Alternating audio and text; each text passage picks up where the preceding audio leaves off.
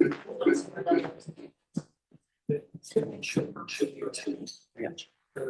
it's right on that paper. You're gonna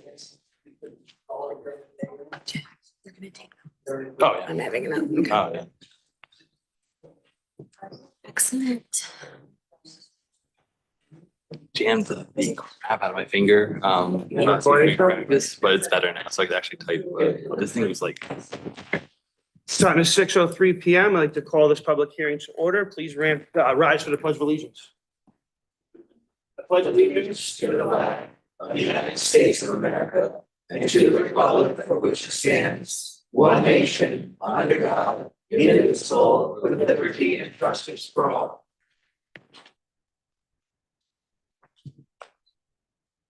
Can we have a roll call, please, Susan? Yes, Counselor Pedrego.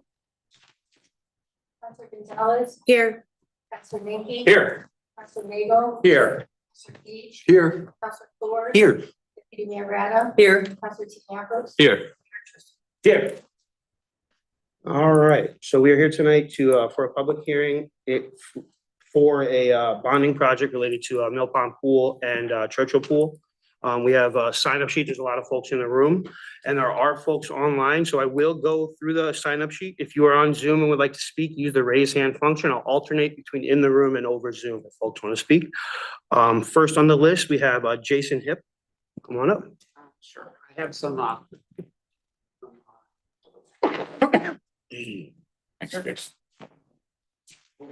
thanks. Thank you. Welcome. Thank you. Thank you, miss. Thank you. Thank you. Thank you. That's ours. If you could also just state your name and address for the Yeah, record. definitely, sure. Jason Hipp, 54 Woodmere Road. So I printed up the flyers that I handed out to you on the very first page. It is page 1 of the document that the engineers. Yeah, here you. No, okay. Hi, yeah. Hi. You can move that. They can move that. Yeah. Sorry. There we go. There we go. Okay, check 1, check 2. Okay, hey, everybody. So the handouts that I ended up handing out were printed up from the website around 4 o'clock this afternoon. From the architecture's documentation, it is dated for revision of May 2021. On the second page, I ended up going to page 12 on the engineer's document that they've supplied for us. They're saying that the total cost is going to be around $13,792 and $233. On the third page, I went out to the consumer price index inflation calculator. In the first image, I ended up, I had to do it in thousands because the government website wouldn't allow me to do it in millions. So it's rounding for thousands. And I put in the number for the 13 million at May 2021. And then I brought it to, the latest they had was July 2024. And it's saying that the current amount is going to be $16,115,220. So in the bottom exhibit, I'm laying it all out that the project profit or probable cost is going to be 13.7 million. The consumer price index adjustment, bringing it up to current, is going to be 16.1 million. And then since this is going to be a 2-year project, I'm just throwing in a 4% increase for each year, which I'm calculating at around 17.4 million. And I'd like to say that if you're going to go out to bond rather than the 12 million, you should probably go out for the 17.4 million. And so that we can have it totally bonded. And that's kind of the methodology that I ended up using. So thank you very much for your time and have a great evening. Thank you. We do have one on Zoom with their hand raised, and we'll go to, can you make me a host, Scott?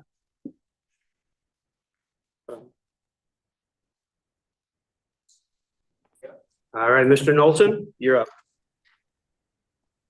Hi, My name is Philip Knowlton, and I reside at 44 Cinnamon Road in Newington. I'm a member of the Board of Parks and Recreation here in Newington.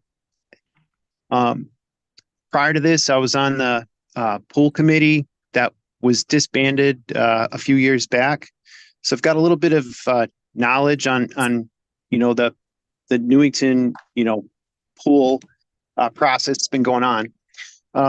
Along with my neighbors, friends, and family, I fully support the Pool Buildings Committee recommendation to the town council to build a new community destination pool and splash pad by Garfield Street at Mill Pond Park, and also the splash pad at Churchill Park. There's been a significant amount of inaccurate information circulating on Facebook. I'd like to help clarify the situation by providing a few facts. First, the claim that a brand new pool can be built for $2 million is entirely incorrect and not based on factual information. We believe this figure was taken from an alternate engineering company's report done back in 2013, which only included patchwork on the concrete, repainting, fixing fences, replacing corroded pipes. You can go look in the Hartford Current back then, and you'll see exactly that. Since 2013, the pool has been breaking down more rapidly each year. Additionally, state health code regulations concerning the sump pits and the drain pipes have become much, much stricter. So the costs of, related to all these, state requirements and such have added to what that cost was back in 2013. Here's some key points to consider. Regarding handicap accessible parking, multiple spots were intentionally installed at the Newington Community Center directly across the street from the new planned pool, with a crosswalk providing easy access. Parents of over 500 summer camp and preschool children should be pleased with a new professional pool design, which allows for continuous aquatic services next summer during the pool's construction. This is a well-accepted and also considered a best practice in the Parks and Rec field. So this means when you're tearing one pool down, the other pool is built already so the kids can continue to use the pool and families throughout the year. The square footage of the new pool and splash pad will also complement the Life Be In It extravaganza setup with only minimal changes. We'll also gain open space that's pleasing to the eye at the edge of the pond once the existing bathhouse, pools, and fences are removed. And you all know the fencing around that pool, it's all rusted out. It's an eyesore. There's no plan to create a band shell as the Facebook pages might suggest. There's a plan to grade the area so families can congregate by the pond, but the pool committee is trying to mitigate costs and keep costs down. And that's why they, removed that band shell idea. The pool committee intends to make both the splash pads at Mill Pond and Churchill Park free for public use. An exciting feature of the bathhouse design is that the main entrance leads through the men's and women's locker rooms. If you take an immediate right at the entrance, you walk down the hallway and you'll see 2 family accessible changing rooms and bathrooms, which then can lead to the splash pad area. This design allows the department to close the bathhouse and pool during the cold months of April through June and September through October, while still allowing people access to the changing rooms and bathrooms and still have access to the splash pads. The probable cost has been estimated out to 2026, and that's reflected in the updated project costs. Regarding the architects offered a video to Newington residents that shows that the building can be tucked into that curved area of the park, preserving plenty of open space, unobstructed views of the park. Now, I've been to the extravaganza a lot, and I think what they're talking about. Mr. Knowlton, you're over time. If you don't mind, please wrapping up your comments. I'm sorry. Sure thing. Regarding the elimination of the baseball field, it's determined that it's been unsafe, and Board of Ed, Parks and Rec, Youth Baseball have signed off on the removal of it. Finally, the Vernon pool is like a backyard pool. If the vinyl liner gets damaged, then your pool is gone and it's done for the summer. I hope everybody comes out and votes yes on the referendum on November 5th. Thank you. Thank you, Mr. Knowlton. All right. Next on the list is Mr. Gary Bowles. And please state your name and address for the record. Gary Bowles, 28 Burden Lane, Newington. Good evening. The town council has the ultimate decision of whether to send the proposal to build an $11+ million Mill Pond Park Pool to the voters in a referendum on November 5th. Let's ask ourselves, how much have we spent over the past few years to maintain this facility? Do we just keep kicking the can down the road and spend another 2 million on a patch job to keep it going, and for how long? Or do we put that 2 million towards the total cost of the $11+ million price tag to build a new pool? That's certainly something to think about. I am in favor of sending this proposal to the voters. Yes, it's a large expenditure, but we will have a brand new pool for years to come. A pool that will require much less maintenance than this present pool requires. And another factor that we need to take into serious consideration is construction costs. They keep increasing, so the longer we wait, the more it's going to cost. Thank you. We have another one on Zoom. Mr. Duggan, please go right ahead. Hear me? Yes, we can. Please state your name and address for the record. Oh, good. Yep, Joe Duggan, 17 Dover Road, Newington, Connecticut. Resident for over 40 years, and Park and Rec has always been a big draw for our family, and it's increasingly been so under the creative vision of Bill DeMayo. We are very much in favor of the new pool, the new splash pad, and from everything I've read, both from architects and engineers, the playgrounds, I mean, it's not going to be a big impact. They could not build where it previously was due to the water table at Mill Pond. Moving it over near Garfield Street would be very safe. It would also keep the pool able to sustain itself for much longer than the previous pool was. I know in the past, the big arguments about, say Mill Pond had problems with the pool location. I think if we had, approved it then, we'd be having a lot different conversation now.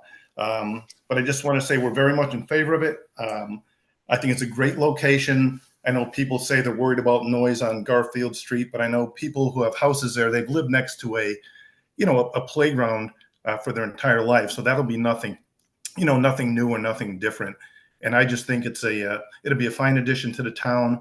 I think it works well with the current setup. And I just think it'd be a great addition to families in Newington with a new opportunity to use something like this. So thank you very much. And once again, very much in favor of it. Thank you. Thank you very much. Next on our list is Greg Ostrinsky.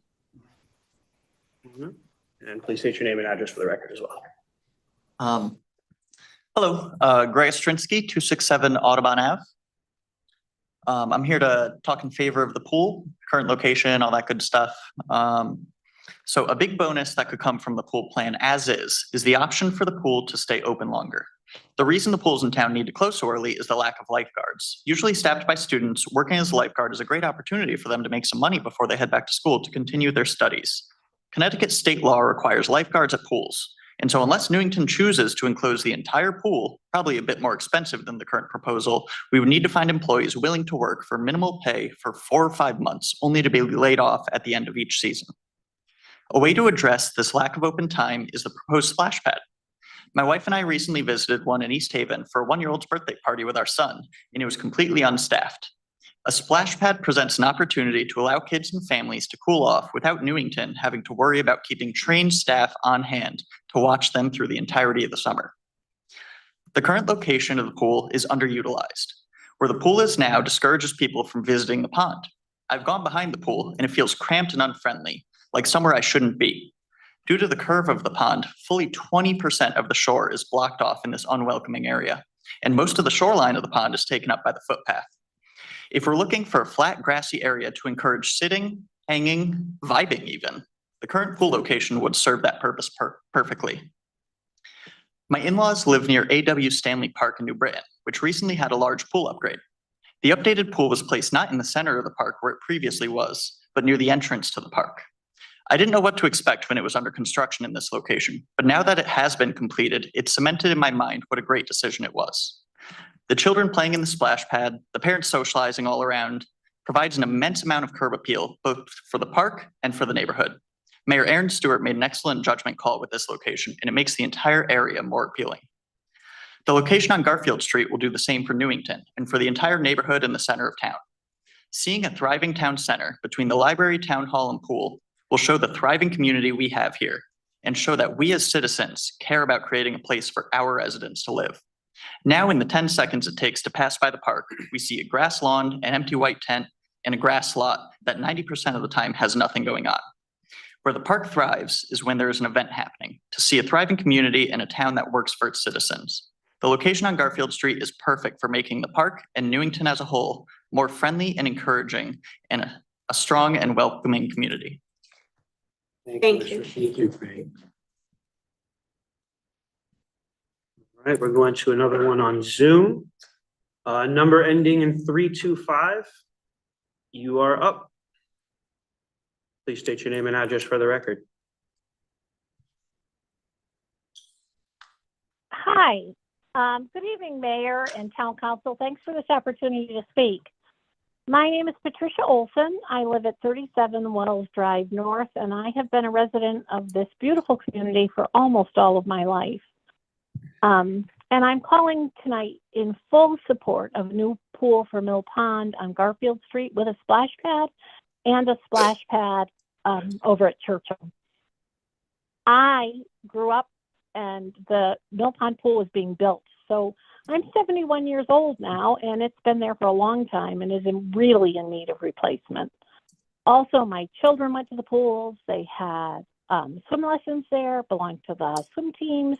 One of my children was a guard, and now I bring my grandchildren.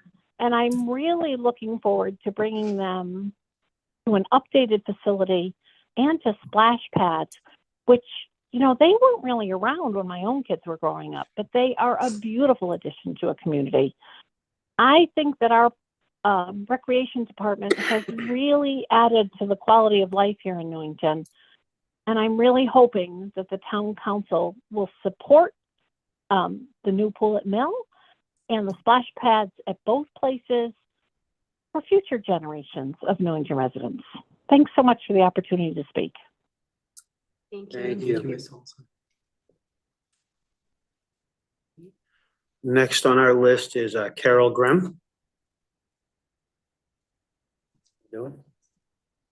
And please also state your name and address for the record. Thank you. Good evening. I'm Carol Grimm, 58 Theodore Street, and thank you for letting me to speak. I am in full support of this long overdue pool at Mill at Garfield and a splash pad there and one at Churchill. As a kid, I've grown up here my whole life, and I was a Churchill kid. There were always like people at Mill, people at Churchill. And my dad swam in the pond. I swam in the pond before the pool. My grandparents swam in the pond when they came from the old country. So I have to say that I'm very pleased that they're willing to put one there as well. So no one gets left out. And that's the point of what we do here, right? The cost of $11,637,890 for improvements, improve my town. Why wouldn't I want to be for that? Unfortunately, there's been a lot, a good amount of inaccurate things going around floating on social media. The cost to be $2 million. I'm sure as I sit here before you all, if the pools could be built for $2 million, we would have already had one at Churchill and one at Mill Pond. Personally, the only thing that should be floating around in the pool are happy, relaxed people. That's how I look at it. This is about community. It's our community. What I don't understand is how good citizens of our town aren't coming together to make our town as amazing as this vision holds. So much negativity doesn't bring us to a healthy place. Personally, I find better ways to spend my time than wasting energy that could be put to good use. Parks and Rec, in my heart of hearts, only wants the very best for all of us. Thank you. Thank you. Very much. Nobody on Zoom. Next on our list is Dave Horgan.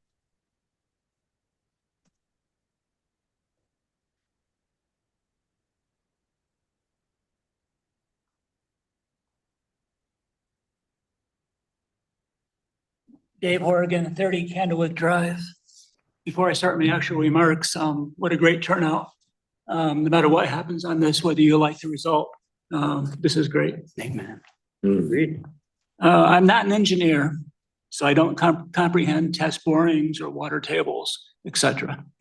Therefore, I would be the least qualified to have an opinion of the best location for the pool at Mill Pond. I am, however, a bean counter with over 40 years in the profession. I must say that the detailed debt capacity analysis that Janet Murphy has presented to you is a work of art. Janet is my new superhero. Join the club. Yes. Just as I have difficulty getting my head around engineering concepts, I would guess that most of you or some of you have a similar issue with things like debt capacity. This is why Janet's analysis is so very important. Your eyes may glaze over when seeing all the pages of columns and numbers. But you only need to read one line from her report to make an informed decision tonight and in the future. That would be item 2 in her section titled Recommendations. This is where Janet, my new superhero, says that over the next 3 years, we should not exceed 12.2 of new debt. Since the resolution before you to approve bonding of 11.6 million is based, and I quote, on an architect's concept. So it's not a stretch with this concept to imagine, as Mr. Hip already mentioned, that the final construction could go well beyond 13 million. So knowing that you moved this bond request forward and it passes at referendum, you'll have virtually no bonding capacity left to repair the decaying Churchill Park pool and the related infrastructure. Not to mention the needs of the fire department, the library. I know that much of the library will be privately funded, but there will be some bonding, and all the rest of the town needs. Are you planning to put forth another appropriation later for Churchill Pond pool? Well, these numbers are much larger for the pool projects. The approach of ignoring cost for the Churchill facilities has a very similar ring in my ears to the way you approached the purchase of the OFI property, when you only accounted for 40% of the cost. To retrofit that building, you're gonna need to spend more money than what you've appropriated. Your actions may not bother an engineer, but it gives nightmares to this tax-paying bean counter. Thank you. Thank you.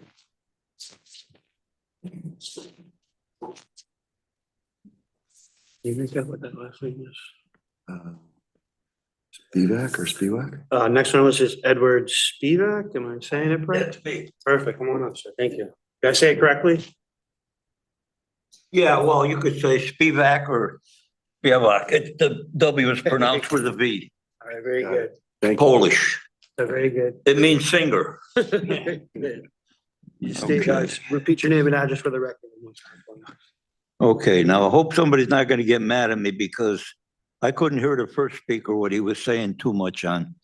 Can you just? First, I got Can online you the just other state your day. address for the record? Sorry, we just gotta get it in the record. Your name and address on them through the microphone. Can you just state your name and address for the Oh, record? my name is Edward Spivak, 103 Fifth Street, Newington. Beautiful, thank you. And I've been a resident for 53 years, been a taxpayer for 50. I think I got 98% of everybody here beat. Okay, now, I saw online that it was a cost of 12 million. Then the first speaker said something about 13 million. Then it went into 17 million. Then it went into 18 million, if I'm not correct. I think all of those figures are what I heard.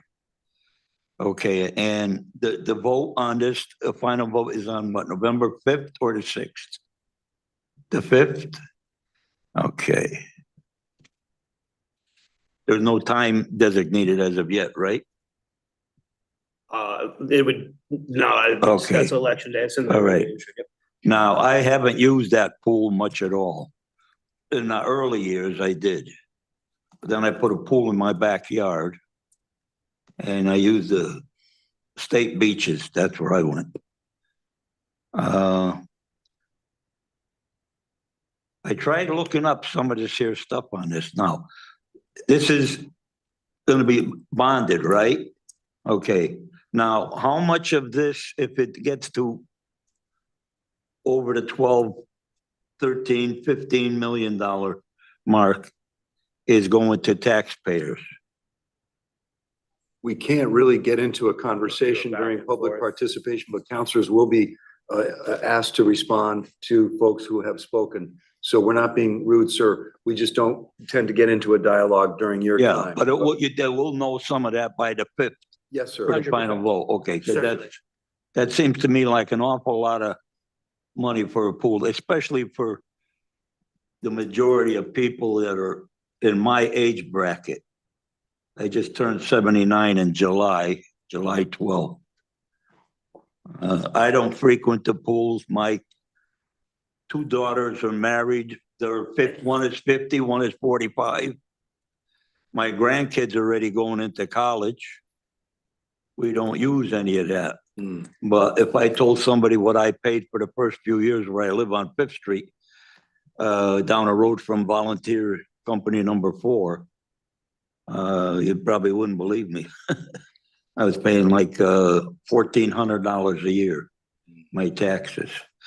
But I also paid taxes in my backyard, New Britain, because I'm right on a line.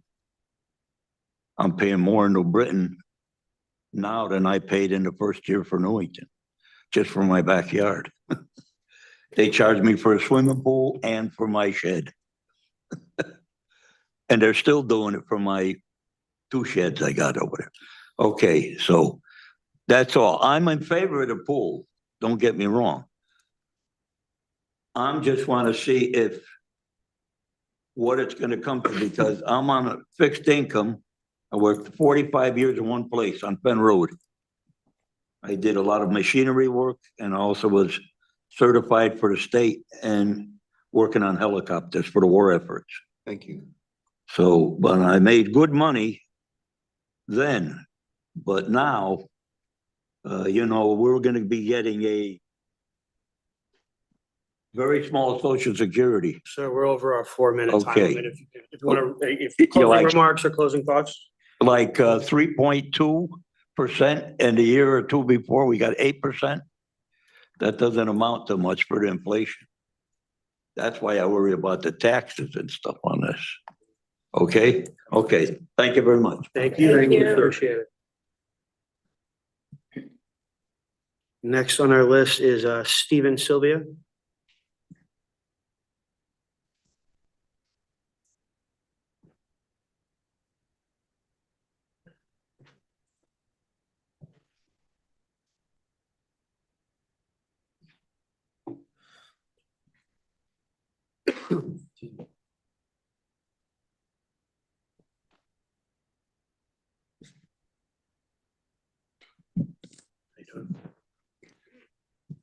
Good evening, members of the Newington Town Council, Just name and address for the record. Mayor. My name's Stephen Sylvia, 45 Basswood Street, Newington, Connecticut, 06111. Thank you. I'm a retired architect and engineer. And I thank you for giving me the opportunity to speak with you today. I stand before you to discuss this proposed enhancement referendum expenditure on a new swimming pool. I fully support the idea of enhancing our community's recreational facilities. But I believe we must be prudent with our taxpayer dollars. Firstly, let's consider the financial impact. Currently, 12, 18 million, whatever the number is a significant investment. It's essential to ask whether this is the best use of the available funds. We have identified that an equivalent pool can be built for 2 to 4 million. Add a splash pad, make it 5. This substantial difference of 10 million could be redirected towards other critical community needs, such as education. We all know they want more money. Healthcare and infrastructure improvements. By opting for the more cost-effective option, we can achieve the same benefits without placing an undue financial burden on our residents. Secondly, fiscal responsibility is paramount. As stewards of public funds, it is our duty to ensure that every dollar is spent wisely. Investing in a $2 to $4 million pool demonstrates our commitment to fiscal responsibility and sets a precedence for future projects. It shows that we value efficiency and are dedicated to making decisions that benefit the entire community. Thirdly, let's think about the long-term benefits. By saving $10 million on this project, we can allocate those funds to future initiatives that will have a lasting positive impact on our town. This can include upgrading other parks, enhancing public safety. The firehouse is at Edenworth, we all know that. The possibilities are endless, and the benefits would be felt by all residents. Thirdly, or for example, just want to share the average cost of maintaining a public pool over a 10-year period can exceed $225,000. So choosing a more economical option can significantly reduce the ongoing expenses. Studies have shown that smaller, well-maintained pool facilities can serve the needs of community as effectively as larger, more expensive solutions. The $2 to $4 million alternative would still provide an enjoyable environment for our families, swim teams, and recreational users.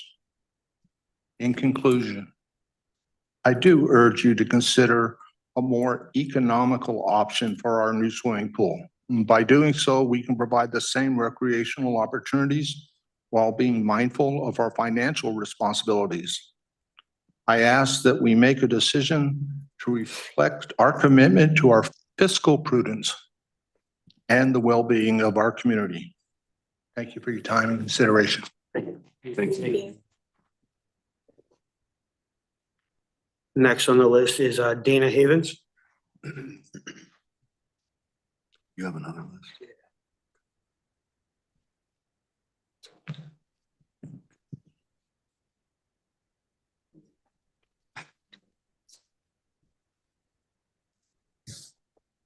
So, Dana Havens, 113 Stoddard Avenue. I'm in support of a new pool, just not this one. People on the pro side of this move to Garfield keep saying we can't put a pool in the existing location because the groundwater is too high. That's not true. You can put a pool anywhere with today's materials and technology. As a matter of fact, Mr. Fortuna, the architect himself, said that in a March 2023 presentation. At about an hour in, he said, to solve the groundwater problem there by the playground is not a heavy lift.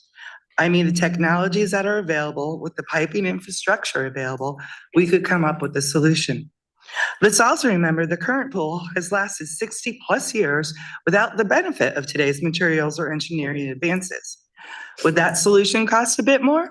Probably, but is it worth it to preserve our open space and view of the park? Absolutely. Could the current aquatic area that's been designed fit by the pond? Probably not. So just design something that fits. Leaving out the preschool playground saves a large amount of space. Just tuck that amid the trees where it is now and continue to bring them to the pool the same way that they've been doing it now. I see it's an offering they give when promoting the Summer Sunshine Program, so I know they've been offering pool time successfully already. Remember too, the design they have now is only a conceptual design, and they said it could change. So if this gets approved, then when they go to make the final design, it could totally look different.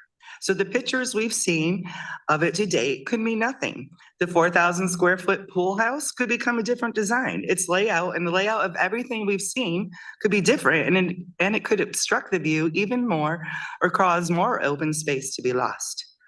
This location was chosen by PNR not because it couldn't go elsewhere, but to bring the pool closer to the community center to allow the preschool portion of the summer camp to walk to it and access the pool and splash pad. Then as part of that plan, They drew up a big master plan to move the pool and renovate the park. And if anyone believes the Pools Committee Chair's Facebook post that says the master plan is dead, well, I'm confident you'll find it's not. Just being pushed aside for now to help push this Garfield forward.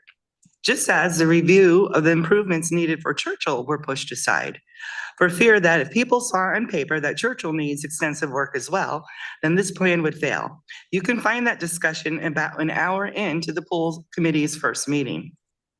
That statement is not the only questionable thing said by the committee. Another member of the Pools Committee stated on his town-centered Facebook page that keeping the pool where it is would actually cost more than moving it to Garfield without providing any documentation to back up his claim. Come on, even if you double the estimates made for those three viable options by the engineering firm whose focus is aquatic engineering, it wouldn't cost more. I'm no expert in the area, Jim's no expert, but the engineers sure are. Even the almost committee-wide claim that the new project will gain us park space is false, based on an inaccurate representation of the footprint of the current pool area that shows it extends all the way to the bank of the pond. So in fact, we'll be losing green space. And not to mention when the architect, and now Phil Noten, acknowledged my public comments in the 8-6 meeting, I think it was, he said the other options were a temporary fix. That's not fully accurate either. Yes, one option was a patch job. However, the other two were not.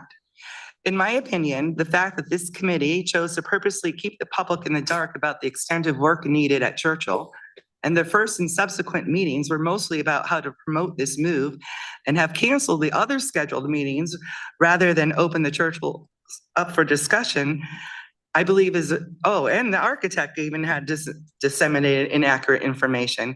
Well, Over 10 seconds. all right, Bill got 30 seconds, I'm taking it. Well, this process needs to stop right here. And the argument about groundwater, well, if you look at that plan, page 48, it actually says that groundwater is helping to keep the water inside Mill Pond and from leaking out. So it might not be so bad. Thank you. We have one on Zoom. Phone number ending 569. You are up. Please state your name and address for the record.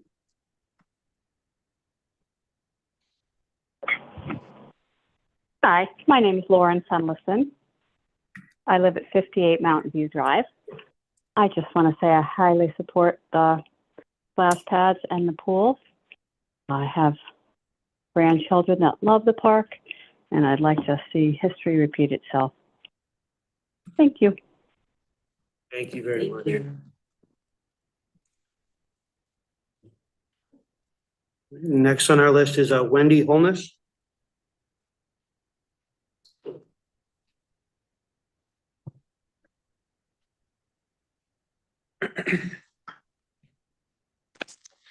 Wendy Holness, 31 Barkledge Drive, Newington. I'd like to talk about our parks. To me, a park is a place of natural beauty, recreation, and civic pride for all to enjoy. Parks increase community engagement, bolster local businesses, provide recreational amenities most people don't have at home, and increase property values, just to name a few benefits. We all benefit even if we never use the park. A park balances the beauty of nature with recreational amenities. These amenities, like everything else, need to be maintained and at times replaced, which brings us to our town pool project.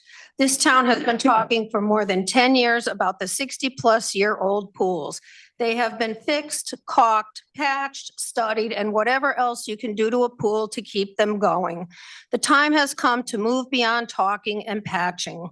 As for the apparently controversial location of the pool for some, to me, it is much ado about nothing. If the engineers say that this is the best location, I see no reason why we would not want the best location. I trust the hired professionals. I would not want a substandard location that requires additional measures to make it work. It's not necessary. The argument that the pool location will take away from the beauty of the park for those driving down Garfield is not true for everyone. Beauty is in the eye of the beholder. For me, there is nothing more beautiful than the sight of children playing in a pool and cooling off in a splash pad on a hot summer day. Quite frankly, I like the idea of showing it off in plain view. That's civic pride. The fact that the splash pad is free and can be open longer than the pool because it does not rely on college attending lifeguards is a bonus that warms my heart. In the end, we will gain more prime natural beauty near the pond when the old pool and bathhouse are removed. There will still be lots of beautiful open space to enjoy. The park is in no way being harmed, and it sure as heck does not need saving, as some would have you believe. This is an enhancement to our beautiful park, and this town deserves it. Nothing is lost, only changed.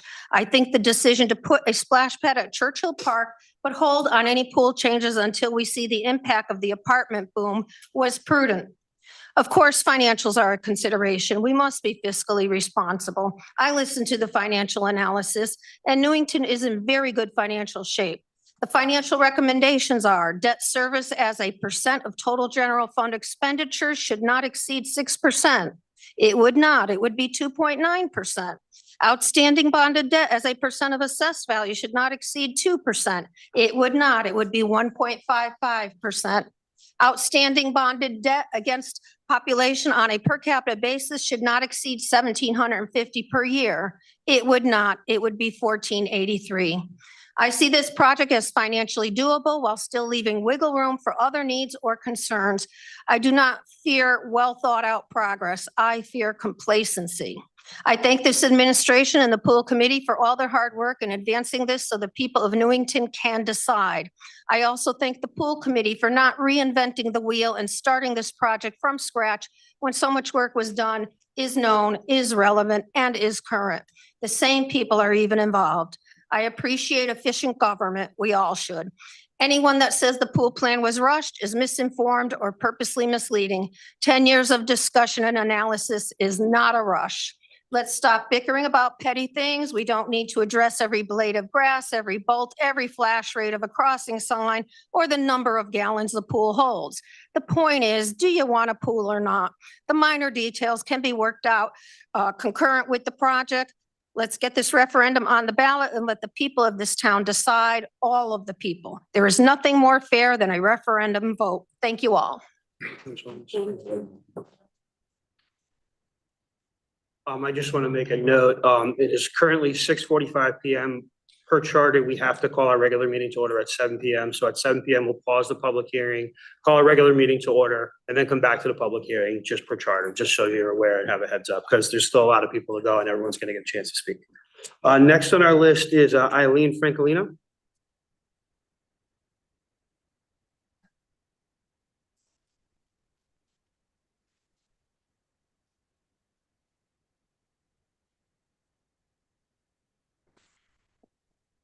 Good evening, Eileen Francolino, 116 Lidle Road.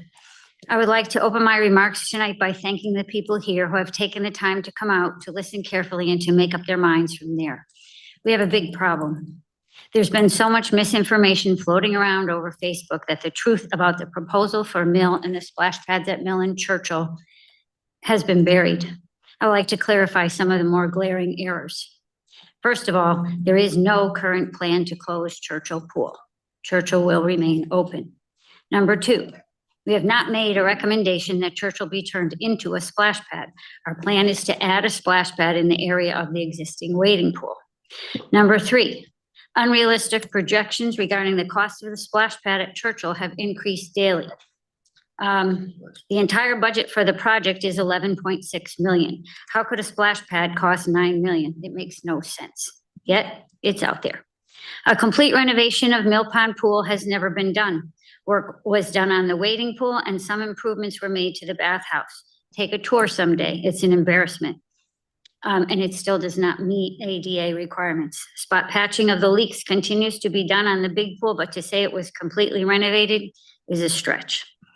Number five, the truth is that the extravaganza will go on. Things will need to be reconfigured, obviously, but it will work.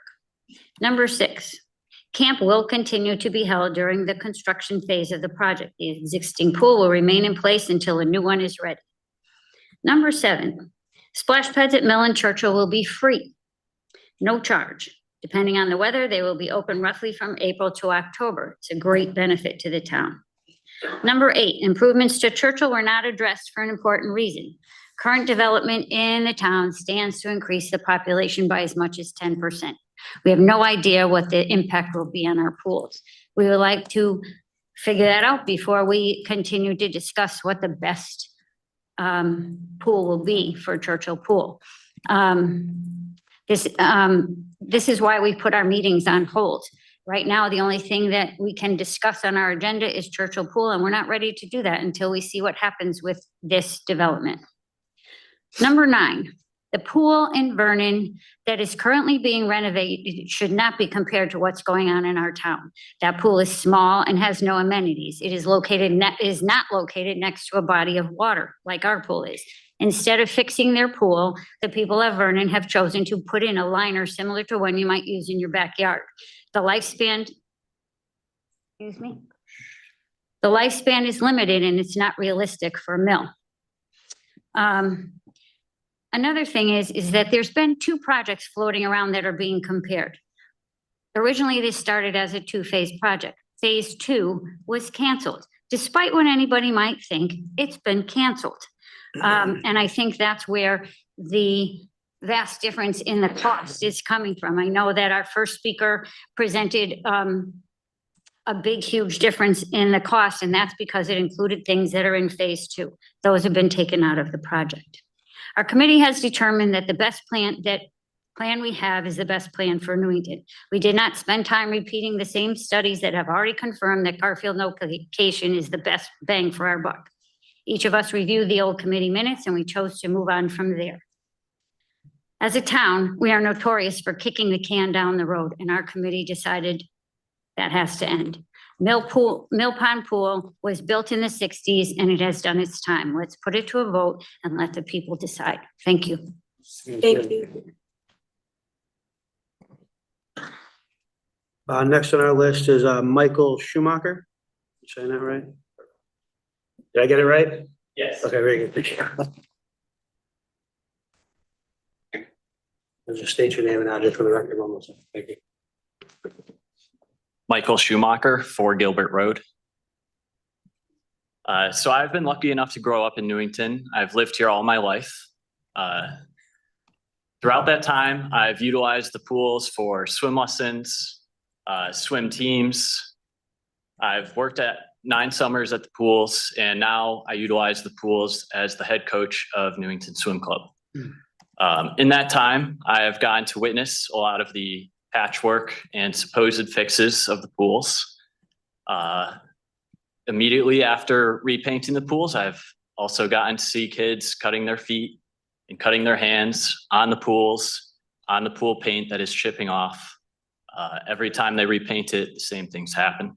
I've also, as a lifeguard, been asked to swim in the pools with some red dye looking for cracks to try and find where the water was leaking out and put putty in the holes.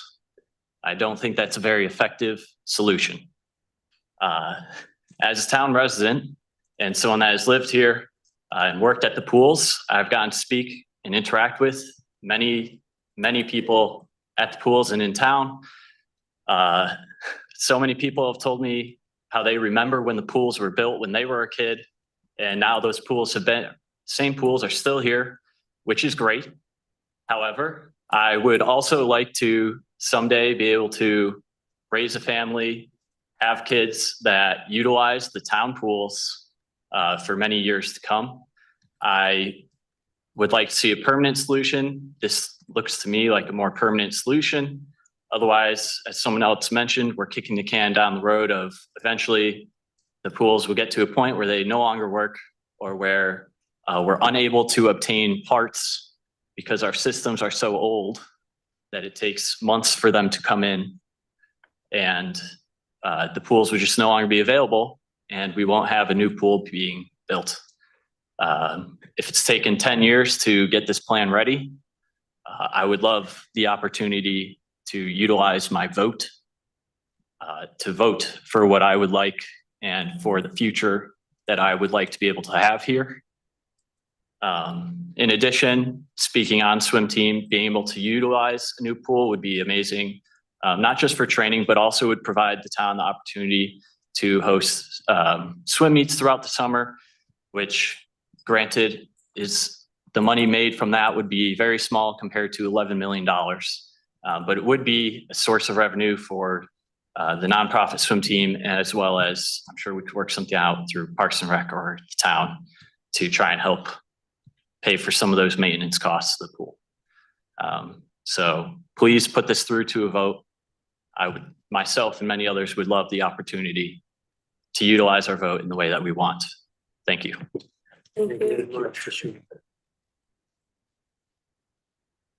Next on the list, we have Leanne Menke.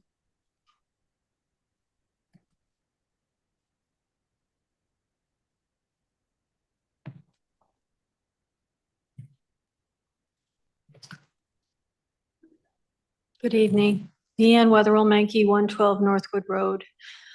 My husband and I have lived in town all our lives and raised our 3 kids here. I've always been an advocate for Newington, a real cheerleader. And I've served on numerous committees and boards, and I've served on numerous building projects, both in a professional capacity in the construction industry, as well as a volunteer in several town building projects. I currently am serving on some town commissions and boards, including Lucy Robbins Wells Library Board of Trustees, as well as the Library Additions and Renovations Committee. And the reason I'm saying that is to make clear that I'm speaking as an individual and not representing those groups. I'm speaking for myself. I want to make that clear because there's been some misunderstanding that perhaps some of these commissions would be penalized by my comments. I am very much in favor of fixing the pools or renovating or do construction. However, I have some severe concerns about this particular project proposal. I can't support it in its current markup. And primarily there are other concerns, costs and things like that. But again, if it's the right thing, then I can get behind the costs. My concern is about the location primarily. I have some real issues with the safety of the location on Garfield Street. There would be a substantial increase, I think. Garfield is a tough street if you've ever navigated it at different times of day. I'm very worried about the congestion in the area. In addition to increasing the campership from 250 to 500, you'll substantially increase traffic on Garfield, and the current plan does not really, from what I can see, and again, I just want it to be addressed, the drop off of all those little kids and pick up and what have you. It's a tough spot over there on Garfield. Parking is also not included in this proposal. I know that some don't feel that this is an issue. However, let's face it, human nature is to park as close as possible. They're not going to park over in the Browning lot and walk over. They're going to park in the town lot, the town Garfield lot, the library lot, potentially on Audubon, maybe in the senior center. Parking needs to be addressed and it needs to have a slot. A private enterprise who puts up a building has to allow and assess how much parking they need. They could be assessing it for the usage on this. People are going to walk the shortest distance, and during certain times of the day, it's pretty congested now where you can't even find a parking space for an event at town hall or at the library or whatever. So if we add in the part of this pool, that is a definite concern that I have. Another concern I have, which again, it's an unknown for me, we've talked about drainage in the park. However, I'm concerned about drainage outside the park. We have had substantial drainage issues here in town, running into the Garfield lot, the library lot, and the homes that back up to the lots over here on Hart. They're underwater a lot of the times, and they've had to do substantial drainage issues there. That water runs down, and there's a main MDC line in there that runs under Garfield and into the park, which is primarily where this location would be. I'm not seeing how that's addressed. We've talked about the drainage and the water tables in the park, but I want to know about those. So that's a concern that I have. As I said, I support a pool project. I'm having difficulty supporting it in this particular iteration. The other question that I have, and this is, again, people have to educate themselves, but let's face it, a lot of people don't even know there's a referendum until they walk in and look at the ballot. I think the referendum question is a little bit misleading in the sense that it says there is $11.6 million to address the Churchill and Mill Pond projects. If you're not paying attention, it could imply that there's two pools being addressed rather than a splash pad and a pool and a splash pad in the other location. I think that the language has to be clearer as to what it's addressing. If you can wrap up your comments, you're a little over time, I'm sorry. Okay, sorry. Thank you. As I said, I'm not against a pool project. I'm against this particular referendum question because I think there's a lot of unknowns. Thank you. Thank you. We'll do one more and then we will pause the public hearing and then go to the regular meeting. Next on our list is Ryan Vicina.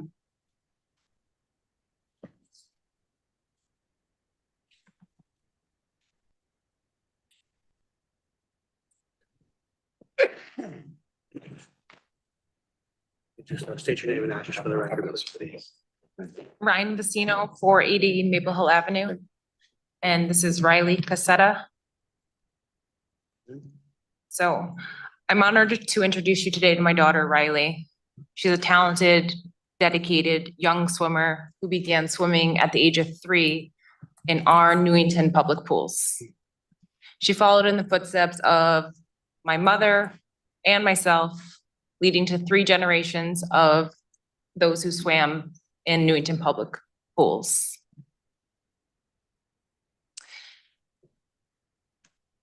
As a dedicated member of the Newington Swim Club since the age of 7, Riley was recognized as a top 16 swimmer in the state of Connecticut, largely due to the influence of our Parks and Rec since childhood, the pools, and the Newington swim team.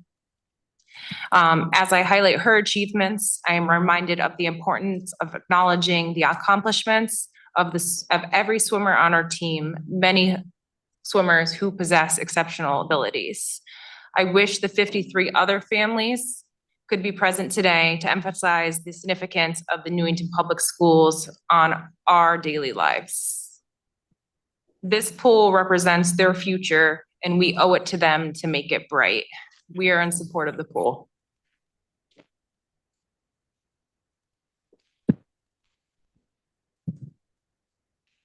Hi, I'm Riley and I'm 11. I lived in Newington my entire life. I learned to swim in Newington public pools, and so did my mom and grandma.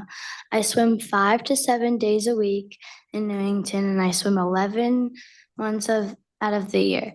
Swimming is my life. My teammates and I support the new pool because we don't want to cut our feet on the pool's bottom any longer. This pool is our present and our future. Thank you. Thank you.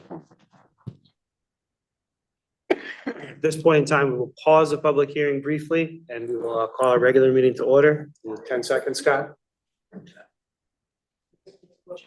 Same link, right? Same link, yeah, no, nothing changing, yeah, stay, well, this will be real quick. Yeah, this will be very quick, folks. It'll be very quick. Bathroom. Yeah. Maybe this is in the bathroom break or something. I'd like to call the regular meeting of the Mayor and Town Council for August 27th to order. The time is 7:01 PM. Please rise for the Pledge of Allegiance. I pledge allegiance to the flag of the United States of America and to the republic for which it stands, one nation under God, indivisible, with liberty and justice for all. Can we have a roll call, please, Susan? Yes. Counselor Draco. Counselor Gonzalez. Here. Still here. Diego. Here. Counselor Page. Here. Counselor Ford. Here. Deputy Mayor Rada. Here. Counselor Tiniakos. Here. Mayor Tristan. Here. All right, at this point in time, we will put on hold our regular meeting. And we will go right back into the public hearing. We need to move and vote on that or no? I don't think we need to move on that. Vote on it? All right. I would, yeah, I guess we need to do that, give recess, I think. Make it So official. entertain a motion Throw to it go in. into recess of the regular So meeting. moved. Second. All right, motion by Counselor Page, second by Counselor Mankey. All those in favor of going into recess? Aye. Any opposed? Motion carries 8-0 with Counselor Draco absent. And we will reconvene the public hearing. All right, next on our list is Peter Forsalina.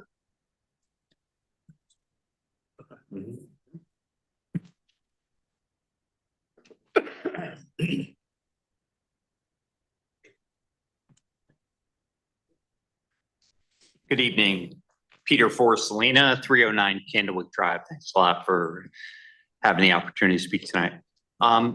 Lots of passion in this room tonight, and it's just nice to see that Newington as a whole is passionate about their town, what the people are doing with in town. A lot of good points on both sides of the decision today. I came here tonight just to ensure my understanding that this will be going to referendum. Is that correct? That's what we're here to discuss tonight, yes. Oh, okay. Yes. So it's really important. Lots of ideas here tonight about community. I've been here for 30 years in Newington, raised my family here. And it's been a great town. I've been involved with a lot of things in town. The ideas that came out tonight, though, I didn't really hear a lot of business decisions, a lot of community feel-good ideas, but $12 million is not, as one person mentioned, is not a petty idea. $12 million for our town to position, it's an awful lot of money. And I'm just glad to hear that we're talking openly about it, that the town themselves, the townspeople can make that type of decision, because it needs to be more than just a community decision. It really has to be a business decision. And this group right in front of me, this is your business. And I'm hoping that the people here, and I know a lot of the people that spoke today, and I feel very comfortable in speaking with them, and they all had a lot of great points. It's about community, but it's also about financial viability, us being, financially conscious. And I'm just hoping that this group in front of us today recognizes that. I'm all for having, more put towards the pool. If this was a $5 million endeavor, I'd have no issues with it. I heard 12 million, I heard 17 million today. I would not support that. And it's just an opportunity that we have to look at. Each one of us, we need to look at utilization and effectiveness. And when I drive by, when I drive by Churchill in the middle of August and see it being green water every day because it's already closed down, I'm like, are we really utilizing this type of resource? And are we going to invest $12 million? And what is that going to mean in terms of, does that give us a 3-month window, a 5-month window? I don't know how we're going to have a 5-month window without, some type of covering to it. Anyway, I look at this, I love this community, but I'm also a business professional. And I think this really needs to be looked at very well by each one of us. Yeah, it's an idea where the town, we need to make decisions, and this group has to make a decision. I'm just glad to hear that we all have an opportunity to vote on this come November. Thank you very much. Thank you. Thank you. We do have a couple on Zoom. We're gonna go to one on Zoom now. Mr. Parati, go right ahead. Yes, Jim Parati, 175 Hillcrest Avenue. I just want to call to support going to referendum. I think this project needs to go to the voters and let the voters decide. It's time to kind of let that happen and see what happens with it. So thank you. And I support this project. Thank you. All right, back to our sheet. Next on our list is Scott Graskowski.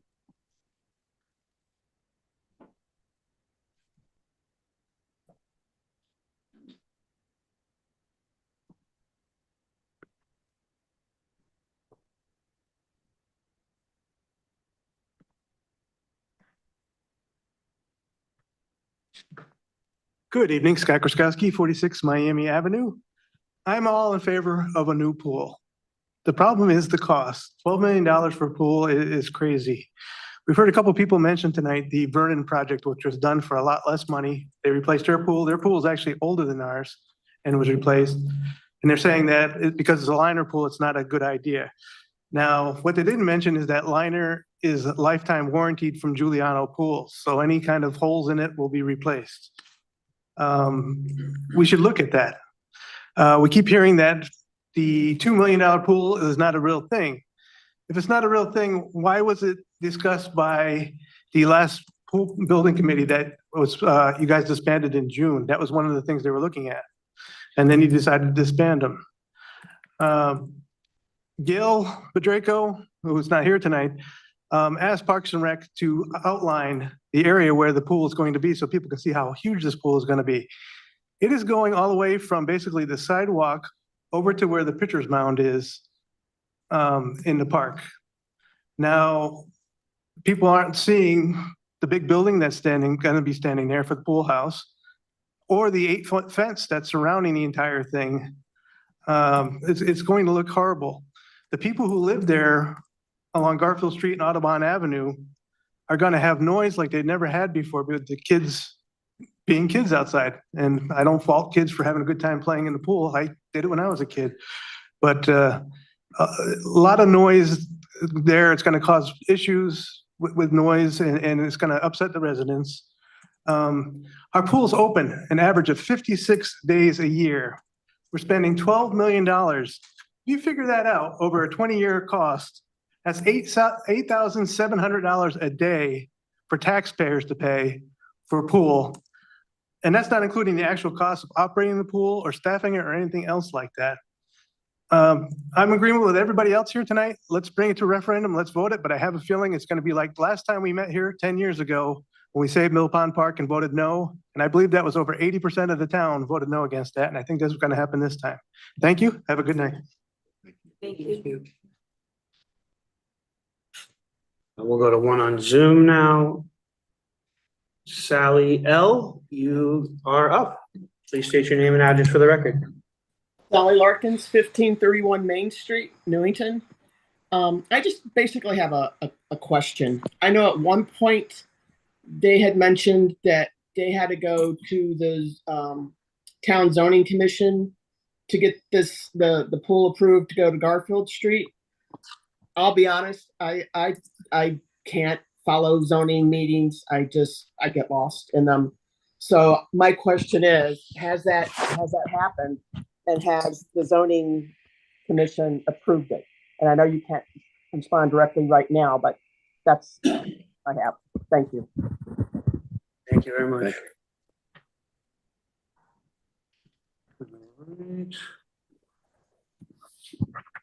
Next on our list is Geraldine Nagel.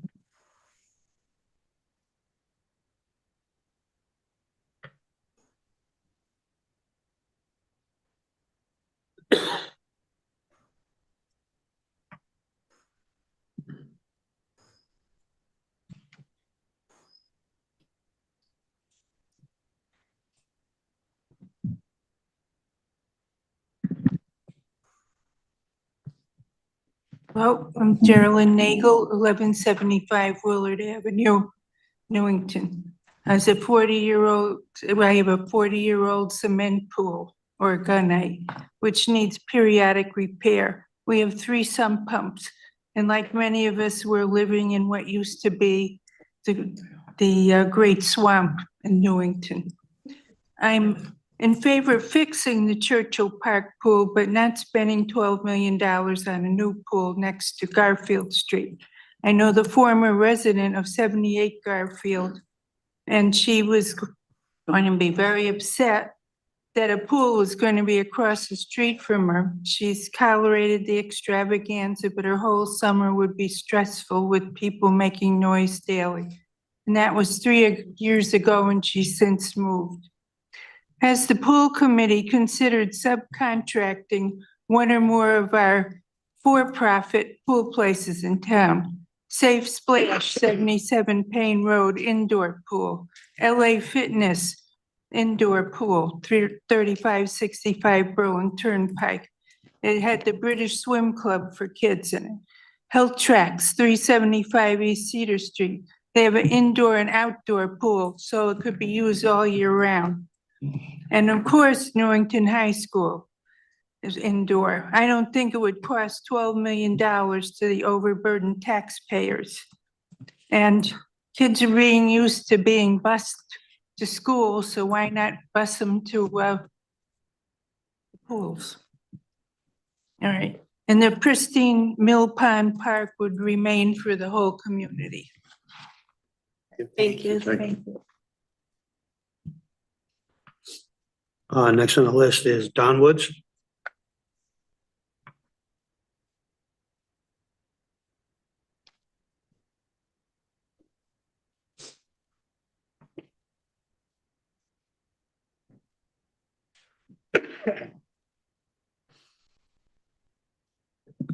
Good evening, Mayor, Council, Don Woods, 82 Ivy Lane.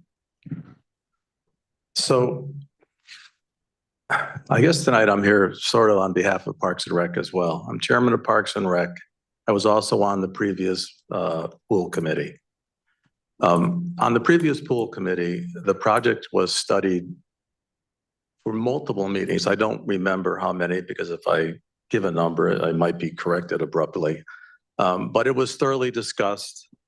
And the architect did look at several locations. I believe it was 4 locations plus the Garfield Street location. And then every time he came back to the same thing. It's the Garfield Street location is the best location. Not because of any other reason than it is. It makes no difference to the engineer or the architect where the pool is built. His goal, his job is to put it where the best possible results will occur. And that was Garfield Street. As far as the $2 million being discussed at the previous pool building committee, I believe it was, but it wasn't discussed as a rebuild. It was discussed as a patch. And my memory says, and I'm sure I'll be corrected, it was 1 point something million for Mill, 1 point something million for Churchill, making patches to the bathhouse, to the pool, just to keep it going as they've been doing for a while. To the best of my knowledge, that money never came forward. I don't remember seeing anything where those funds were available to do that. So one other thing that I want to mention is another person mentioned that the water from the pond is keeping the water in Mill Pond Pool. It's the opposite. The water in Mill Pond Pool is keeping the hydrostatic pressure from leaking into the pool swimming area. One last thing on the I think it's Vernon Pool. It is a liner pool, and I'm sure it is basically a pool that has substantial merit to it. The liner is about a couple $100,000 and it comes from France. Now, I don't know what the inventory would be in locally, but I'm not sure if that liner was torn, how quickly it would be repaired. So I don't see it as a viable option for us here in Newington. We want to build a municipal pool, concrete, #1 facility. And I just need to quickly read something because I'm probably going to run out of time. And again, it's social media. Social media has changed everything for the good and for the bad. So I just want to say, in my opinion, there's some inaccuracies being shared on Facebook. Contrary to the Post claims, TLBA, the committee's architect, did not suggest building a new pool at the existing site. TLBA has never supported reconstructing the old pool or installing a new one at the same location. This suggestion came from another firm in March of 2013. Simply renovating the existing pool was never a viable option and was therefore never considered. It would be unreasonable to duplicate a 1950s pool design in 2024 when we are planning for the next 50 years. Since 2013, the pool's condition has worsened and state health regulations have become more stringent. The 2013 proposals are now outdated and not feasible for 2024. Moreover, there were no recommendations for a new bathhouse, splash pad, or additional amenities, all of which are part of the new proposed pool. TLBA has conducted a thorough professional evaluation of this project, considering current and anticipated programs, and has determined that has determined that building a new splash pad and bathhouse with a budget of $2 million is not feasible in today's economy. And I believe that.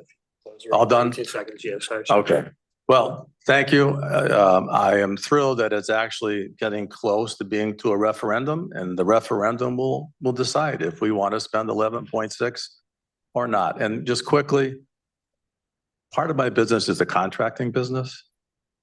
If we have 11.6 budget to bid against, and you committed $19 million, that project is going no place. If you have $11.6 million to spend on a project, either gets built for $11.6 million, barring some strange unknown circumstance, or the project folds. It never goes. Thank you. Good night. Good luck. Next on our list is Neil Ryan.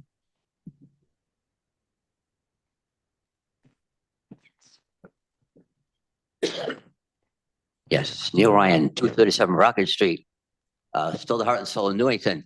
And the timing is perfect as for when I'm speaking tonight, because I just want to say I agree with every single word that Don Woods just said. Now, my comments. First, I want to thank the building committee for having accomplished so much in such a short time. I fully support the project, the proposed new pool at Mill Pond, and new splash pools at both Mill Pond and Churchill Bridge Park. To me, this project really should be a no-brainer.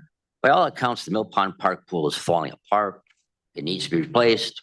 The work needs to be done. It's just that simple. Newington needs to have a park and rec department with up-to-date modern facilities, such as this new pool and splash pads. This project, if complete, will be a big plus for the town. This is the type of project needed to keep young families with children in Newington, and ideally to convince young families that don't live in Newington to move to Newington. Now, I imagine, of course, when there's some people complain about the project cost, but you're always going to get that.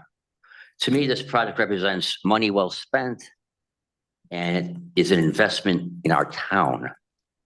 And I finally want to thank this town council for resurrecting this project from the dead and moving it forward.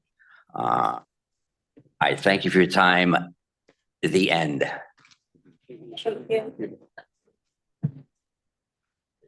Just as a reminder to folks who may be tuning in on Zoom late, we are still in the public hearing for from 7 o'clock, just so you're aware.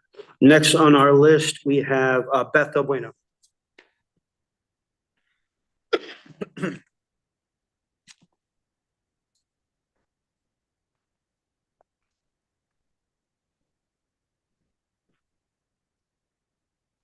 Good evening, everyone. Beth Del Buno, 327 Walsh Avenue. Mayor, Town Council, welcome new town manager. I stand before you today as a resident. Many of you know that I am the former mayor for the last 4 years. And I did work very closely with this Mill Pond Pool Committee prior to this recent reiteration of it.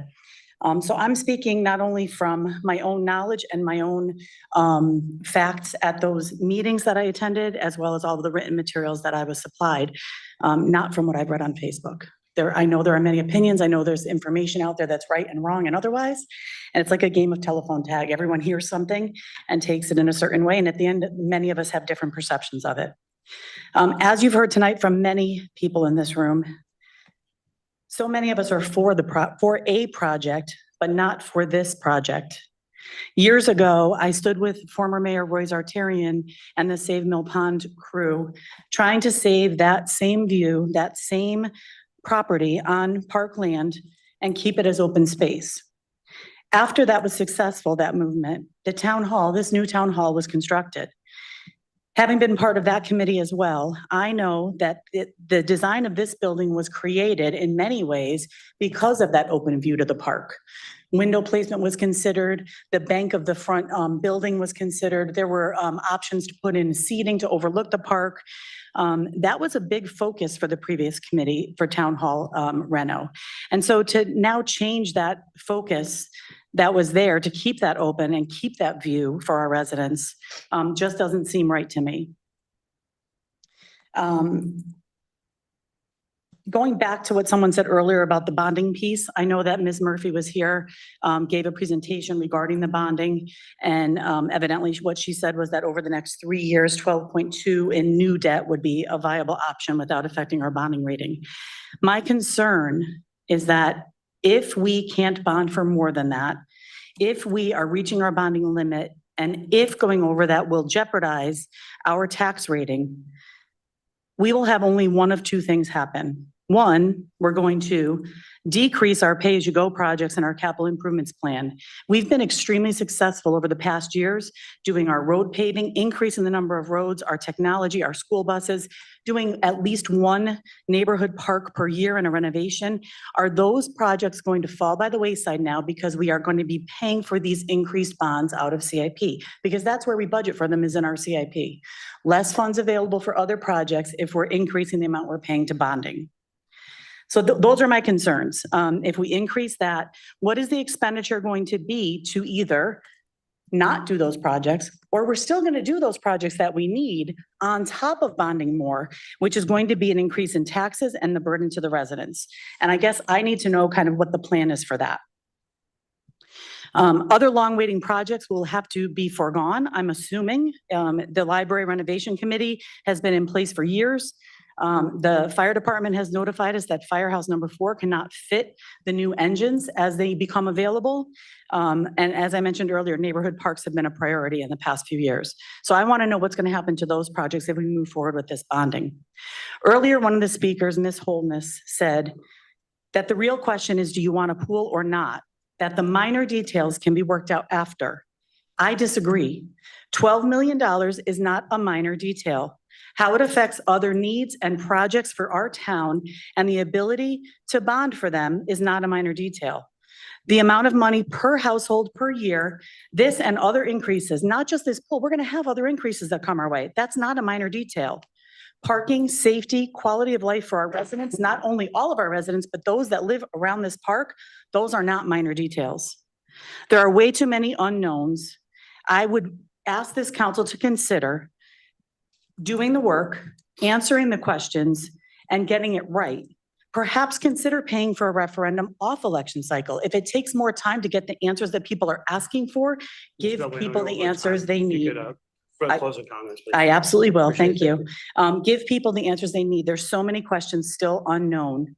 And if you could consider paying for a referendum after this election and making sure we get it right, I think that's the right way to go. Thank you. Thank you, Pat.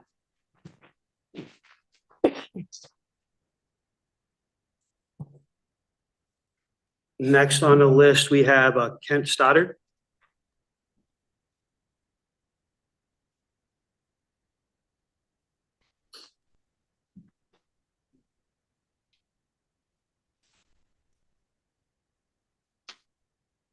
Good evening, Mr. Mayor. Kent Stoddard, 110 Groveland Terrace, current fire commissioner.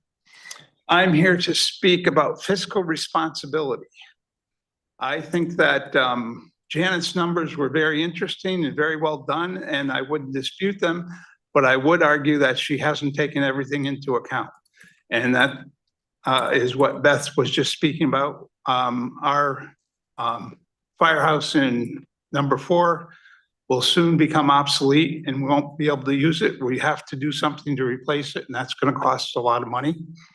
Our firehouse number 3 has space needs, and we need to do something to increase the space needs at firehouse number 3, and that's going to cost some money. The old firehouse, I know Kim Rada knows that that's a pet project, and that we have to consider what we're going to do with that project, and that's going to cost some money. So I'm here basically to talk about fiscal responsibility. Do we have the real numbers that Janet doesn't know about to come up with a proper estimate of what our bonding rate will be, and will our taxes go up? So that's what I'm here to speak about, and I thank you for your time. Thank you. Next on our list, we have Diane Stam.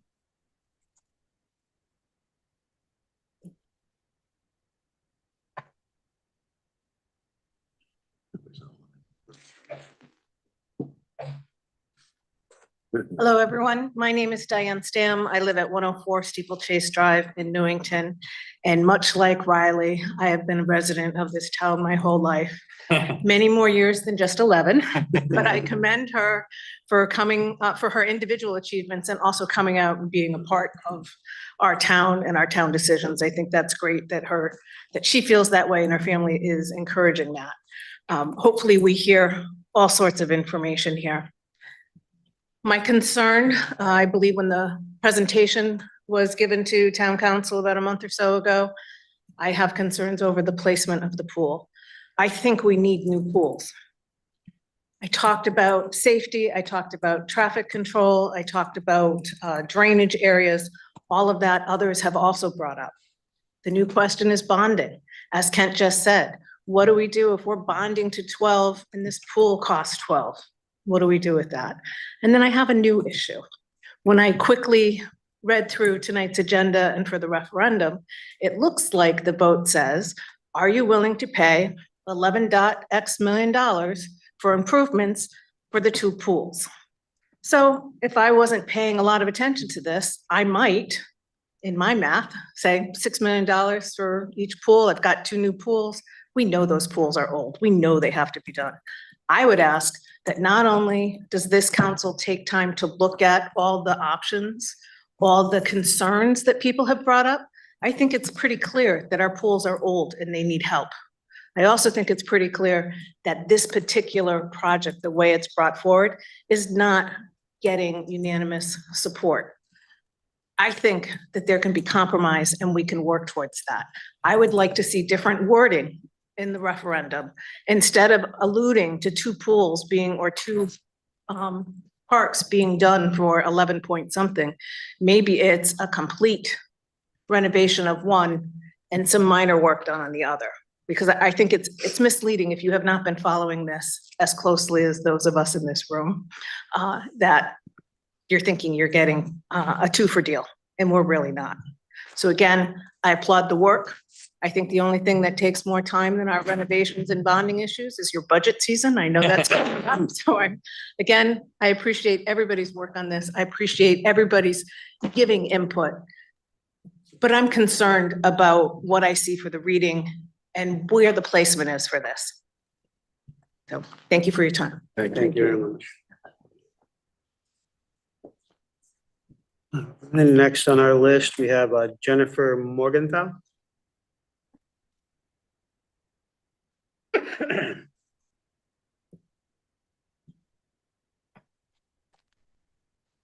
Good evening, Jennifer Morgenthau, 17 Harris Drive. I come to you tonight with two hats on.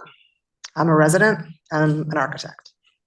So I'm seeing these two things from two different perspectives. I've lived in Newington for 22 years. I raised my kids here. I use the pools. I think they're in desperate need of replacement, repair, or something. I think that's, we can all agree on that. I've looked at a lot of information, both online through what is, provided to us through the town. Obviously, I've looked at different things on Facebook, things like that. There's a lot of information out there. So from an architect's perspective, if we sort of, pull everything back, the town of Newington, the residents, the people that use this pool are your client, right?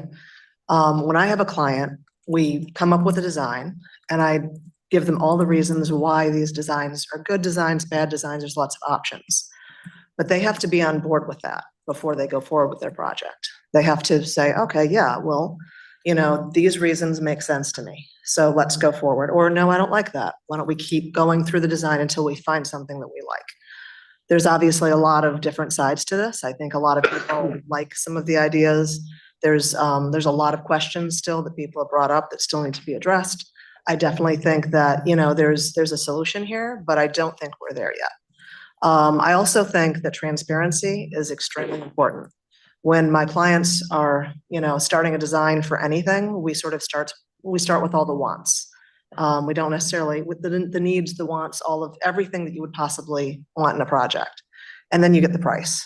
And it's like, oh, that's a lot. It's a lot more than I expected. Then you start looking, okay, well, let's just fine tune this.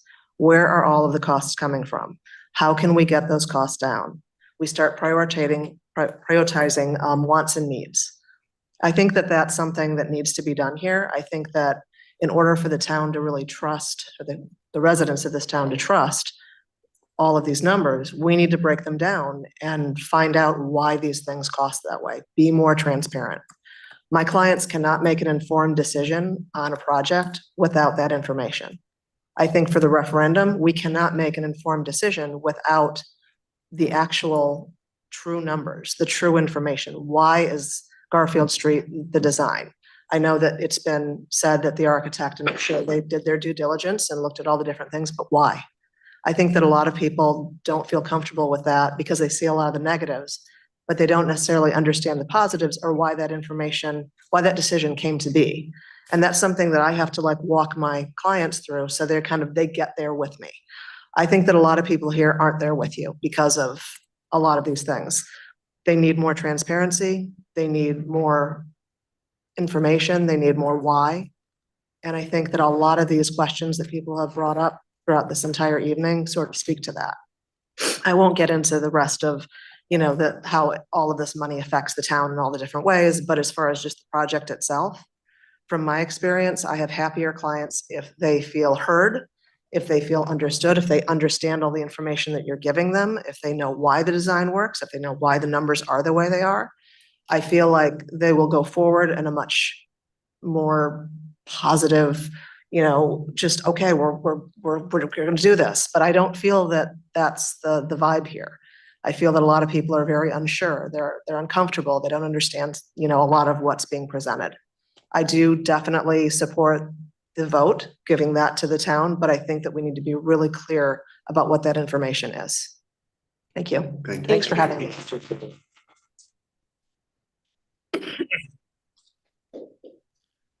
And next on our list is Stanley Sobieski.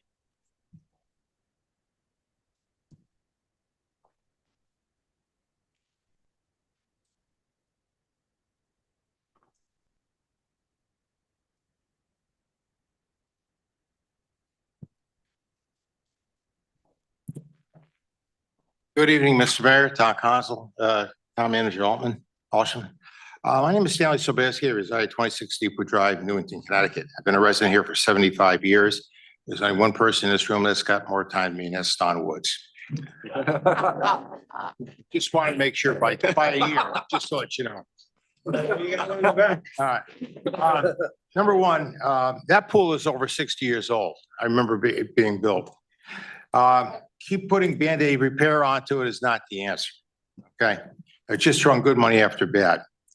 The present location, after looking at the boring readings, which I did look at, there's a lot of water over there. And that pool you don't want to put concrete in water. That's something you definitely don't want to do. Whereas Garfield Street, the borings are there, but they're wet, they're damp. They're not watering. All right. The new location for the pool is better soil, which will hold the weight of the pool, which is I'm concerned about.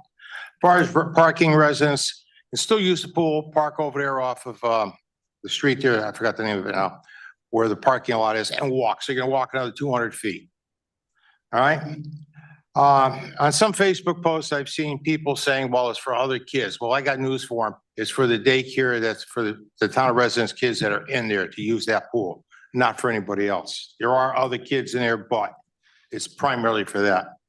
And finally, in closing, the last administration had 6 years to find a location.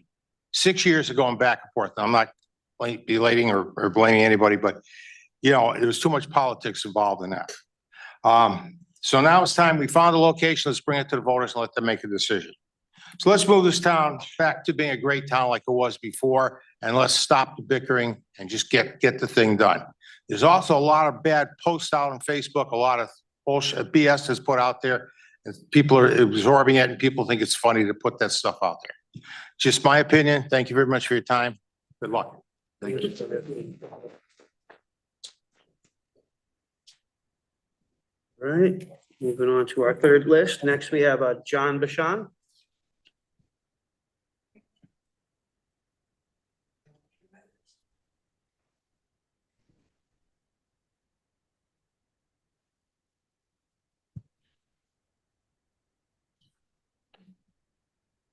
Hi, John Bashan, 56 Maple Hill Avenue, and I don't know how to follow Stanley, but I have a differing opinion, and I think most people, I don't know who's against the pool. I don't know anyone who's against the pool, so that's out of the way. We could get that out of the way quickly.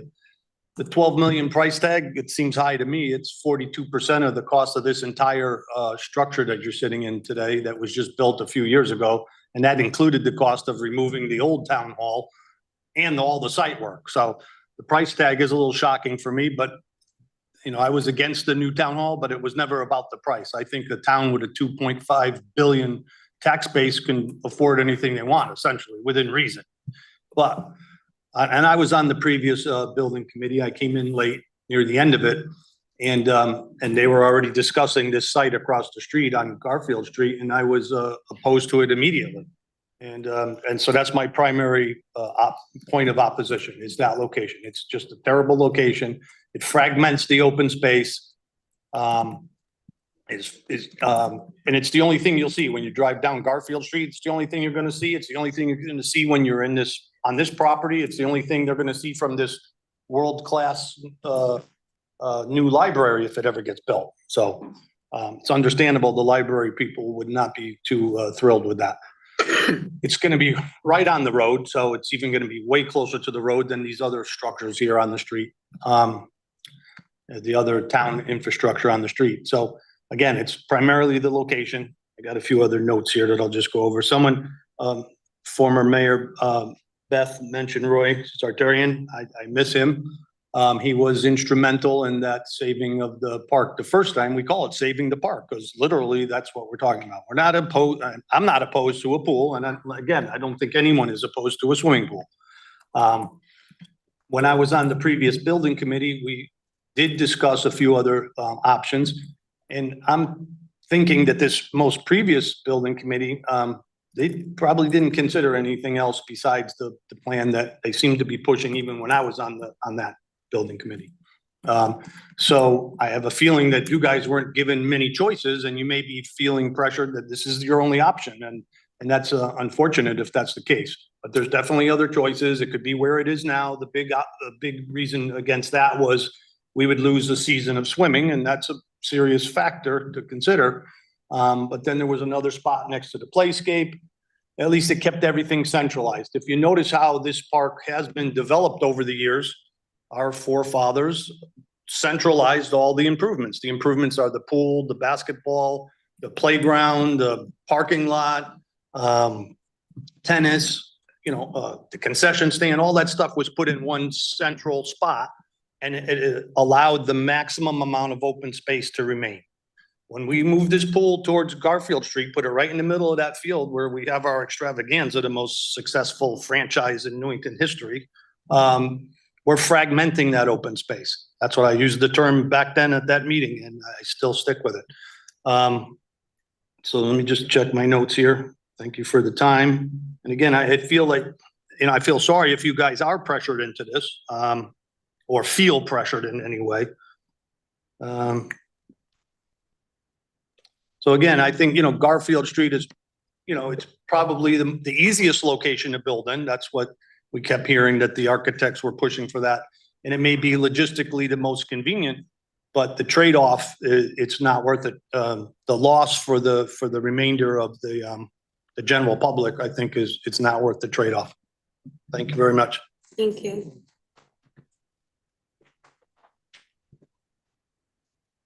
All right, last on our list, we have Mark Francis.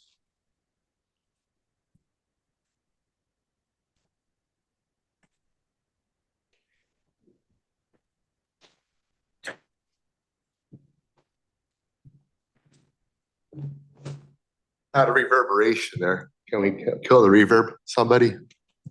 Thank you so much. Hi, members of the council, Mr. Mayor, Mr. Town Manager, Mark France, 288 Williamstown Court here in Newington. And this is going to be a little bit of a stretch kind of like maybe Steve Largent going for a nice catch in the end zone. So here we go. Why I propose that we have a splash pad in a pool. And this is, I'm not a business person. I don't have a BBA or MBA, but I speak for the children of Newington. Yes, sir. Thank you. Yes, sir. Thank you, Scott. I'd like to speak and represent and be a voice for the babies and the children of Newington, those that don't have a voice here as a human rights commissioner. That's why I said it's a little bit of a stretch of how I interpret my role as a human rights commissioner. Quite frankly, don't you think that they would like to have a splash pad and a pool that they could use? If it's on the Garfield Street location, it'd be great because the sun hits that territory, that parcel of land more than Churchill Park, which is wooded. Wooded, it's piney, trees, shade, et cetera, et cetera. So it just makes sense to me. The little child inside Mark France would love to have a pool and a splash pad at the Garfield Street location. Whether it's $12 million, $20 million, let's try to keep it in budget, of course. Let's try to be prudential with our spending, of course. But again, the child in Mark is going to use that splash pad. You better believe it. And the adult, we're all adult children if you understand that concept. If you know, you know. A wink, wink. Anyways, having said that, as far as the dollars and cents, I'll leave that to the accountants. I'll leave that to the bankers. And I'll leave that to the people whose expertise is money and dollars and cents. However, I'd much rather think that if we had a splash pad and a pool in Newington, well, golly gee willikers, why not? We could save trips to Disney World and stay in Newington because we're trying to keep the business in Newington, correct? Newington lacuta est. My poor Latin for Newington is local to Newington. So as long as we can keep the business in Newington, then I think that's great. And we can make Newington the new city and shining city in Hartford County, which I think would be ideal.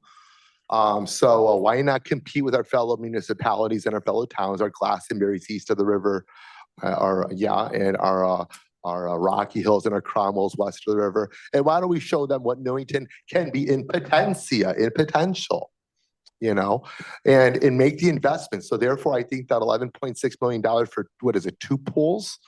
Correct me if I'm wrong, please. No, I'm not here to, I am here to be corrected. But anyways, for the splash pad in the pool on the Garfield Street location, I'm all for it. Am I for prudential use of dollars and cents? Absolutely. Are we here to be, am I all for being a fiscal conservative? Absolutely. However, in closing with the last 49 seconds and counting down that I have left, I will go ahead and say this. Think of the child inside each and every one of you seated here tonight. Live the dream. Make the dream happen in Newington, Connecticut. Think about it for a second. Think, feel, act. Think the magic, feel the dream, and take a splash in the splash pad, Take a swim in the pool. Make sure it's secure. I trust the engineers. I trust the bankers. Why not? We have the best mayor we've ever had. We have the best council we've ever had, with all due respect. And I am a part of that. Was a partisan comment. Thanks very much for your time, folks. Thank you, Mr. Town Manager and everyone. Thank you. So we have one more on Zoom.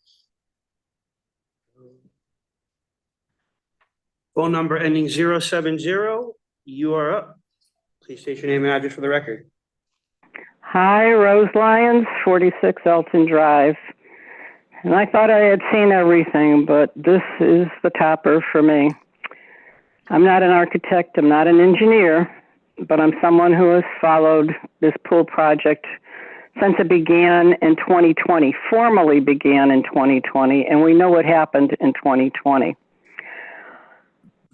Meetings were held, and in 2022, because of miscommunication, I believe, between Parks and Rec and the town council, no meetings were held until there was a offer brought forward from a state rep that we might be able to get $5 million in grant money if we were to come up with 2.5 million, which we possibly could have with our American Rescue Plan Acts. But because of egos and politics, I believe that never went forward.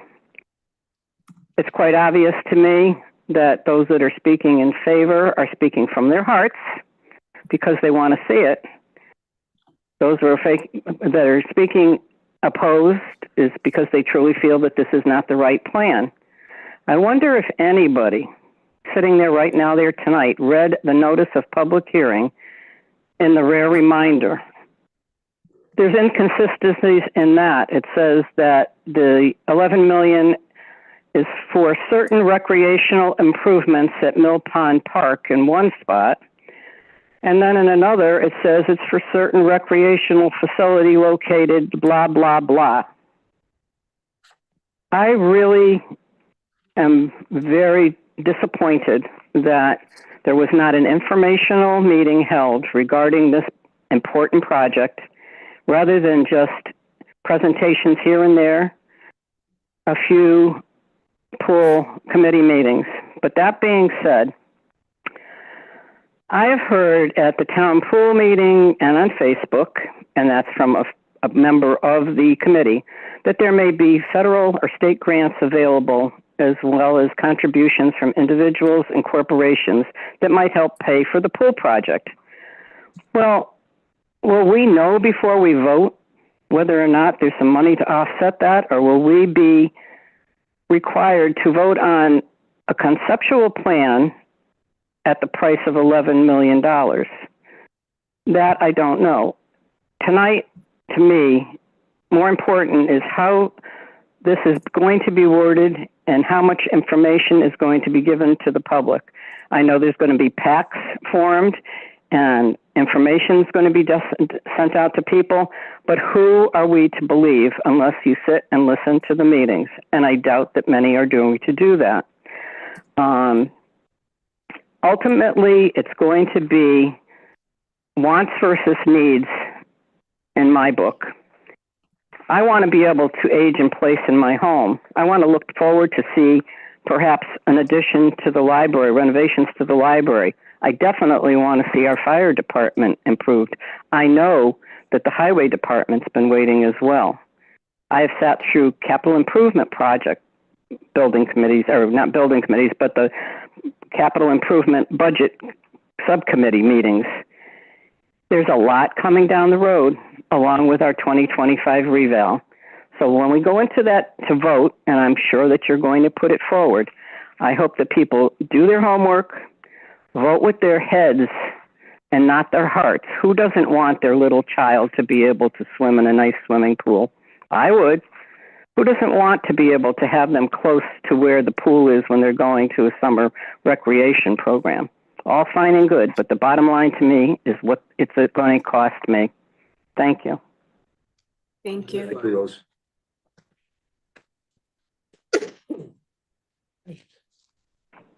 Is there anybody else in the room or over Zoom that would like to speak that did not get a chance? Come on up, sir.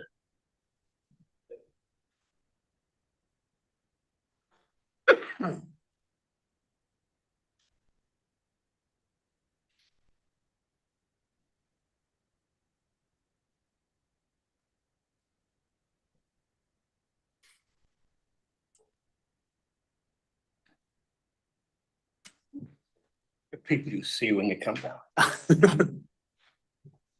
Good evening. Thank you, Mr. Mayor.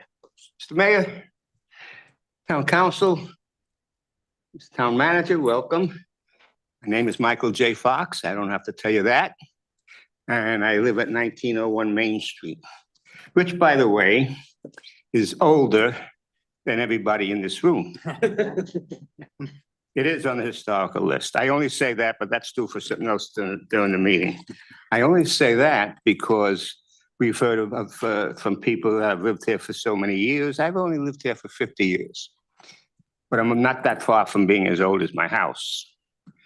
I was going to come down here tonight because, unfortunately, and I apologize, Rose, you're the only radical around here now. I have to come back. I haven't followed it. It's taken me a while to get back into the swing of things from that life-changing event almost 2 years ago. And, but I'm back. And I hope I can do some good. As far as the pool project is concerned, I, of course, want to see my grandkids and my great-grandkids swim in our pools. My kids grew up within a walking distance of Churchill Pond. Year by year, it was getting worse. 2 of my grandkids are now growing up within walking distance of the mill pond over here. That looks terrible. I am in favor of the pool project. I want definitely to see the pool project completed. I want to see it done. I want to see us get the most bang for our buck. I'm not sure whether $12 million fits that bill or not, because as I said, I haven't followed it. And so I am in favor of it. However, the one thing that impressed me when I came in here tonight late was, as some people have said, the way the referendum was written. I looked at it and I too said, we're building two pools, redoing 2 parks for $12 million. Gosh, these people are good. So maybe you should change that, and make it a little more understandable. And that really all I have to say, except for that, yes, pool, new referendum thingy. So with that, I will shut my mouth until the meeting.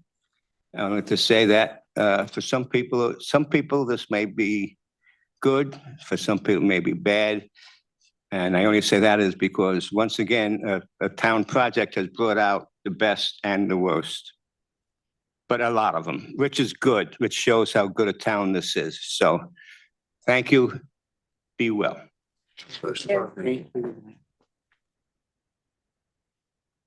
We got one more. Nope, come on up.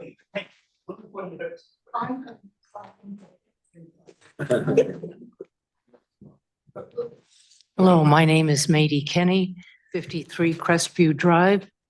I came here tonight totally unencumbered by information. I came here to hear what the other members of the town, I'm aware of the project, but I too have had some life-altering situations, so I have not been here that much. Just to let you know, I think the pools are vital to this town. They are wonderful. In fact, Mill Pond used to be called by the mothers who took our children there as suburbia's watering hole. I would urge you, I will not bore you. I came here to learn, and I have. And what I'm going to recommend, if I may, that before you make any decisions, you replay what Beth Del Buono, Leanne Mankey, Diane Stam, and the guru, Rose, have each said. They brought out some very important points specific to safety. And I think that it's just a question of re-looking at certain parts to this plan. I think, like I said, the pools are very important, and I'm not opposed to doing something, but I think we have to do the right thing and in the right way. Thank you. Thank you. Thank you.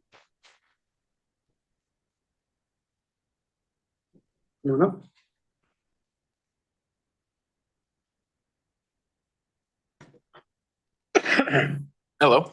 Hello. My name is Matthew Braddock, 69 Autobahn, Newington. I think if I had to summarize my stance on this issue as it currently is, it would be similar to what we've heard a lot in this room of in favor of pools. Probably not the current referendum as it is, however. I believe it was Mrs. Mankey mentioned earlier, the safety that comes along with the Garfield Street location, as well as the parking that's going to be put into that. Looking at the new library proposal that's coming forward, it appears as though a little bit of that parking that is currently present at Garfield Street is going to be going away. Whether or not that parking was intended for the pool originally, I'm not certain of. I can infer that it probably isn't, as it is part of the library property, which really primarily leaves us with the town hall lot and the lot on the opposite side of the park, which is totally great options. You know, it's not too far to walk. It is totally accessible for people of all walks of life to get to those locations. However, I don't think it's going to be enough for the pool and the size of the pool and the size of the parks and the size of the camp that's being proposed for Mill Pond at this time.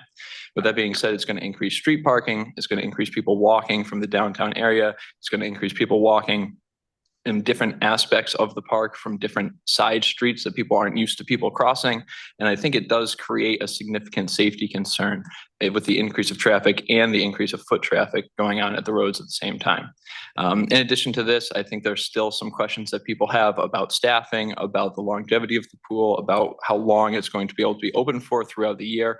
And it just appears as though that there's a lot of unanswered questions. Based on what I've heard from a majority of the public speakers, it sounds like people are in favor of the pool. I agree that the pools are completely vital to the Parks Department and the town as a whole. We need to have operable pools.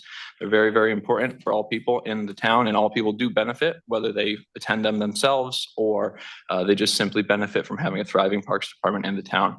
So I think if I'm hearing the town correctly, whatever we put through as a referendum is going to get passed for this pool. So I think the responsibility really falls on the council to put forward the right referendum and make sure that all those unanswered questions are answered before this gets voted on. Because if we simply vote on a conceptual design that's not fully finalized and doesn't have all of those safety concerns and other accessibility concerns handled, then we're really not sure what we're going to be getting as a final product and what that final product is going to cost the townspeople. If we look at some of the data that's been presented from the financial advisors and the people that really crunch the numbers behind the scene, it is really feasible that this project could escalate to a point that is not sustainable for the town and its taxpayers. And I think that the people deserve to have those answers before really going into that vote. So I think that, again, not to belabor a point, but whatever goes on the ballot is going to get approved because people are desperate for these pools. So I think that it would be really prudent of you as council members to really take the time and make sure that it is a complete referendum that answers all the questions and people really know what they're going to be getting. That way, when the pool does come in, everybody's happy with it. Nobody feels like they've been blindsided and we really get what we voted for. And that will keep people happy in the long run as it goes forward. Thank you for your time. Thank you.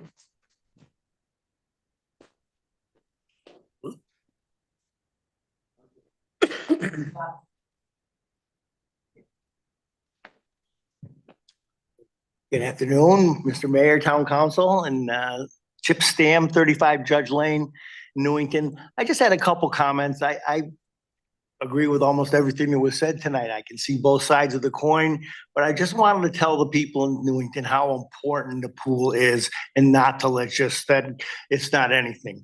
That they know that in 2023, Realtor.com picked Newington of the town in the United States the best move to for first-time home buyers. That was because of our football program we have for youngsters under high school, because of all the other things and facilities we have. Swimming is a big thing in New England and particularly here, along with basketball. So, you know, the people that are sitting there saying, oh, I don't want to spend any money, my kids aren't going and using the pool. But when you sell your house for $350,000 that you paid $40,000 for, that's one of the reasons, because the people want to move to Newington.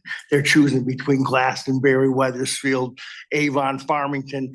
You want the people to move here. You want the price of your houses to stay up. You got to do stuff like this. So I'm in favor of getting all the information. I kind of am tending towards the west side of the park, almost towards Indian Hill, to put it, to save this part of the downtown for walking. I don't really like that location there as well. But let's get it done, but don't not do this. We can't not have a pool and a facility where the youngsters, when you're 8 years old, I was there. I was born in 1956 when Parks and Rec was formed, and I was swimming in Churchill Pond when we had the lanes in there, okay? And Newington Swim Club, we used to have to get up at 6 o'clock in the morning and go to New Britain to the YWCA to practice to get back to go to junior high school and put milk in your eyes because the chlorine was so bad. So it really is a thing that can get a young kid to be dedicated to. And swimming can change your life as well as soccer, as well as football, and being on a team and being able to play with kids in the summer when there is no pool team, when you're just, and learning how to associate in mass groups in a pool is very important for the socialization of all your kids in town. So other than that, I hope you guys, I say good luck as well. But you gotta get it done. We can't have these two pools and keep spending so much money every year on leaky pools. This is ridiculous. So get it done, Johnny Reb. You guys are in charge. Let's work together and get something done for the town and for our kids to come. Thank you very much. Thank you.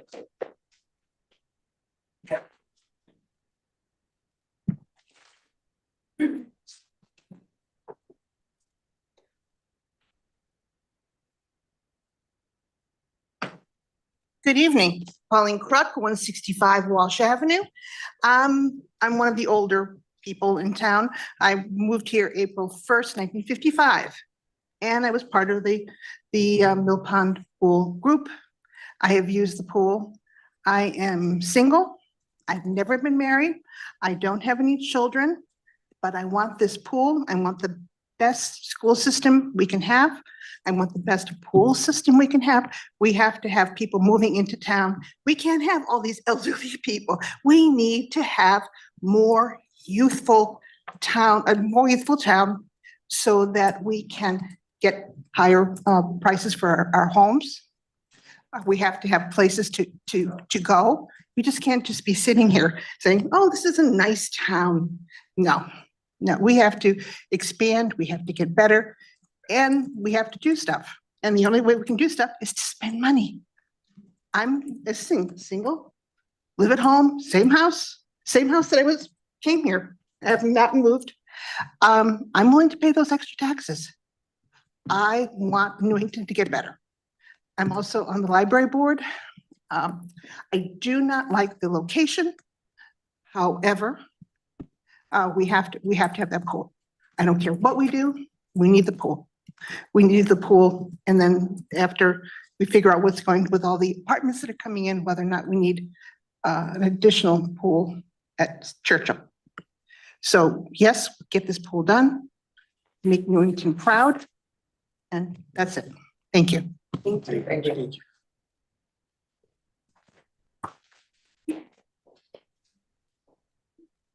Anybody else in the room or over Zoom that would like to speak at the public hearing?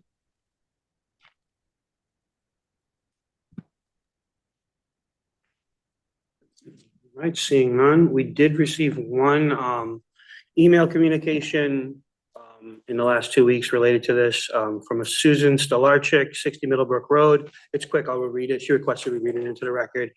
Dear council, I would like it noted that I am strongly against spending $12 million for a new pool in the former baseball field location by Garfield Street. You're going to change the landscape of the park drastically. The pool is not even used 2 months of the summer. Sounds like you can replace the pool in its current location for $2 million. Just do that. Enough spending. Maybe I would approve at a later date, but now since we will be paying for OFI, thank you. That's all I have. Mr. I did receive one from I thought everyone got it. I'm sorry. Let me just pull it up here. If I can find where I put it.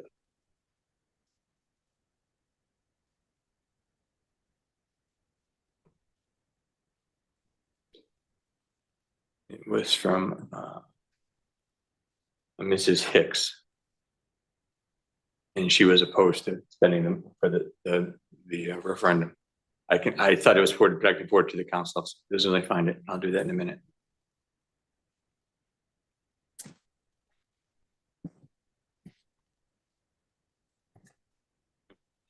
I'll send it out to the council. Thank you. All right, no other correspondence. That was the one. Anything else? All right, I will entertain a motion to close public hearing. So moved. Motion by Councilor Plord, seconded by Deputy Mayor Rada. All those in favor? Aye. Motion carries 8-0 with Councilor Bedrejko absent. Public hearing is adjourned. Take 5 minutes and we'll jump back into the regular meeting. Yeah.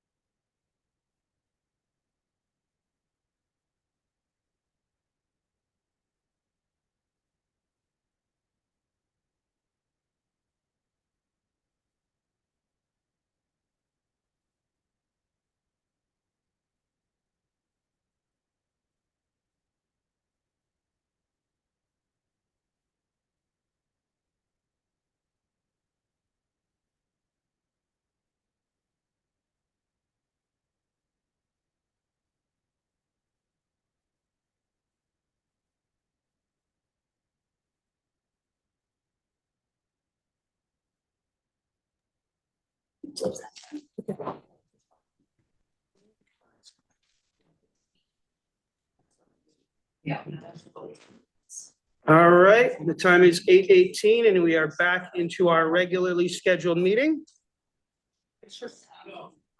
Oops. Back in a regular meeting, folks. Thank you. Next on our agenda is approval of agenda. Was there any changes that needed to be proposed by counselors or any issues with the agenda? Entertain a motion to approve the agenda? Yeah. So. Yeah. Motion by Deputy Mayor Marata. Second. Second by Councilor Plord. Any discussion? Seeing none, all those in favor? Aye. Motion carries 8-0 with Councilor Rodrigo absent. Moving right along. Next, we have nothing for presentations. Next on the agenda, we have a public participation in general. If you're in the room or over Zoom and would like to speak in public participation, please feel free to come up to the microphone. You have 4 minutes to speak, and please state your name and address for the record.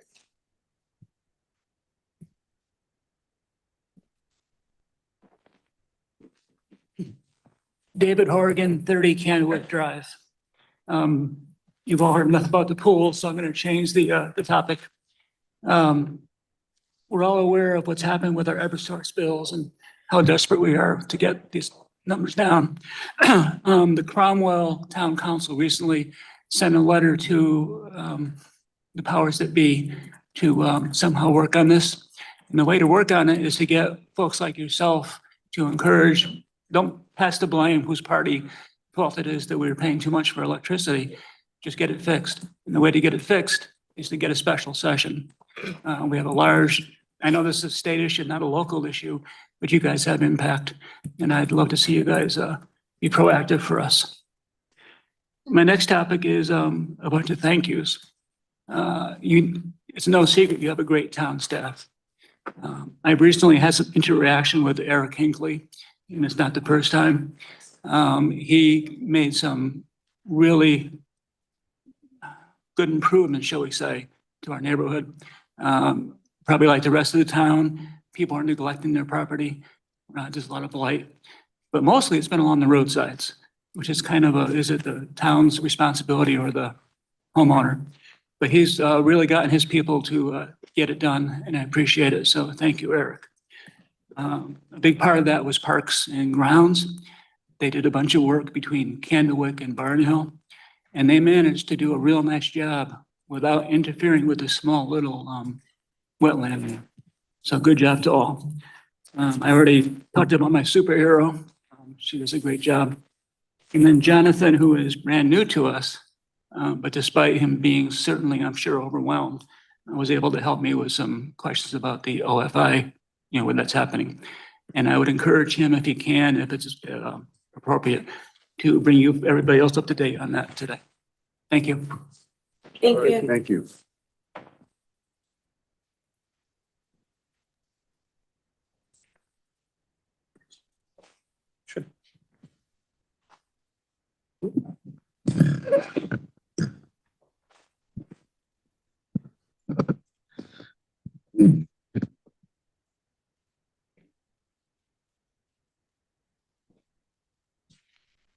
Hi, Dana Havens, 113 Stoddard Avenue, Part 2.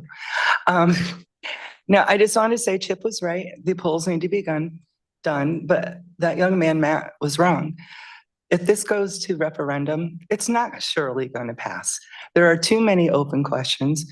This a referendum question about the park was brought before with too many open questions, and it got voted down. And I truly believe that this will be voted down again. So I ask that instead of bringing this forward, you guys instead direct the new poll committee to take the full look that you promised they would take and come to the public with all the answers to the questions that we have. Thank you. Thank you.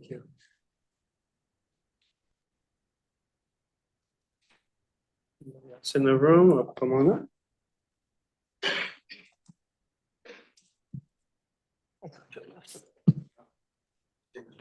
Told you I was back. Thank you, Mr. Mayor. Mr. Mayor, Town Council. Town manager, residence. Name is Michael J. Fox, 1901 Main Street. A little earlier in the week, I guess most of you know about this. I had spoken to town manager and others about this, that there was a post. And I think, as a matter of fact, it was posted by somebody, not a non-resident of Newington, about 272 West Hill Road. It had been recently sold, and a couple of people got up in arms, this, that, and the other thing. And I did a little research. I did a little trespassing, forgive me, and found that, the house was in really bad shape. But, if town residents want to save it, we're going to save it, I hope. Be nice to save it if we have the funds, or at least get some funds from our state rep and senator. I'm losing my train of thought again. However, not long before that, most of us had heard about the Olympia Diner. How that may just be a thing of the past pretty soon. I had spoken to the real estate agent there, the new buyer, or he's prospective buyer, let's say, doesn't want anything to do with the building, and that's another thing that that some people might want to say. But I would like to talk to you and others, about that, because I had talked to the real estate agent, and that brings me to the point, to my point. Newington's probably the only town I could really live in, as I have for 50 some odd years, outside of Brooklyn, New York. It's a great town in a great part of Connecticut. Lots, nice. It's a ring town. It's Hartford capital, insurance capital, this, that, and the other thing. And 50 years ago, when we closed on 1901 Main Street, some of the properties around me over there by Churchill Park, by Churchill Bridge condominiums, and even across the turnpike at those across the turnpike. At my age, I forget the names, but that's okay. We're just not bare, but we're just wooded areas. And right now, having been on the TPZ for as long as I have been, I've seen a lot of times to my dismay, a lot of apartments, a lot of this, that, and the other thing being built. And, some people say, gee, it's not Newington anymore. I would love to see Newington remain as it was, not necessarily in 1871, but at least in 1971. Okay, but that's not going to happen. In the meantime, we do have to preserve our history. And I don't know if we have a commission that does that. I know we do have a historical society. I know Gail Kelly, I believe, is our representative to this. And we do have a town historian. The last one I remember was Bob Randitz. Remember that name? And so, my point is, whatever happens to 272 West Hill Road and the Olympia Diner is going to happen. Hopefully it happens for the best. Able to save it, or at least move it and do whatever. But what I'm trying to say is, we have a new town council.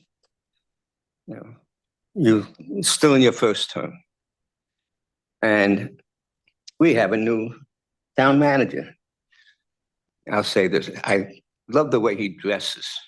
That's the way a town manager should dress. Never mind the stuffiness. Oh, okay, I'm sorry. At any rate, I think we ought to do some things to try to maintain our history, to retain our history. I don't know if we need a new commission or other. It's hard enough to fill the seats on the commissions we have. And that's my story, and I'm sticking to it. And okay, you won't hear from me for a while. Be well. Thank you.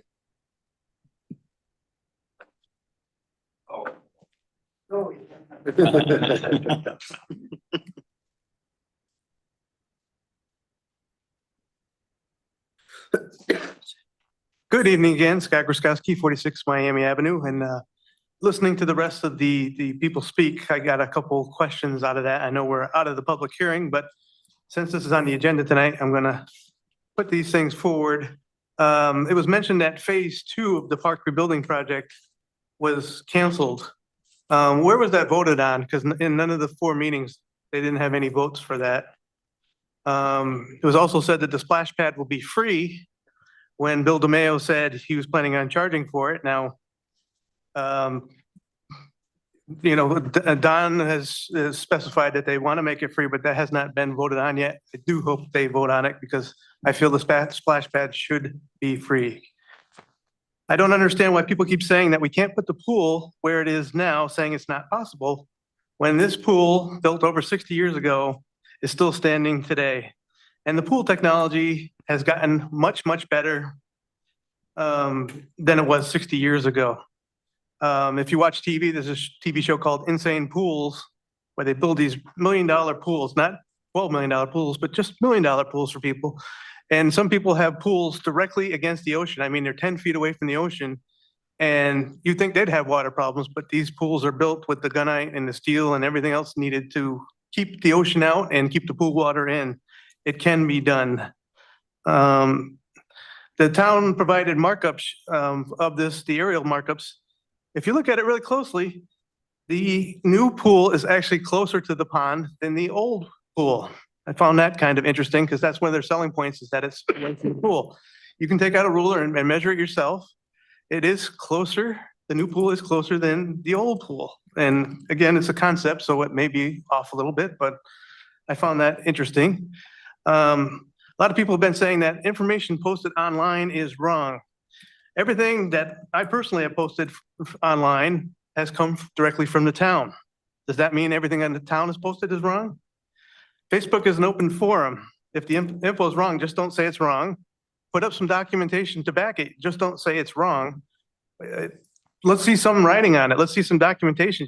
You can't just say it's wrong. Again, everything I'm posting online is coming from the town's website. I downloaded it from the town's website, or the videos come from the town YouTube page and put those together. I wish people would watch the 4 pool committee meetings because it would give them a better idea of how rushed this was. I mean, they walked in there in their first meeting and decided that this is the plan they're going with, and something's wrong with that. But that's neither here or there because we're putting it forward for a vote tonight to move it to referendum. The chair of the committee couldn't tell us why we needed a $12 million pool instead of a $2 million pool. The only thing she told us was that kids need swimming lessons, and I agree. We do need a pool. But before the pool was there 60 years ago, people swam in the pond. You know, we're not trying to take swimming away from people. I want a pool. I think everybody in this room tonight said they want a pool. It's just, we don't want a $12 million pool. We don't want it by Garfield Street. And that's all I got for tonight. Thank you, guys. Okay.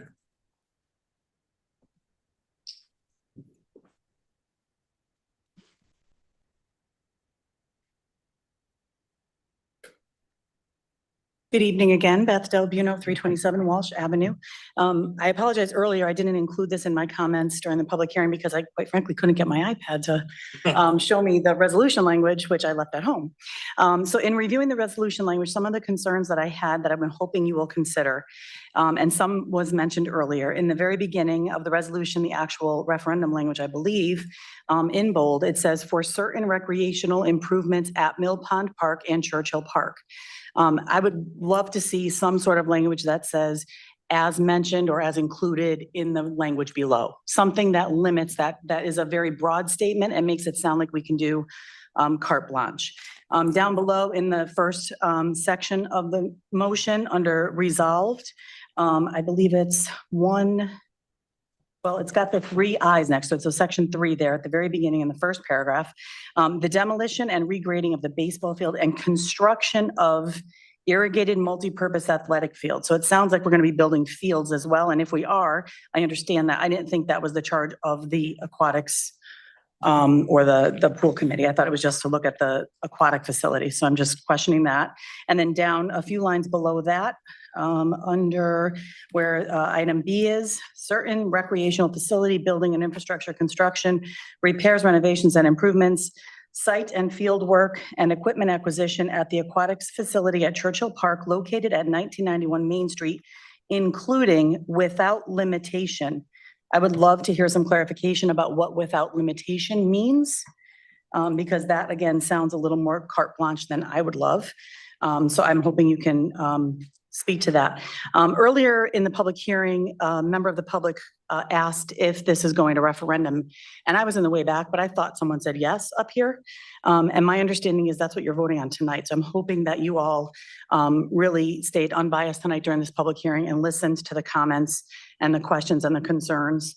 I also noticed a town councilor applauding during one of the comments or at the end of a comment, which makes me concerned for bias as well. So I really hope that you listened, that you took notes, that you sincerely consider the questions and the uncertainties that still surround this project. Consider the wants versus the needs, as one of the speakers mentioned.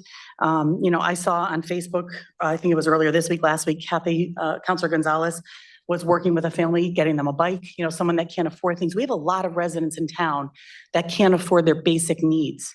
A $12 million project, if it affects that CIP, if it affects those projects, if it affects our ability to fund other projects, is going to do, as I said earlier, one of two things. It's going to limit the other things we can do, or it's going to drive our taxes up in order to afford those other things as well. So again, really looking at wants versus needs. And I think you definitely heard tonight, the want is a pool, but the need needs to be looked at in terms of some of the other recommended improvements.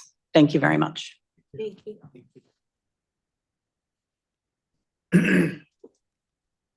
Anyone else in the room or over Zoom that would like to speak in public participation?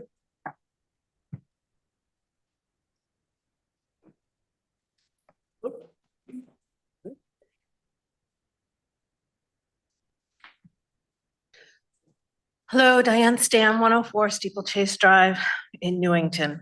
Going to restate, hopefully quickly, a summary of my position in what I said earlier at the public hearing meeting. And that's basically, I'm in favor of the pools. I think our town needs new pools. The way the referendum is written in tonight's paperwork, I think needs to be rewritten.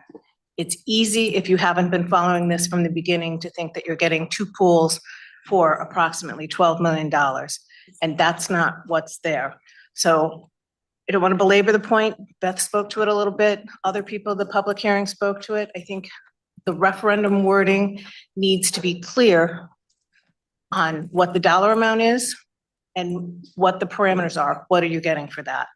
I have been told several times not to worry about the traffic issues, not to worry about safety issues. All of that will be taken care of. I certainly hope so, because I would like for the pools to be an advantage for the town and not a liability for the town. I don't think pools by themselves are a liability. It's how we set them up. Each time we've brought this up, people talk about, we've started this a long time ago. I'll go back to back with anybody on how long it takes to get a renovation through this town. I think we win that, but I've never seen those concerns addressed. I've never seen an access point moved. I've never seen a drop-off point put in. I've never seen expectations, accommodations for parking or anything else in this area or in any other area of the Mill Pond Pool project from a conceptual standpoint. So I certainly hope that there's an easy, good, safe way to address those, but it's never been shown. We heard from a lot of architects, people that came in and said, we deal with our wants, we go to our needs. I think safety is a big need, and I don't think it's been addressed. It's always been put, don't worry, it's in there. We'll get to it. We haven't gotten to it yet. So again, the wording in the actual referendum, if you do bring it forward at this point, I know that's on the agenda tonight, please make sure it's very clear for somebody who hasn't been following this since 2020 or whenever it was, 2022, when we started doing this. I appreciate the time and effort that people would put into that. Thank you. Thank you.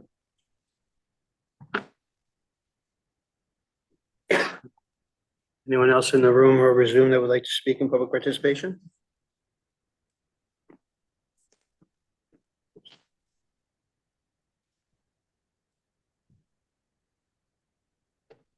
Don Woods, 82 Ivy Lane. Real quick. Parks and Rec business is children. Safety of children is the utmost concern to our department, whether it be in the pools, in the parks, wherever they might be. I don't have a plan that I can say to you or Diane that safety will be taken care of.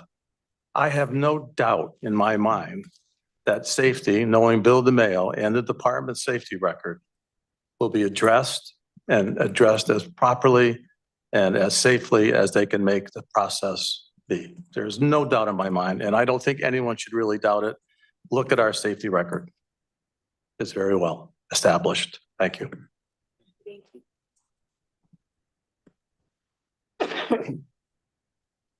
Anyone else in the room or over Zoom that would like to speak in public participation? Once, going twice. All right, we will move along. We didn't have any additional email correspondence as well. Moving on the agenda to remarks by councilors on public participation.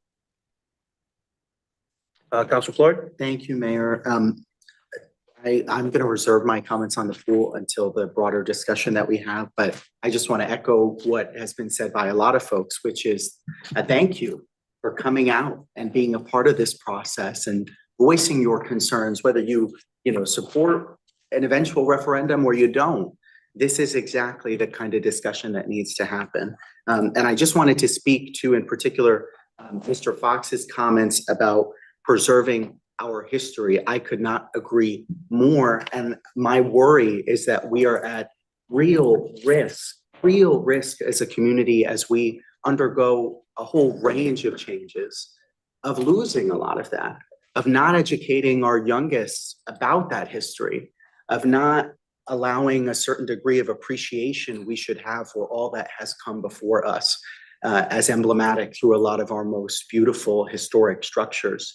And so without talking too much about it, I'll just say that the council is aware of the concern with 272 West Hill Road, and that we have met with partners at the state level. We've discussed amongst ourselves, myself, the mayor, the deputy mayor, Councilor Bedrejko, on a bipartisan basis, our concern for that building. And we are very cognizant of it. And I know that we're monitoring along the diner and that parcel very closely as well. So I'm sure there will be more updates to share at another point, but just affirming that, and that is a major concern of ours as well. Thank you, Councilor. Councilor Page. Thank you, Mayor. I want to also thank everyone for a highly engaging and civil conversation. Pro and con here tonight. It's really impressive, and I think it speaks to the quality of this town and the quality of the people we have in this town. So thank you, everyone, for coming out. I also know and have confidence that we'll work with our town manager, as is our responsibility, to make sure between now and should this go to referendum election day, that facts are presented in any form that is appropriate, and that people's questions on the facts can be answered thoroughly so that people are informed when they go to vote yes or no on November 5th. So thank you. Thanks, Mayor. Councilor Mankey. I too would also thank everyone for coming up and speaking. I know public speaking is not everybody's forte. I'm not great at it myself, and I don't profess to like it. But I know when you have a passion for something, you take the time to come up and speak, and I think that's important. I appreciate everybody taking the time to come out and pro or con for the issue, to come out and say your piece. I think that's important. It's what democracy works, is everybody says their piece, and then we all hopefully part as friends, neighbors, and in some cases relatives. But we all part as friends, hopefully. Thank you, Councilor. Deputy Mayor Rada. Yes, thank you. Again, thank you to everyone who came out. It's not that often that we see almost standing room only here in council chambers, and we appreciate it. We do take what people say seriously. We may not always agree, but the fact that we can have civil discourse, that we come together and we can speak our minds in a civil way to address the issues that concern us. And I will speak for the rest of the council for just 10 seconds and say that we don't take that lightly, and we take what you have to say greatly into consideration and with respect. I we probably will make a comment about this later on, but to what Councilor Plourd and Mr. Fox, if he's still here, I can't see him, was speaking in relation to historic properties and resources that we have.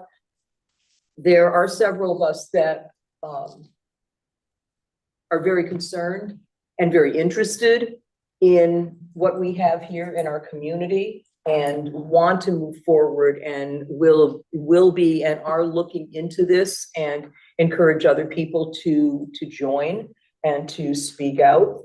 We do have a lot of historic properties. We have some that are very well preserved. We have some thanks to the Historical Society for all the work that they've been doing and who are working in conjunction with a lot of the rest of us. So I look forward to more work on this being done and more information and more questions and commentary that people have. Thank you. Thank you, Deputy Mayor. Councilor Nagel. Thank you, Mayor. I also would like to state that I appreciate the civil discourse that was taken tonight, all points of view, which were clearly mentioned in a very cooperative way. And I appreciate both sides or all sides, even some that were gave comments that were new, that it was shared to us, especially pointing out referendum language that probably needs to be cleared up. And I don't know if that can be cleared up tonight or not, but that's for discussion later on the agenda as I have seen. Another matter having to do, as has briefly been mentioned before, about historic houses in town. There is a historic society. They are not in the business of buying houses, nor that isn't their purpose to do so, but they are very concerned in that, as Councilor Rada, Deputy Mayor Rada has mentioned before. 272 West Hill. I know previously there was a rumor or a fact several years ago that the Olympia Diner was going to be sold, and a previous town manager was in discussion with them at that time, and for some reason that was not done. So I would appreciate it if you haven't already. Jonathan looked into that, depending upon where that is.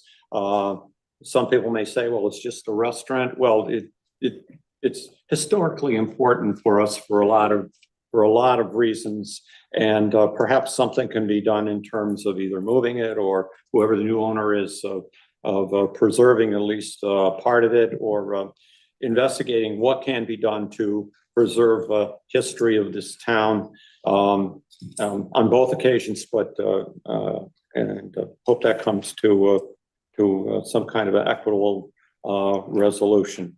And any further discussion involving the pool and whatever, I'll save till later if need be. Thank you. Thank you, Councilor Nagel.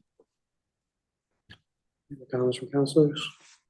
All right, seeing none, we'll move on to consideration of old business. Agenda item 7, first on the list is item A, adoption of BOE CIP ordinance amendment. I know at our last meeting, there were some questions, and unfortunately, I see Dr. Brummett is here tonight. If you don't mind coming up, we have I know folks have a couple of questions, if you don't mind. Appreciate it. Thank you. Thanks for hanging out. You don't have anything early tomorrow, do you? Do you have anything early tomorrow? Cake at 7 a.m. You're sleeping in, you're sleeping in. Vacation's over. Yes, but thank you for the opportunity anyway. Definitely. Appreciate it. So yeah, I'll open it up for councilors who have questions. Councilor Staniakis. Hey, so I don't have any issue with like the language that comes with the ordinance. I really just want to know what's the motivation behind having this as an ordinance and moving away from an MOU? Because from my perspective, I would think having it as a MOU, you have more flexibility with making changes to it as time goes on, whether you need to change the capping amount or increase it, decrease it. So I just want to know what the drive is behind having this as an ordinance as opposed to an MOU. So this, a lot of these conversations took place with the acting town manager and Janet. But the motivation was just so that we didn't have to come back to the table every year to redo it. Like right now, the MOU has expired. It will expire September 1st. So that means we'd have to initiate another one. Predictably, based on trends, we know that if the $2 million cap is set, that should be very effective for a number of years. We expect the revenues this year to be around 1.6 million. So I think that was the motivation behind it. It could go either way. It could work either way. But this would just prevent us from having to come to the table every year to rewrite an MOU.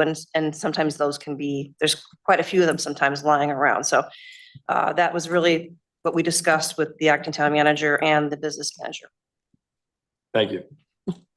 Councilor Gonzalez? I just had a question. I know there's been a lot of talk about if the open choice program might change. And I believe that that's where the money's coming from, right, at the end, Yes. and that's why we need to do something about it. So just wondering if it would be wise to wait before we do something for another year to see what actually happens. I don't know what your thoughts are on that. I am not aware of any open choice changes other than sometimes the reimbursement rate goes up. I'm not aware that the program's gonna be going away. And this is strictly money that we get for reimbursement for special ed services, and it's paid for by Hartford Public Schools. We get different revenue from the open choice folks. So I'm not aware of any anticipated change, other than I work with my organizations to advocate for more reimbursement. But I've got no reason to believe the program's going to go away or that there'd be any sweeping changes coming down the road. I just have no awareness of that. Okay, thank you very much. Councilor Mackey. I think the drive behind this was, unfortunately, Councilor Draco is not here. She's in, I don't know where she is, someplace. Morocco. Someplace Someplace fun. on the road to Morocco, somebody said. And she was concerned based on the financial situation of the Hartford public school system and their dire financial straits. There's gonna have to be some changes to keep them above water, and this might be a one of the places that there'd be changes. I guess I would be, like Councilor Shanakis has said, I would be in favor of a MOU, because I think it gives us more of the flexibility to look at it year after year. I know it's more cumbersome to come back every year, but I think it's also a good exercise for us to kind of see each other and say, okay, here's where we stand, here's what the current circumstances are. I think sometimes we get just stuck in an ordinance and it just happens automatically, and there's never any review. It just happens automatically, and 10 years we get, but how did this ever happen? We don't know.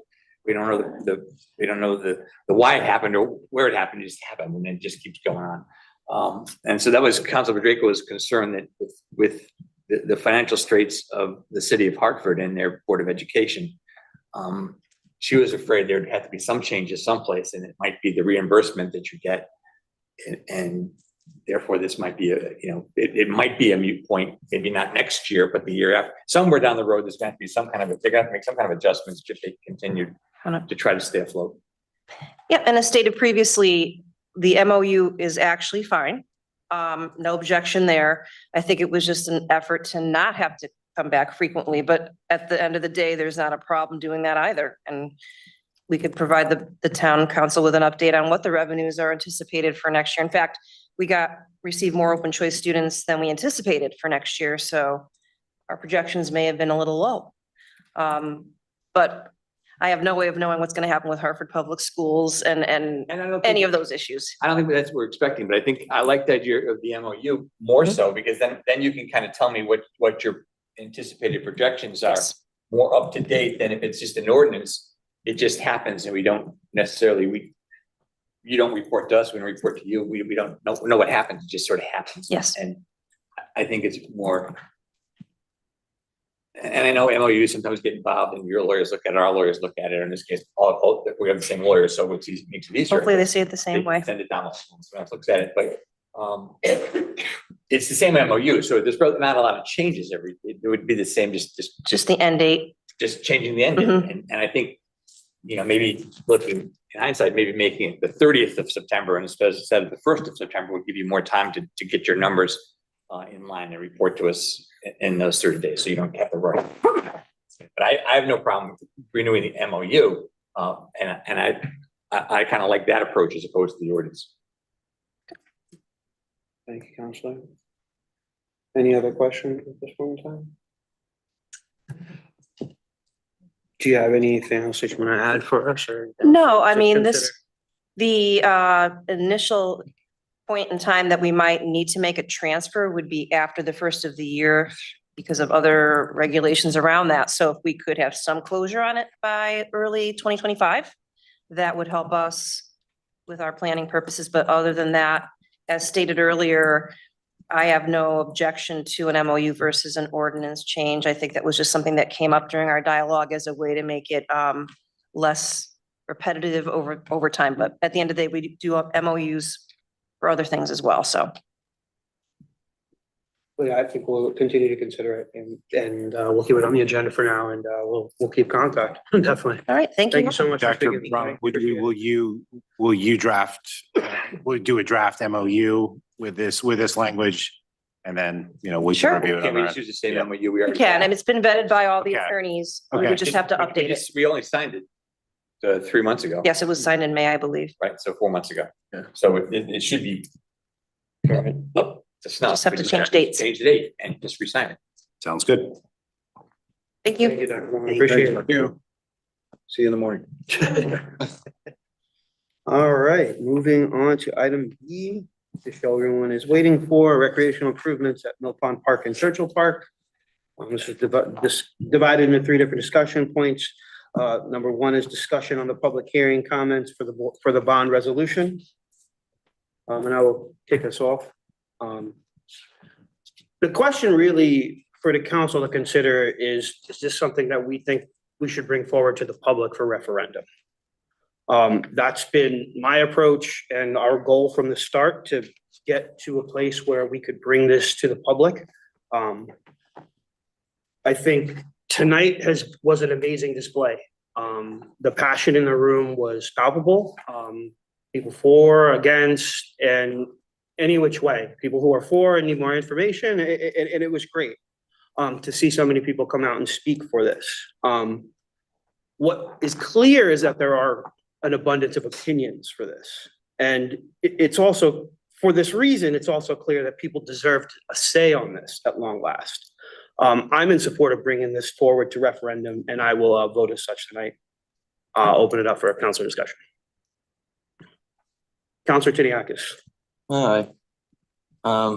Yeah, so I appreciate everybody who came out and talked about the pool projects, whether you're for or against it. The whole point is just for you to give us your opinion. We heard a lot tonight. Some good, some bad, or some for, some against the project itself. Just to address a few things. We were handed, this packet initially by one of the speakers. And they expressed that the price point would change in accordance with the inflation calculator.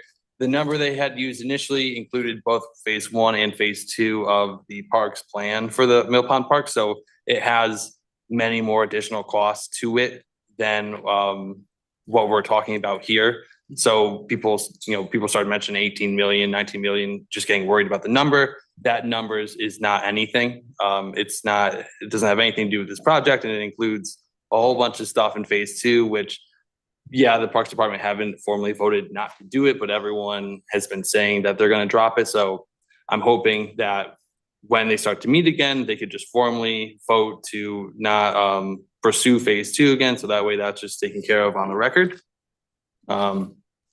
Another thing that I saw all over Facebook was the option to redo the pool for $2 million. And I myself started to doubt where that information was coming from. There's a lot to go through when it comes to the pool projects. There's years and years worth of meetings to watch, and there's presentations to watch. So I figured I would just ask the architect myself if they could please clarify what people are talking about when it comes to this. Here is his response. The planning document that was authored has never recommended replacing the pool in the same location and has never indicated it can be done for $2 million. That information was part of a 2013 study prepared by Weston and Sampson. The study was included in the appendix of our planning document in 2021, but was not authorized or supported by our analysis. If you look at the body of the master plan authorized by TLBA, the executive summary in the estimate of cost is TLBA's recommendation. The appendix, which clearly identifies the appended report by Weston and Sampson and dated 2013, and is in the back of the planning document for information as such as surveys, geothermal data, and etc. The Band-Aid approach was part of the Owens report, nothing to do with the master plan or the Weston Sampson report. And then he goes, people are cherry picking pages out of the context and not reading the document in totality or being intentionally misleading. That is from the architect that had provided the initial pool plan in 2021. So, you know, the information being posted online might be coming from our town website, but it's not the full picture. You know, if someone is going to post one slide out of slides that have that out of 146 slide presentation, obviously we can't just look at that one bit of information and make a massive assumption based off that information. Most certainly when it's just there for analytical reasons. It's not there for a recommendation. It's not there for anything like that. So I would just implore everybody to try not to just look at any kind of Facebook post and take that to heart. Maybe use it as like kind of like a jump pad to then maybe dive deeper into the situation itself, look at our resources that we have online. I know our website's not the best, we're working on it, but the information is there. And also at the same time, I try my best to be as accessible to everybody. I try to get my number, my contact info out there. It's really hard to reach out to 30,000 people just as one person. But I am available. I will text anyone. I will talk to anybody on the phone. So if you want to reach out, if you want to get more information about what's going on with this project specifically, and I can just give you the information that I know, I'm more than happy to do so. Thank you, Counselor. Counselor Menke. As I promised last meeting, I wouldn't speak on the pool, but I do have some pages of comments here that I'll read because I can, you have a timer on. I can turn it on. I've got 4 minutes. Let me start by saying that I'm in favor of pools. Let me repeat that. I'm in favor of pools. I took swimming lessons at Mill Pond Pool when I was a wee tad, and I probably can't swim a lick now, but I did take swimming lessons at Mill Pond Pool when I was younger. I'm in favor of pools. I am, however, unable to support this referendum. The Mill Pond Pool Project Building Committee was formed to, and I quote, develop plans to upgrade the town's aquatic facilities and including those located at Mill Pond Park and Churchill Park.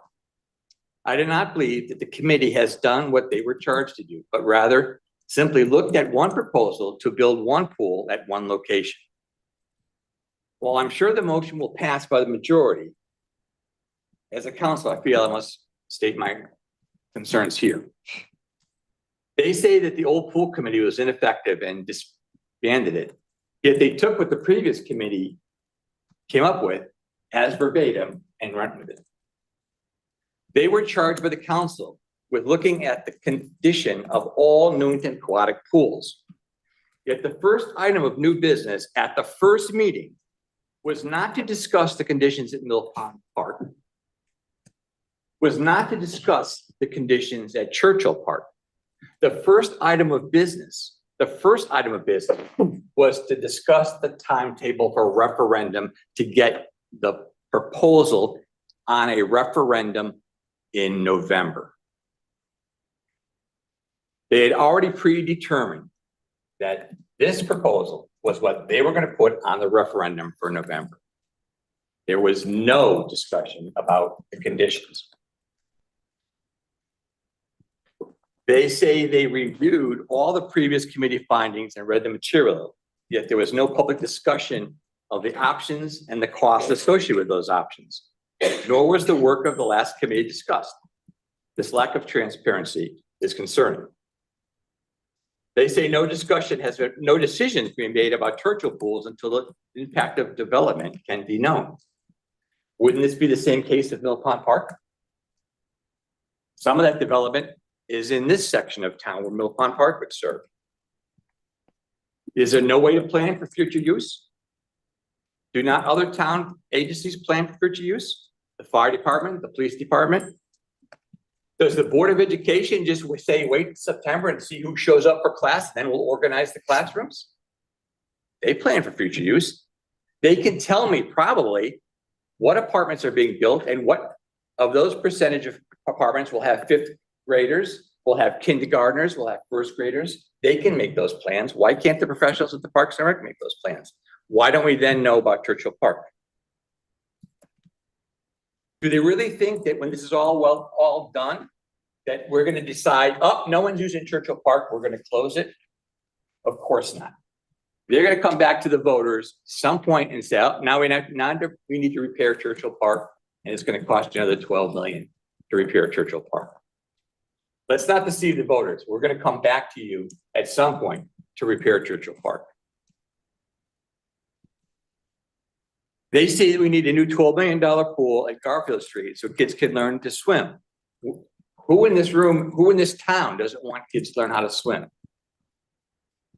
My parents thought it was important for me to learn how to swim. So important, they got me at 8 o'clock on a school vacation day and made me ride my bike from Hartford Avenue up to the pool to go swim. We all want that, but can't we do that at a pool that costs $10 million, $8 million, $6 million? There's no rationale to why we need a pool of $12 million. There was no discussion of why we need a pool for $12 million. There was no discussion for why we couldn't build a pool for $6 million. Wouldn't it be better to have two pools up to the state of the art pools in town for kids to learn how to swim? They say they want a process that's transparent and thorough. Yet there was never a thorough review of old plans. As I've often said at this council table, at one point, there was a plan to replace Churchill Park because that was the pool in town that was the worst shape. And the plan was to replace that pool because we needed to replace that right away because any minute now that pool is going to fall apart and kids were going to die in that pool. And that price tag was $19 million. Now, all of a sudden, remarkably, Churchill Park is the best pool in town and Mill Pond Park is the worst pool in town. I don't know how it got fixed, but it didn't cost us $19 million. Yet in only 3 meetings, they did a complete review of all the aquatic facilities in our town. And they voted that this is the best plan, the only plan. And this is the one we have to send a referendum. They say our pools are in shameful condition and did not meet ADA and safety requirements. And I agree with it.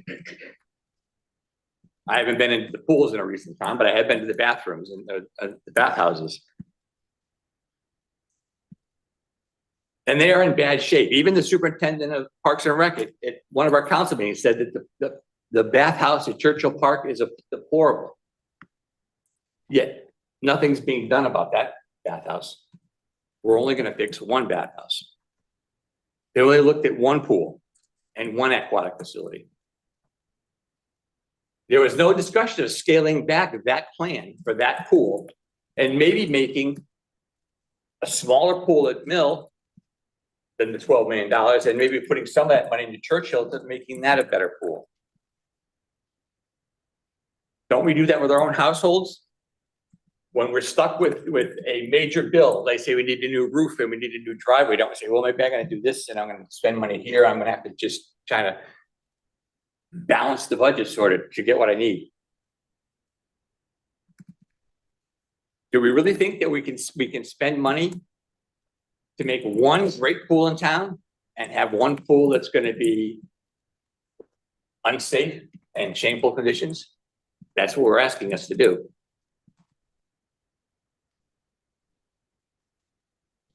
They say that Garfield Street's the only location for the pool. Yet there's not much discussion about location because we're told that's the best location. We're told that's what the engineer said. But I don't see any discussion on who chose that engineer. He just happened to be the engineer that was picked. Is the engineer our engineer? Did we have our RFP to pick an engineer? Or did we just someone picked an engineer and said, you're going to be our engineer and you're going to give us this report?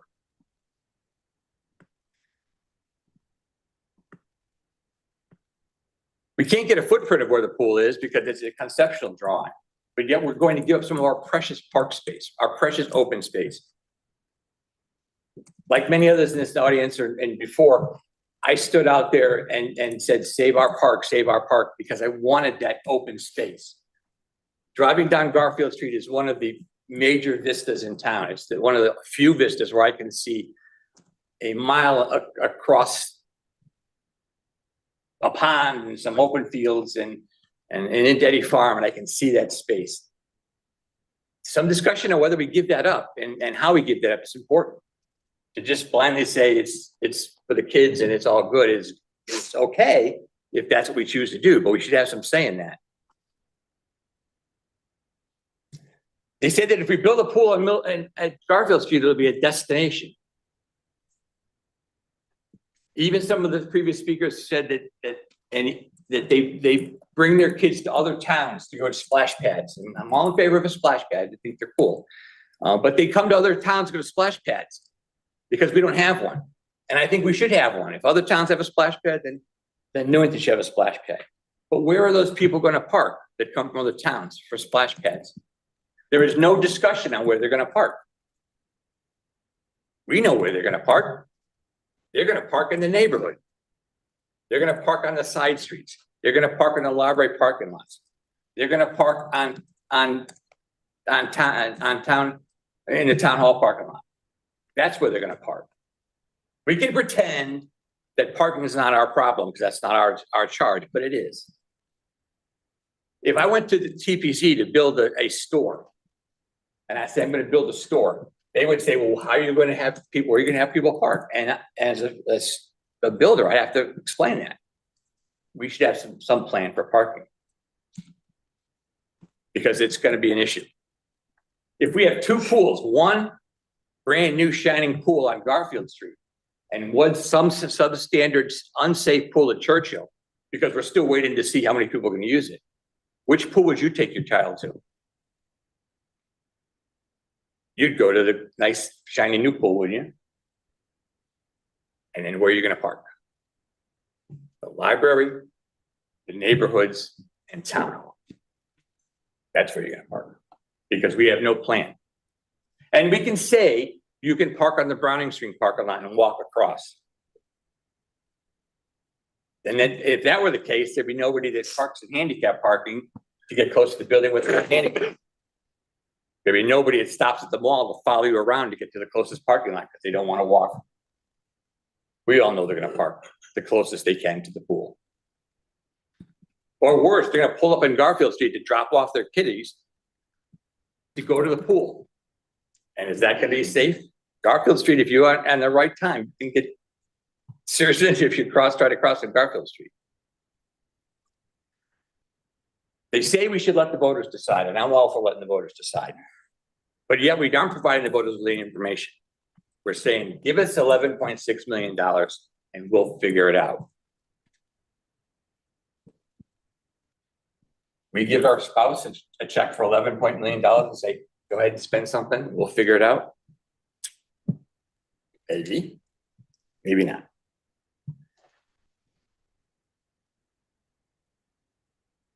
We've even heard now that I've heard from the grapevine that a PAC's been formed to help convince us that this is important. Now, I don't know who formed the PAC and who's on it, but I'll leave the Facebook people to figure that out.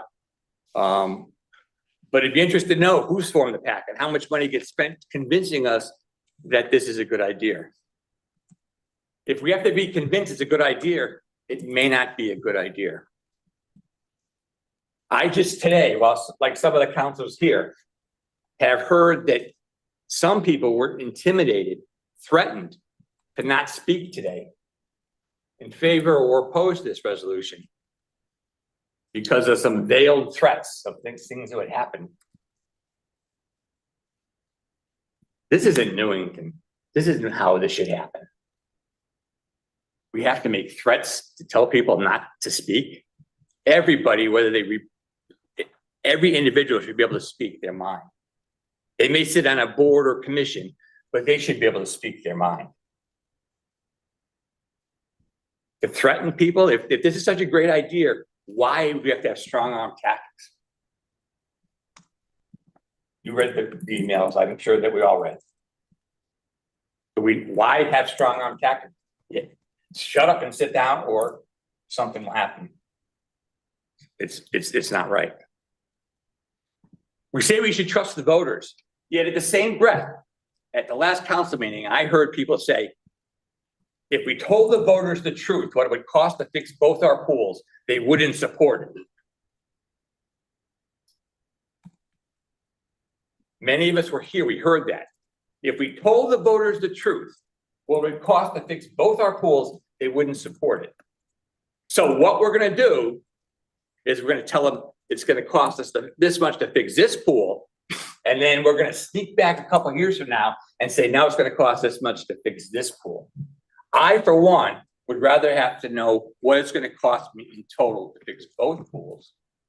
And then let me decide, because I would prefer the council trusted me to make that decision. Or better yet, decide what needs to get spent for both pools and then make it work for the budget you have. That's what most of us do in our households. We need to know what we need to do to fix something. And then we need to know what our budget is. And then we need to know how to get it fixed with our budget. To me, we need to look at both of our pools. I don't like the location at Garfield Street. I guess I can live with it.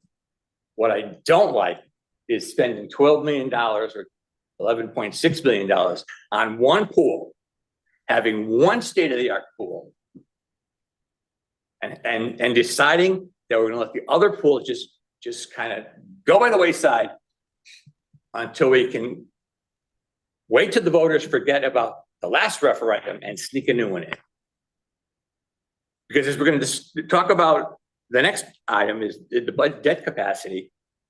If we spend 11.6 million on this, then the fire department comes in, the library comes in, you know, there's a school repair coming in someplace. We're not gonna get to Churchill till my grandkids have kids. Shudder the thought. It'll be a while. And in the meantime, we've decided to leave that other pool in deplorable, unsafe, not meeting ADA requirements. Because why? Because we thought we could rush this thing through, get this done, and let the other one go. We should be better than this. So I can't support this Senate referendum until we get both pools, a price tag for both pools, and do both pools at the same time.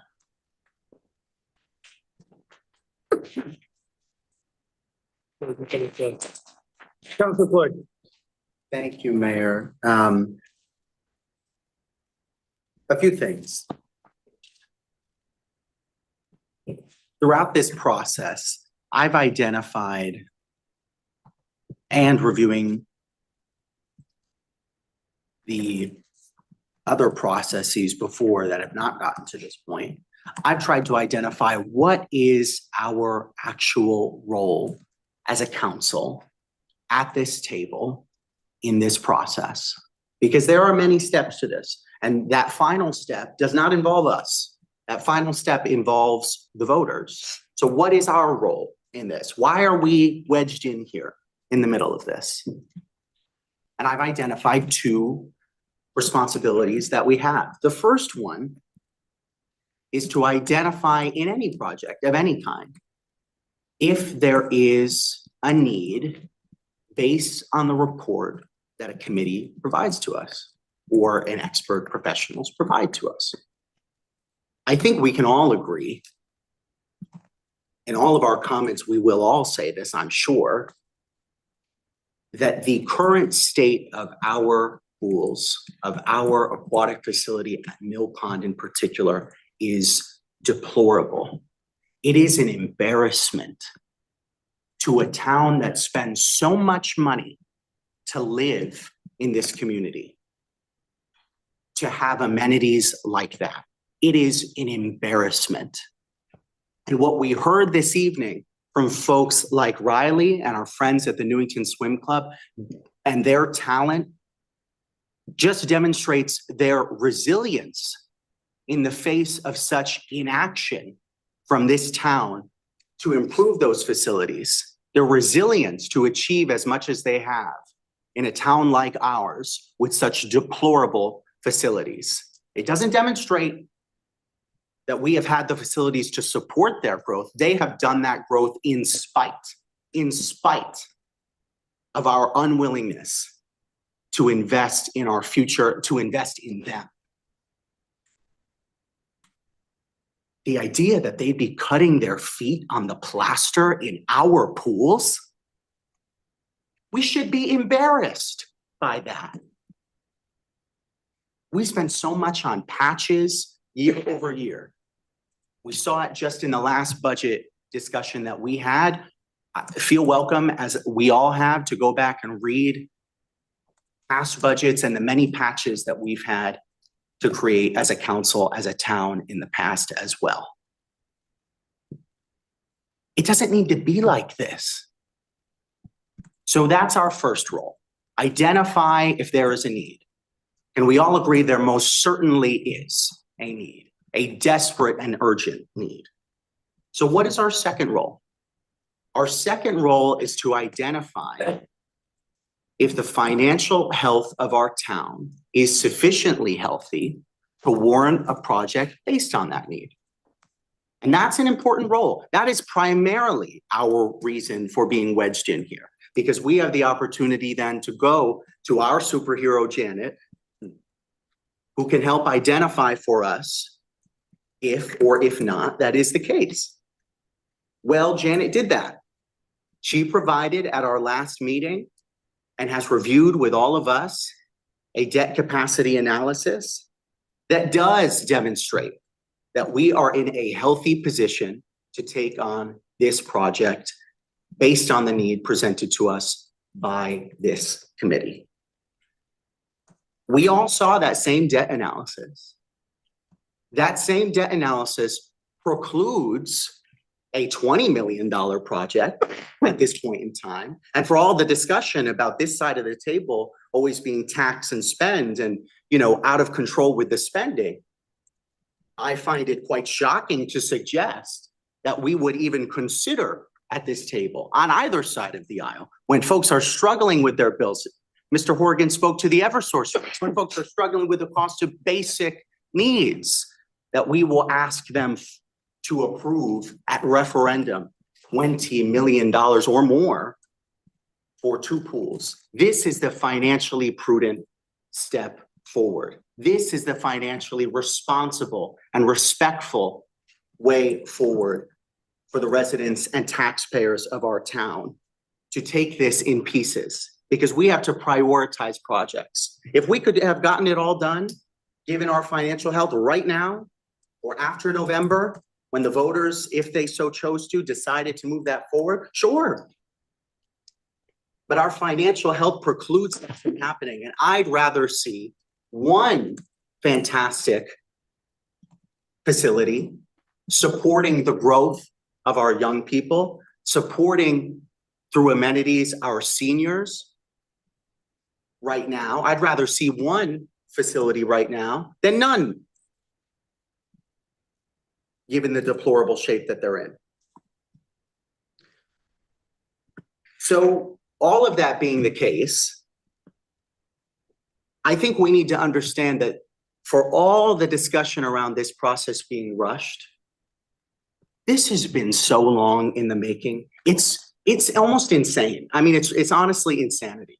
I was in the 7th grade when this town began having this discussion about our pools. In the 7th grade, folks, what the hell is that? That's insanity. Are we serious? Are we serious that this has now been rushed through? This is 10 years in the making.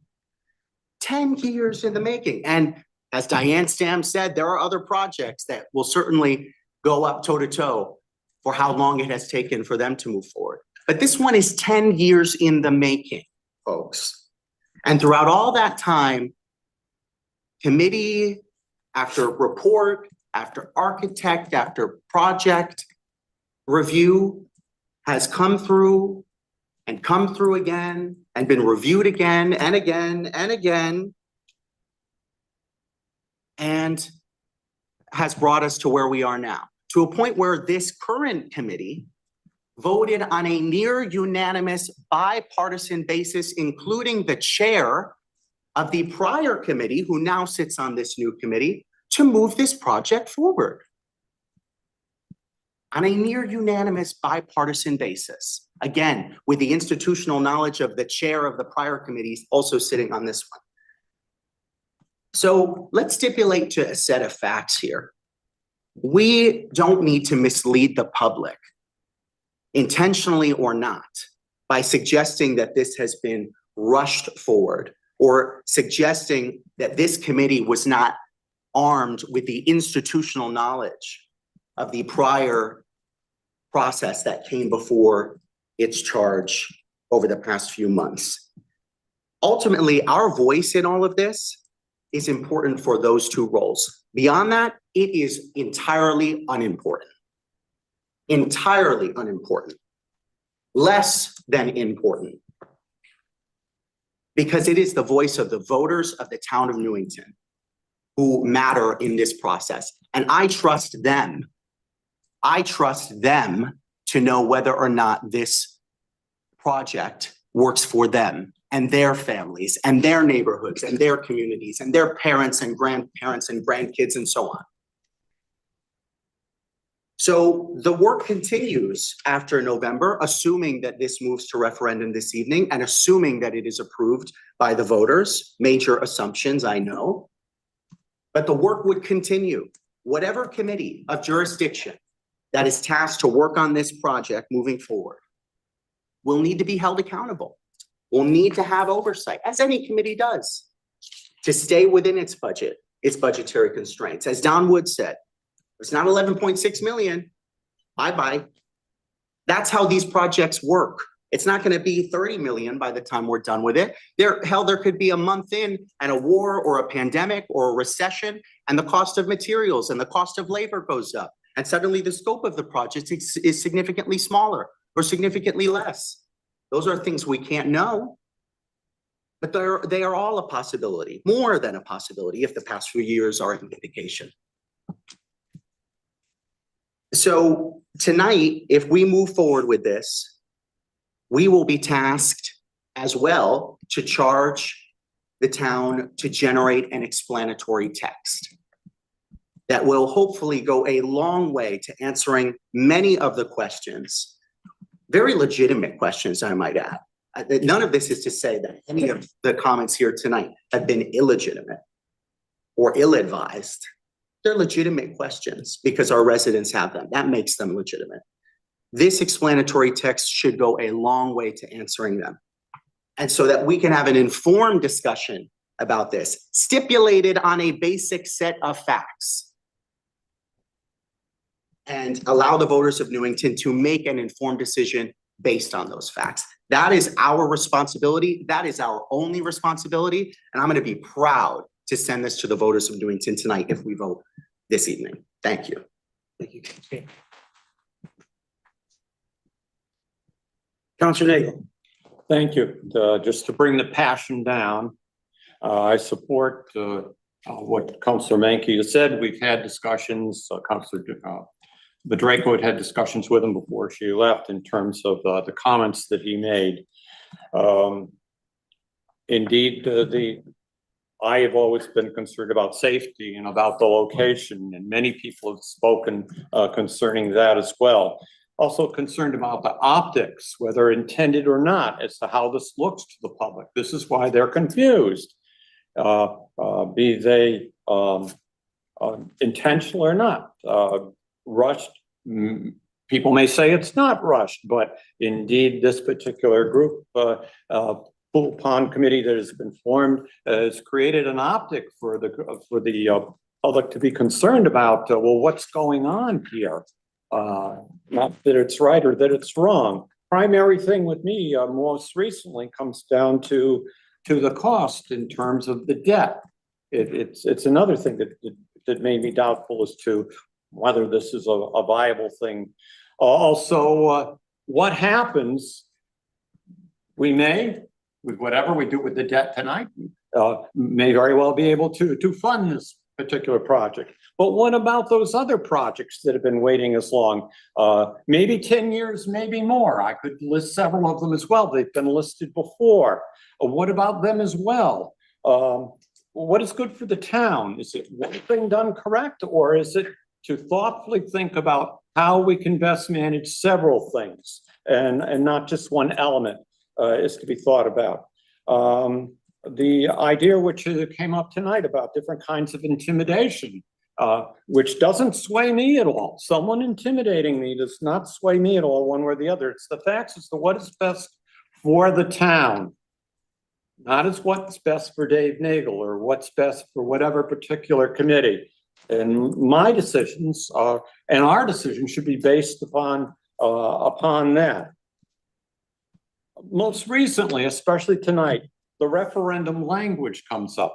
Being clear or not, how can the public vote on something if it isn't stated clearly what they're voting on?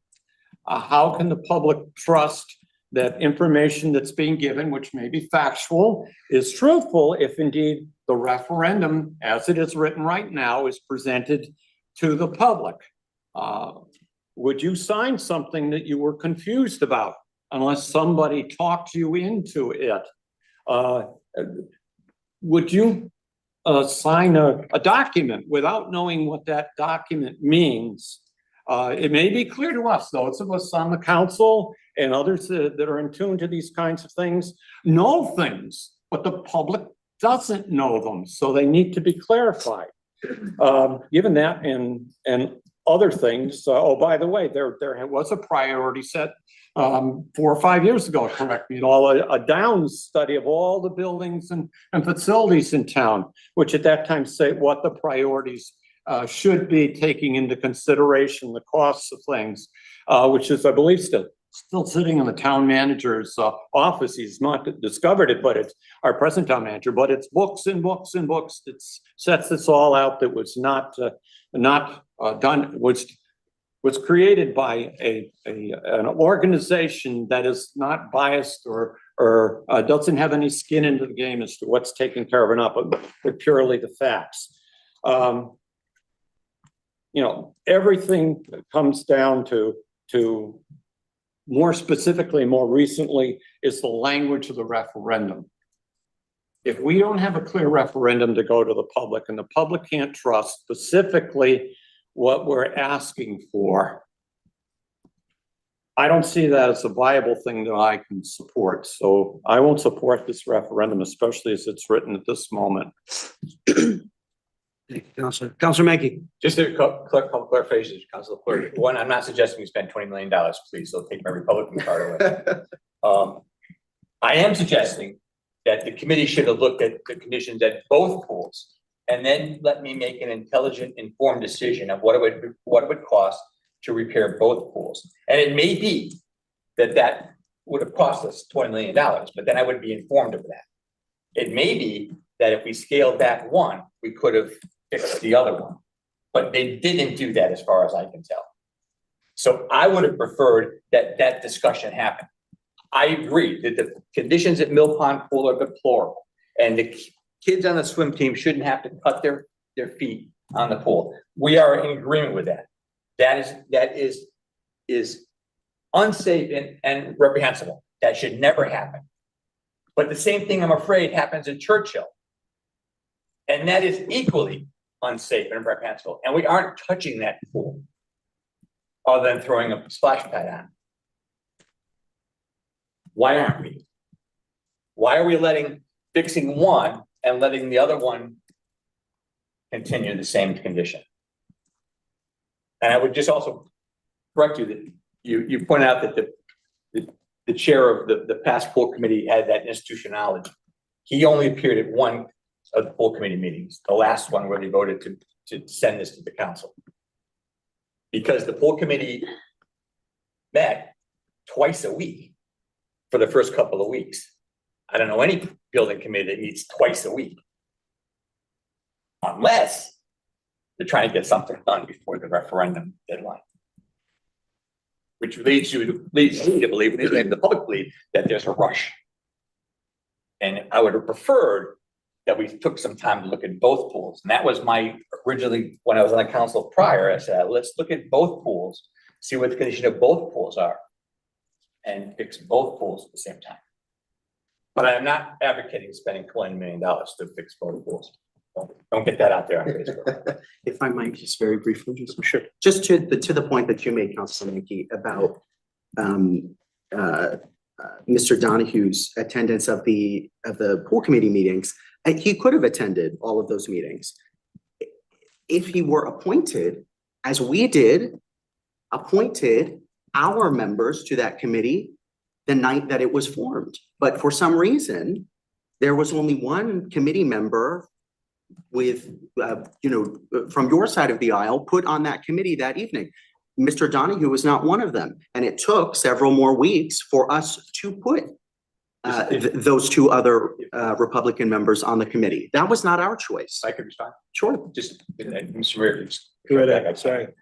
The reason for that was the one person that was put on by the Parks and Rec Board. That was them. I didn't know that the other side, that your side was putting members on at that time. Things were being put on the agenda without my knowledge. They were just happening. So I didn't know that that was a possibility. So I didn't have anybody lined up. We could have, and that I had the feeling that you already had people ready to go before I even knew you were forming this committee. So I guess as the minority leader, I was a little in the date box. I didn't know you were doing that. So also I didn't have anybody names ready to go. You guys, I assume you knew you were putting this committee together and had people already lined up, and so you could put them on.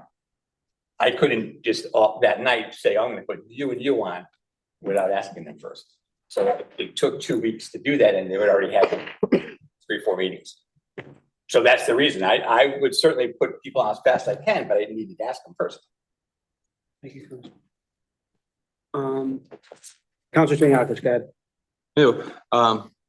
Like Councilor Lango, I don't speak with as much passion as some of you other guys, but I do want to address the issue with the bonding. I had met with Janet individually because I wasn't able to be here for our past meeting. I listened to it on YouTube on my flight, but I just wanted to kind of have a sit down with her.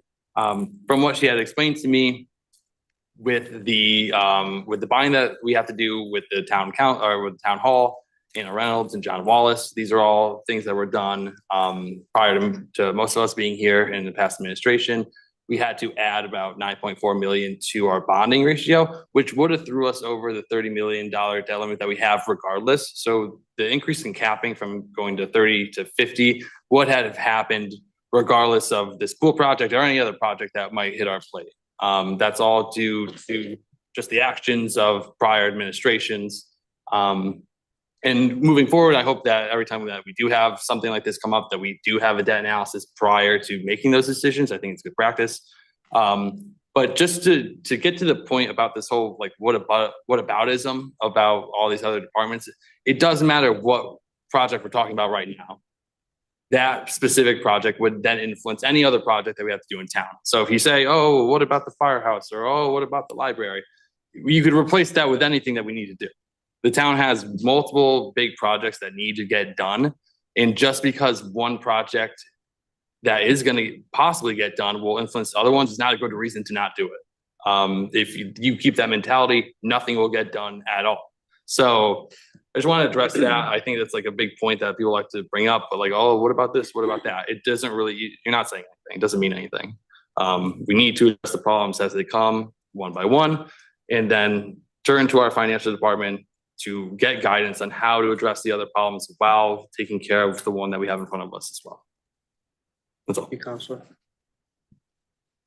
I just want to respond to a couple of things. I completely agree with what you just said. And that's really sort of where I'm at on this. You know, we can what about projects forever, and with the end result being doing nothing. And I'm just not okay with that. I understand and appreciate your passion about the other pools, but what I have a problem with is this inference that there is this sneaky thing that's going to happen. I think the chair of the committee has been clear that We're gonna do things one at a time. And I think, Councilor Mackey, you know that inference is unfair, because in your next breath, you said that you think Churchill might not get done until your grandkids have kids. So it can't be both. We can't be running an end around on the town and trying to sneak in a pool down the way, and at the same time, never get the second pool done. I think, unfortunately, we live in a time where there's this desire to find some sneaky, some sort of nefarious plot when there really isn't one here. I think we've been clear about what our intentions were, and I think we've been clear about, the committee's been clear about how they're gonna follow the path. And I think it's time to give this to the voters once and for all. Councilor Macon. I know. Need to ensure there's a sneakiness here. Those are the words, that's the word you What said. I'm trying to say is that once we approve one pool, and then these other projects, by the time we get back to the second pool, it will be a while. And in the meantime, we will have a second pool that kids will continue to be cutting their feet on because we haven't addressed. So I would have preferred that, or I was to vote on an issue of fixing one pool, I knew the condition of the other pool. So I would know what both pools were, so I would know what I am facing to repair both pools. That's what I'm trying to infer. I'm not trying to infer that anybody's being sneaky, but I'm saying that wouldn't I want to know what the conditions of both pools, or why would I just fix one and not the other? Or at least know what the condition of the other ones. Certainly, I understand that, and I think to the point of the committee chair, their plan is to continue to address that as soon as they get through this. And I don't see any reason why we can't continue to look at that and address it. Councilor Page. Thank you, Mayor. I would just say I ran along with the folks on the Democratic ticket.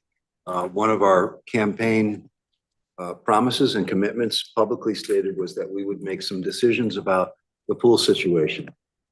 I hear rushed and I hear the word decision. I don't feel this has been rushed, as Councilor Fleur and others have said. We are making a decision. We promised the voters we would make a decision and we would give it to the voters to make a decision. We would not continue to find reasons, which we could do forever, as has been demonstrated for years, to not do things. We are here to get things done. We were elected to get things done. And if we're unelected because we did try to get things done, that's the will of the people.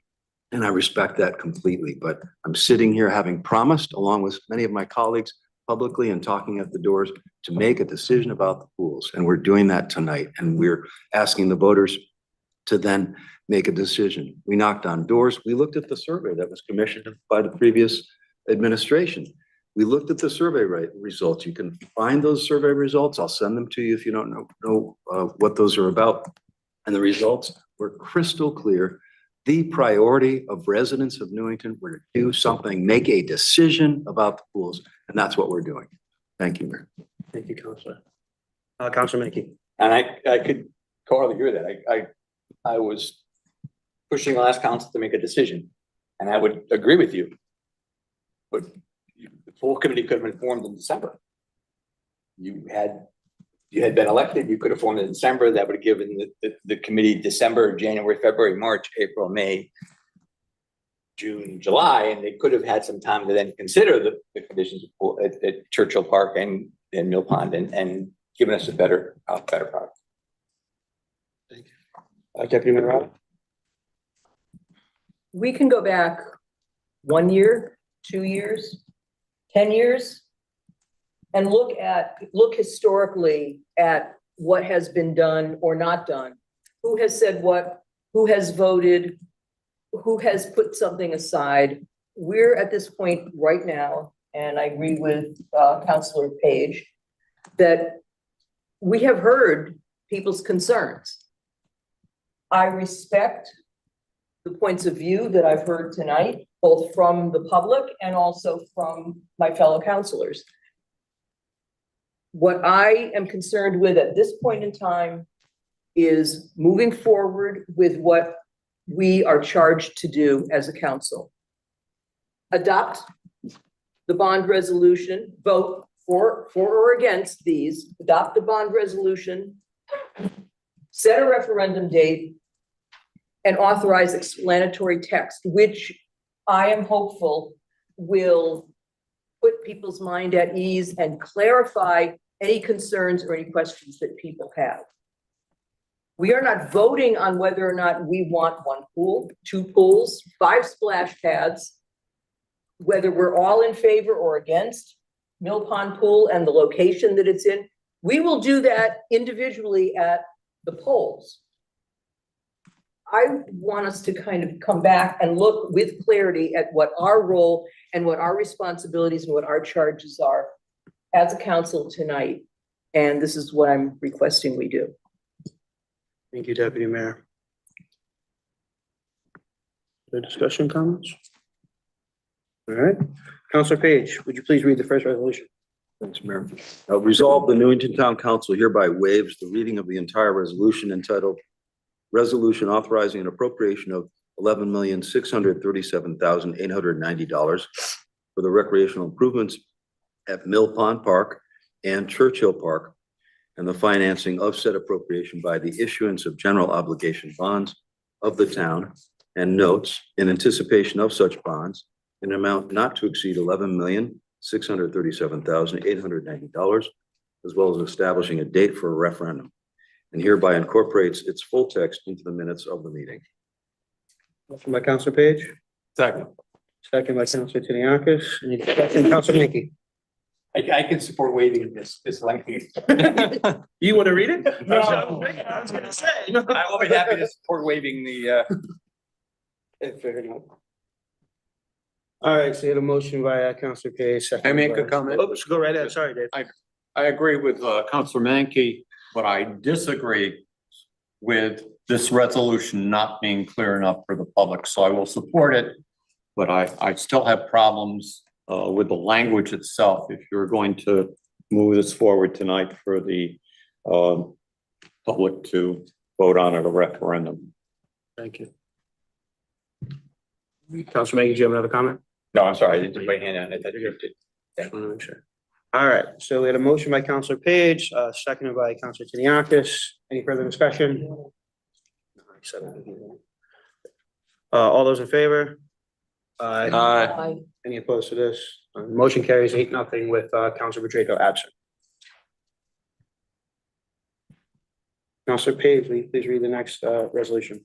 Resolve the Newington Town Council hereby moves to adopt the foregoing resolution entitled Resolution Authorizing an Appropriation of $11,637,890 for the recreational improvements at Mill Pond Park and Churchill Park, and the financing of said appropriation by the issuance of general obligation bonds of the town and notes in anticipation of such bonds in an amount not to exceed $11,637,890, as well as establishing a date for a referendum, and hereby schedules a referendum date of November 5, 2024.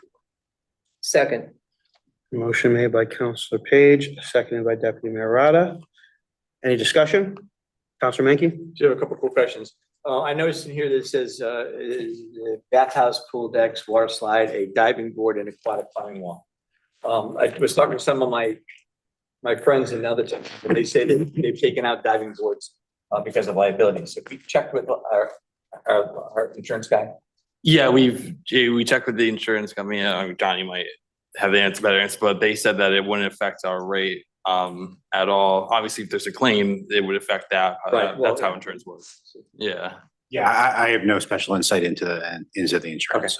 Yeah, but when I spoke to our past town manager, Jamie, she had reached out. Whoever we have for insurance, I think it's Grandma. They said there was no issue with it. Okay. So. Okay, and the other question I had is, the Churchill Park located 1991 Main Street, including without limitation, the installation of splash pad, including vault, toilet, shower room. Are we building a toilet shower room? I think like the toilet shower. I don't want to, I'm not 100% sure on the answer to that question, at Churchill. Councilman Page, you have Mine- insight? I was gonna say, I think it might be. Yeah, We have an answer for that. Yeah. Do you want to? No, But is Bill, or the mayor have There's the? a committee chair here. You want to come up, Chair? Can you Come on up, please, come on up. Yeah, come up and put it, so you can get on the microphone.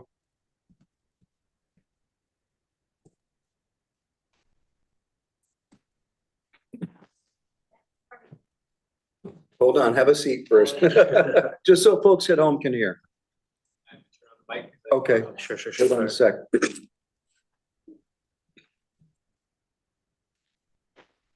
I'm short. Yes, that is part of the plan, is to include a small area where it would be a family bathroom. So that somebody would have a place to go to the bathroom and to change their clothes. So, Like this. men's room, women's room, and family bathroom, or there's two. I think I was under the impression it was just gonna be one, a one, like a single use, go in, change your clothes, do whatever you gotta do and get out, Go like to nothing. splash. Yeah, just to get it done. It just, And I did have just one other question that, I can't find where it is here. Someone had read this and they asked me, and I remember sitting on the committee that including a vault, it's not a vault to put money in, it's a vault to put the equipment in, to filter the water. So we aren't Yes. building a money vault. No. We're building a vault, no, to put the equipment in. no, wish we had some money to go in a vault. Well, if we did, we wouldn't put it at Churchill Park. True. on We Splash good? Pad, although no one thinks so. Are we good? Yes. Thank you very much. Okay. Thank you. Thank you, Council. Any further discussion?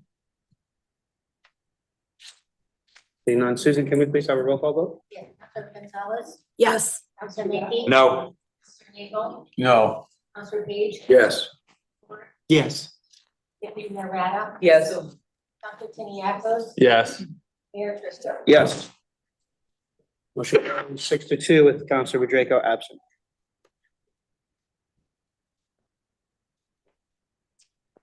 All right, moving right along to item C, debt capacity analysis. Deputy Mayor Rada, would you mind reading the resolution?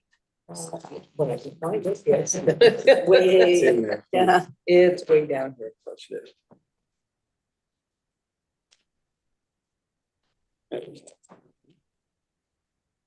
Almost there. There you go. There we are. Resolved, the Newington Town Council hereby authorizes the following changes to the debt policy established in 2002 as per the debt capacity analysis presented August 13th, 2024. 1, outstanding bonded debt against the population on a per capita basis should not exceed $1,750 per year. 2, outstanding bonded debt should not exceed $50 million. And 3, debt capacity analysis should be done prior to any project being sent to referendum for authorization of bonding. Second. Motion by Deputy Mayor Rada, seconded by Councilor Clord. Any discussion? I actually do have one discussion point. I think Janice, I don't know if I was curious if it would be okay if the council was amenable to adding a fourth item that would require a comprehensive debt review prior to any future bonding projects or proposals. I like that. I would amend my resolution. And I'd amend my second.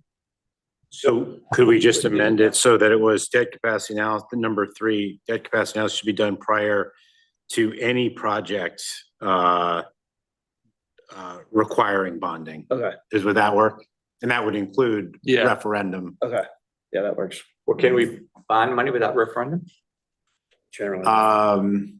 Yeah, so long as it's under, I mean, you could theoretically borrow that 1.5%, like $2.5 million. It would be a pretty small, for a general obligation issue, that would be pretty small, but you could do it through some sort of like revolving loan fund. Janet, help me out on that. Any thoughts? When I have asked council prior to this, if we ever went out for any kind of debt, if that's something that didn't have to go to referendum, and I got a no on it. You do need to go out to referendum for it.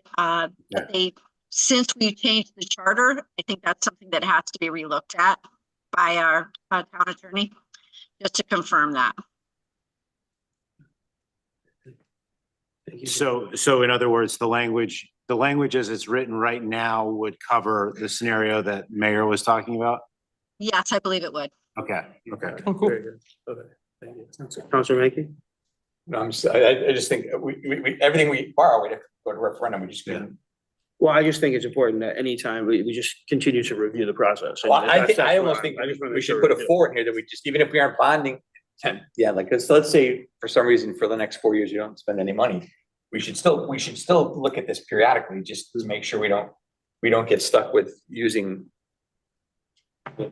So like maybe every 5 years, 2024, yeah, 2030, so maybe 5 years, we take a or look. just every 2 years, look at the policy, just to have a kind of a refresher. Well, I think that makes sense, particularly as it comes to like the benchmarks proposed, just because every year our budget's gonna change, everything's gonna change, and that those numbers are gonna fluctuate, so I think it does make Well, it sense. gives to- Janet something to do every 2 years. Yeah, If you have nothing else to do. Well, you're right. That sounds good. Is Janet, do you have a suggestion as to a proposed interval of time? Does 2 years sound appropriate to you? 2 years, if you want to see it every 2 years, that could be something that we can actually present every other year during budget time. It might be a good thing when we're going over debt of the budget, just to kind of talk about it. Yeah, Great. So every 2 years, okay. So it'll formally read, debt capacity analysis should also be done every 2 years, regardless of bonding right. Okay, status, okay? I'm fine with that Is language. that great? Number 4? Yeah, so the Yeah. item 4. Yeah. So So we're just adjusting 3, no? yeah, No, can you we're not read that adjusting back 3. to us?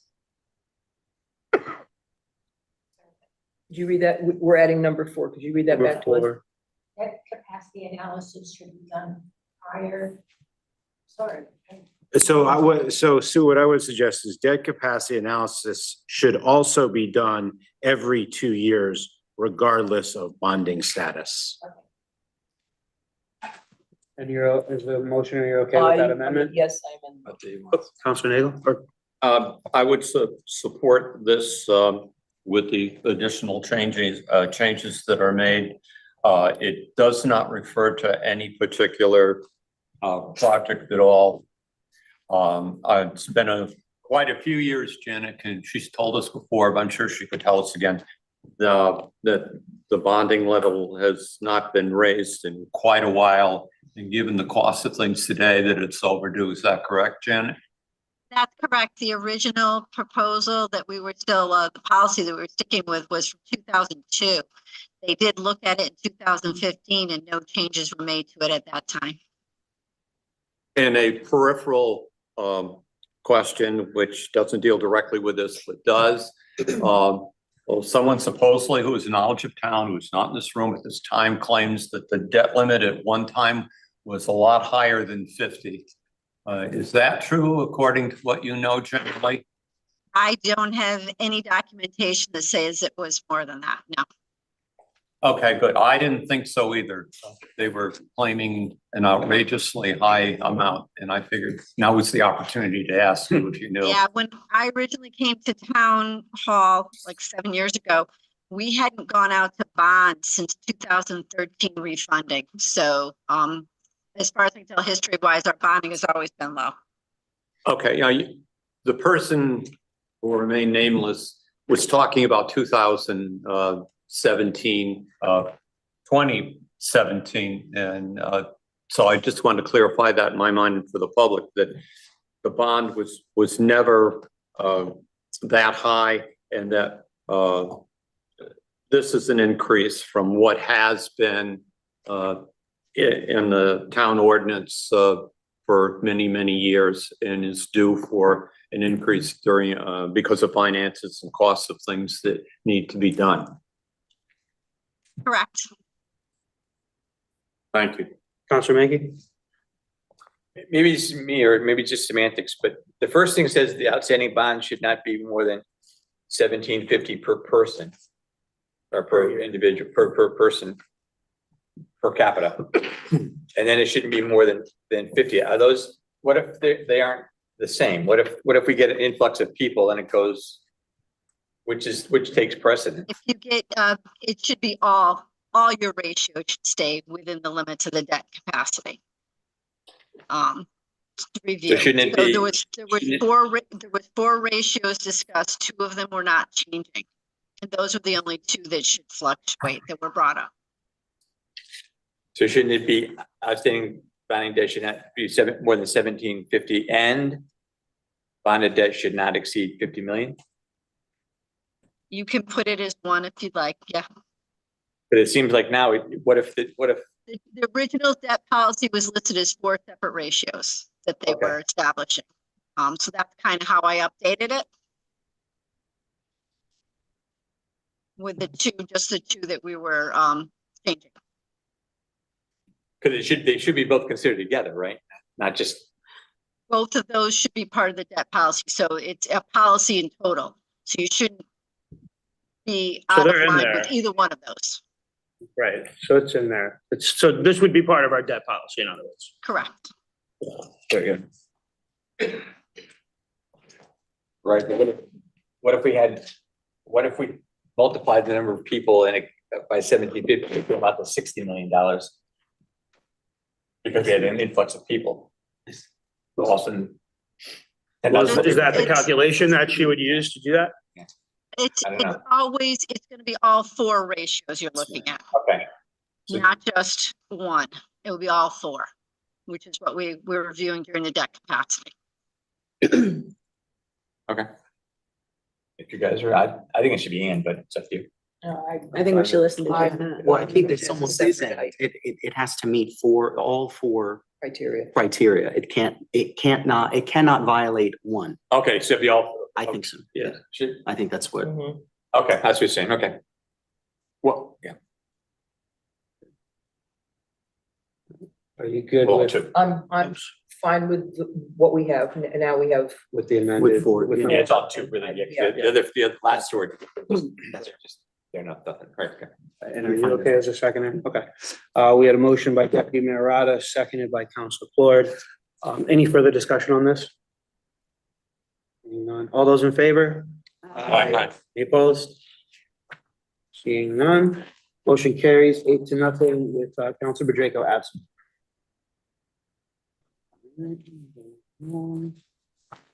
Next on the agenda is local emergency services plan 2024 update.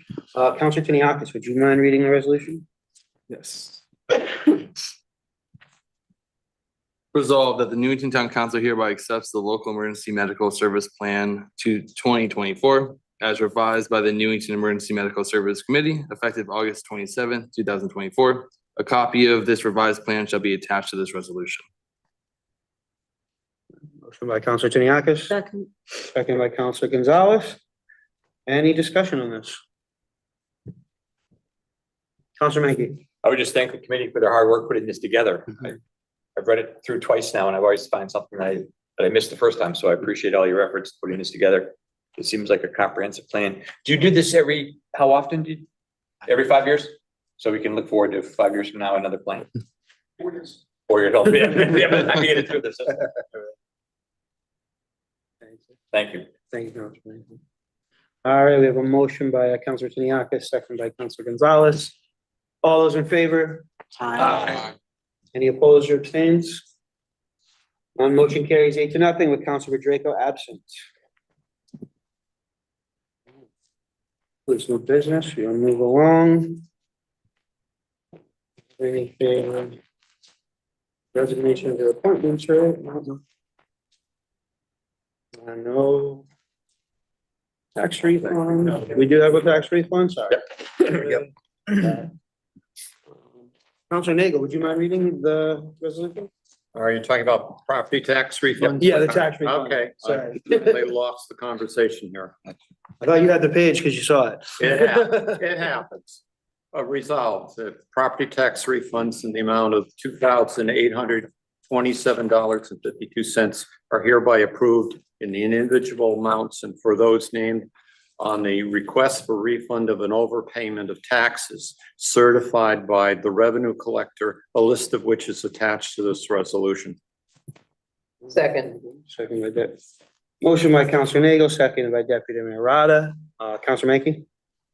No, I'm sorry, my hand's up to the last. Yeah, you're saying, sorry. Oh, all right. Any discussion? Hearing none, all those in favor? Aye. Any opposed or abstained? Motion carries 8-0 with Councilor Bedrejko absent. She's still absent. Still absent. 5-4-7. All right. Moving on to consideration of new business, and we are joined tonight by our wonderful registered voters who have been so gracious to hang out with us to present to us our early voting plan for this upcoming election. Come on, guys, thank you for hanging with us. Thanks for sticking. God bless you for staying. Sure. Hello.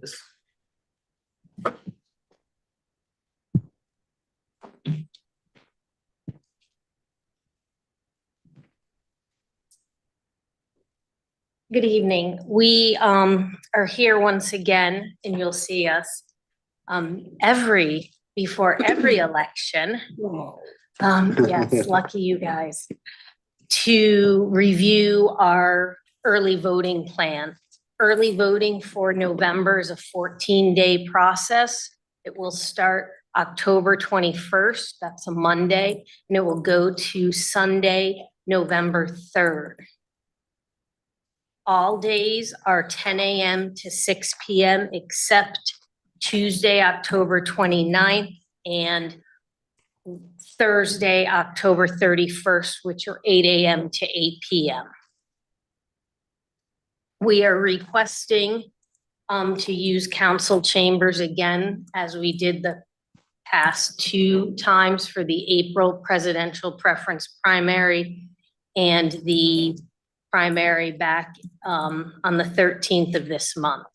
We did look into other avenues, other areas to do early voting, the multi-purpose room in Parks and Rec, and we did speak with Parks and Rec, and in a week they have six days and nights that they have that room is being used.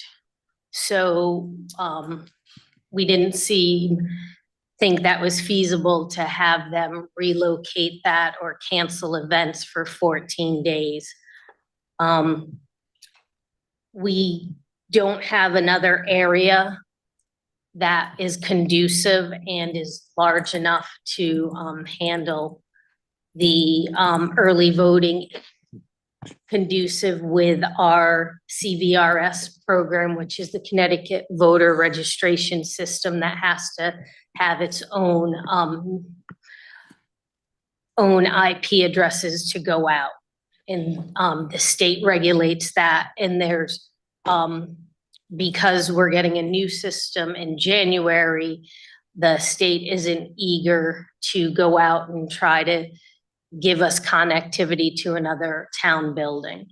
So we do understand that during those 14 days, there is a town council meeting and a TPZ meeting that may have to be relocated. If you allow us to use council chambers, it would have to be relocated because once early voting starts, we can't move the location and we can't let other people in after voting hours into the space. Any questions? Just thank you as always for your hard work and all the time you put into this. It's vital to our democracy. Thank you. Yes. Okay, thank you very much. Anything else, anything additional information that you need to share at this point in time? I don't think so. I think we covered everything. We will be doing press releases. We will be putting signs out at certain locations, intersections in town, to get the word out for early voting. The one good thing is that in all 169 towns, it's the same time, it's the same date, it's just a location that is different for each town. So hopefully it will be a successful event. If no questions. We've thank you. got Tim is first. Okay. I didn't, okay, Councilor Mangy. Jeez. What happens when I don't look at.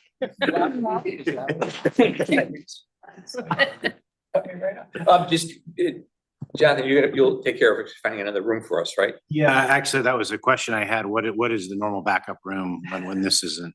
No. We went on did the other side of the multipurpose building. room down the end of the hall. Okay, got it. Yeah, but. Yes, yeah, but I'll make sure it gets re-advertised. Well, that'll be the book. That's the, it's just $4 question. Yeah, so I'll What about, I know, for us, there have been times when You guys have had meetings on on election days for the primaries that we have used the Helen Nelson room with the Okay. Board of Ed's Yeah. approval Okay, and Dr. Brummett, so that Yeah. might be an avenue.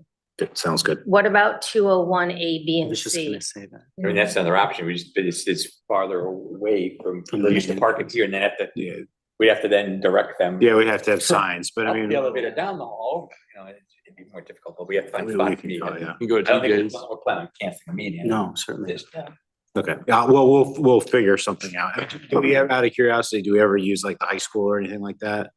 I would not try to put it someplace else because that Okay. would really confuse people. Yeah, okay. Now Sounds we're at a whole different street. Right, right, a okay, whole all different right. place. We'll cobble something together. Thank you. I think I would just thank you guys for your efforts. I know this is tricky and, how many people do you expect to early vote? We don't know.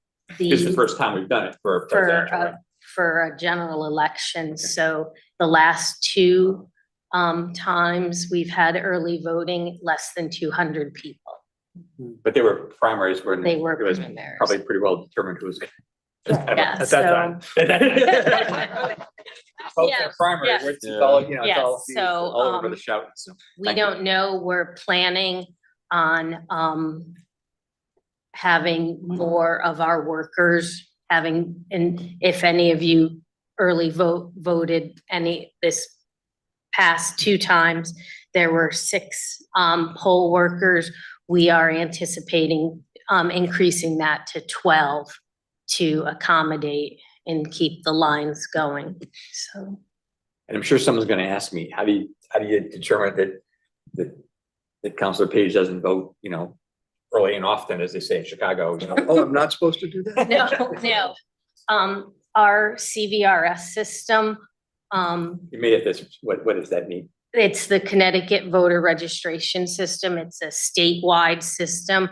So if someone comes in and votes, our poll workers, the person checking you in has the live system up and they literally scan your name and scan you in. And then when you finish voting, you bring it to the checkout person and they scan you out. And if we looked at that official list, it would have an E indicating early voting. Okay.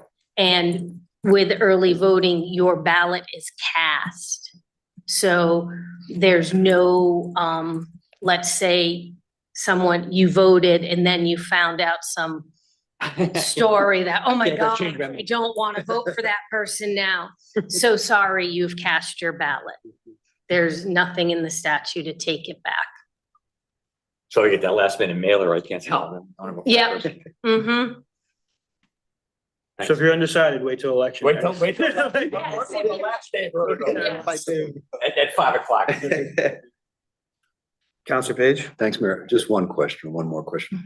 And it may be premature to know the answer to this, but I would like for you to keep us posted. In the past elections, there's been discussion about challenges with finding folk to work at the polls.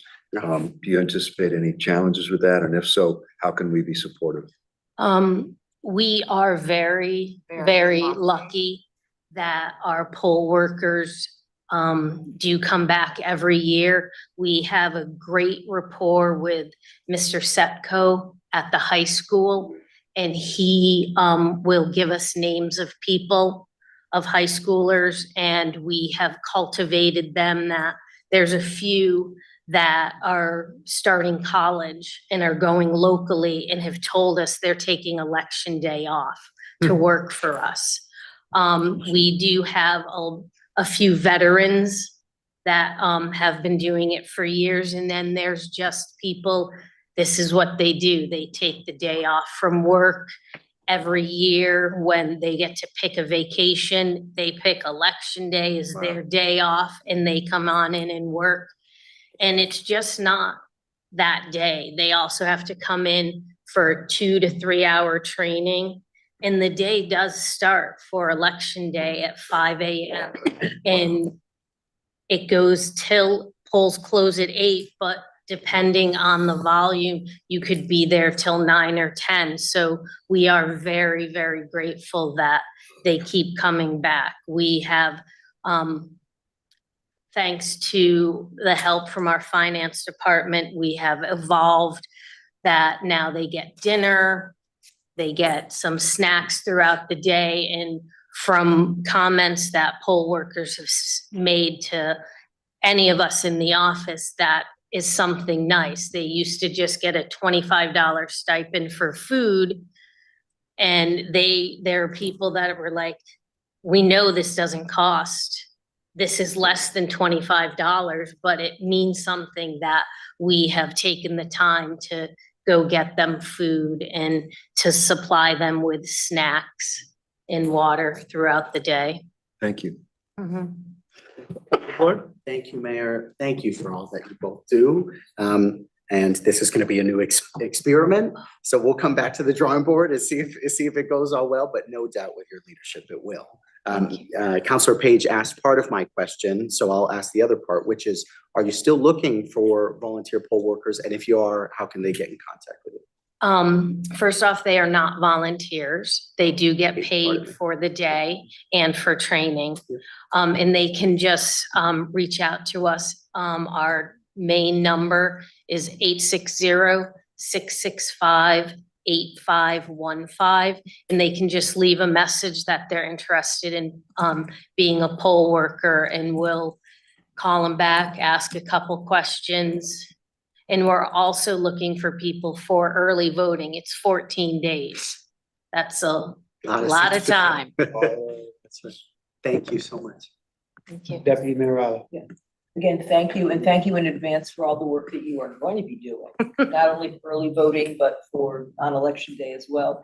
And I look forward to having you come back after the fact and let us know how things went, what challenges, you may have incurred, how smoothly things have gone. So thank you, and look forward to hearing more from you. Thank you. Deputy Mayor, Councilor Nagel. Yep, thank you also for all that you do. I know it was, the question was asked about poll workers and not having them and whatever, and you're fine with them for the election. But I realized the problem that you may have had to fulfill that was for the primaries, that some of your regular people were not available on those particular dates. Do you need a reserve number in case that happens again in future years if there are primaries? Yep, primaries are difficult because most of them happen sometimes during a vacation week or the summer, and people plan vacations. And most primaries, like the one we just had on the 13th, we had a lot of our poll workers were on vacation, and they we were able to find other poll workers, but it's always good to have a reserve because stuff happens. Like, you could be driving to the poll at 5 a.m. and become ill, and now we're scrambling. So I do know for this past primary, we did have a few people on standby that we said, hey, you may or may not get a call at 5 a.m. Okay, thank you. Yes. Of course. You're talking about poll workers. These are not volunteers. These are people that require training. Could you just very briefly talk about the training that entails? So it's not just showing up that day, but there are other requirements and time commitments that people make. Is that correct? Right. The training, it varies from job to job. We have a greeter who will help people get through the lines, because we will have multiple lines for streets. Then there's the official checker. That's the person who crosses off the names. And I'm making it sound like that's the only thing they do. All the jobs aren't as easy as they sound. Like, oh, anyone can cross off a name. Yeah, then you have to go back and count every name after a 15-hour day. So there is training involved depending on what job. There's the ballot clerk. That's the person who gives the ballot. They're also in charge of keeping track of how many ballots they have given out. There's the moderator and the assistant registrars, and they are the general manager and manager of the polling locations. Those do need to be certified through the state, those positions through classes. And then we have the tabulator tender who gives you the I voted sticker. That sought after I voted Best job. sticker. But that tabulator is over 20 years old. So they have to know how to fix that, jiggle that to get the ballot to go through because they're all on their last leg. There are towns that send out an email saying, does anyone have a spare tabulator? Because their tabulator is broken or one of their tabulators is broken and you need to have tabulators for each voting location. So you have to know where to kick it or where to get it to get it. Kinda, it's more of a massage. Yes. So it's a fun day. People love it, but there is a lot of training that goes into it and we do take it seriously. That Jenny and I joke that neither of us look good in orange. We have to talk joke. Any other questions or comments from councilors? Thank you guys so much. for Okay, hanging so, with us. Yeah, what do you have for us? Yeah. Okay, Yeah. thank you. No, that Thank was you. great. Thank you. Thank you so much. Thank you very much. For everything and staying so late. Appreciate it.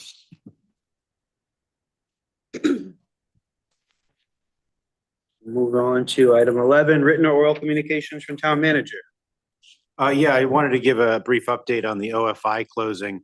Originally, we'd been targeting tomorrow, actually, the 28th to close, and doing the due diligence.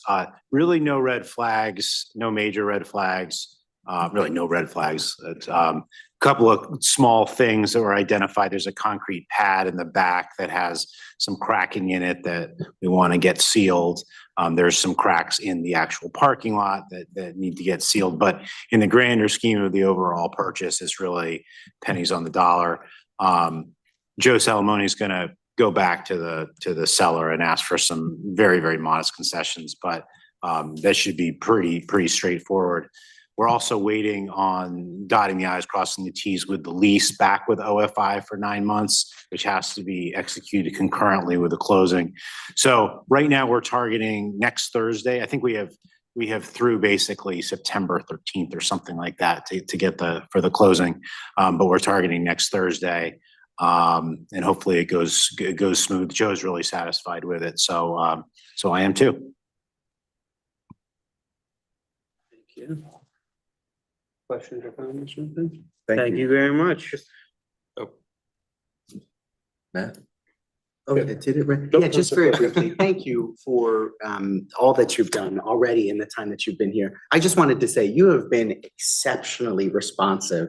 I'll speak for myself, but I know chatting with other counselors that you have just been on top of things and you have hit the ground running and you are doing a remarkable job. So thank you. Well, thank you very much, Matt. I appreciate that.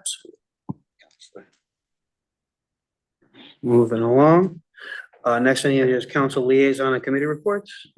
Counselor Nagel? Yes, I recently attended the library board special meeting where they talked exclusively about the presentation that they are going to present to this board. Lively conversation about what to do, not to do.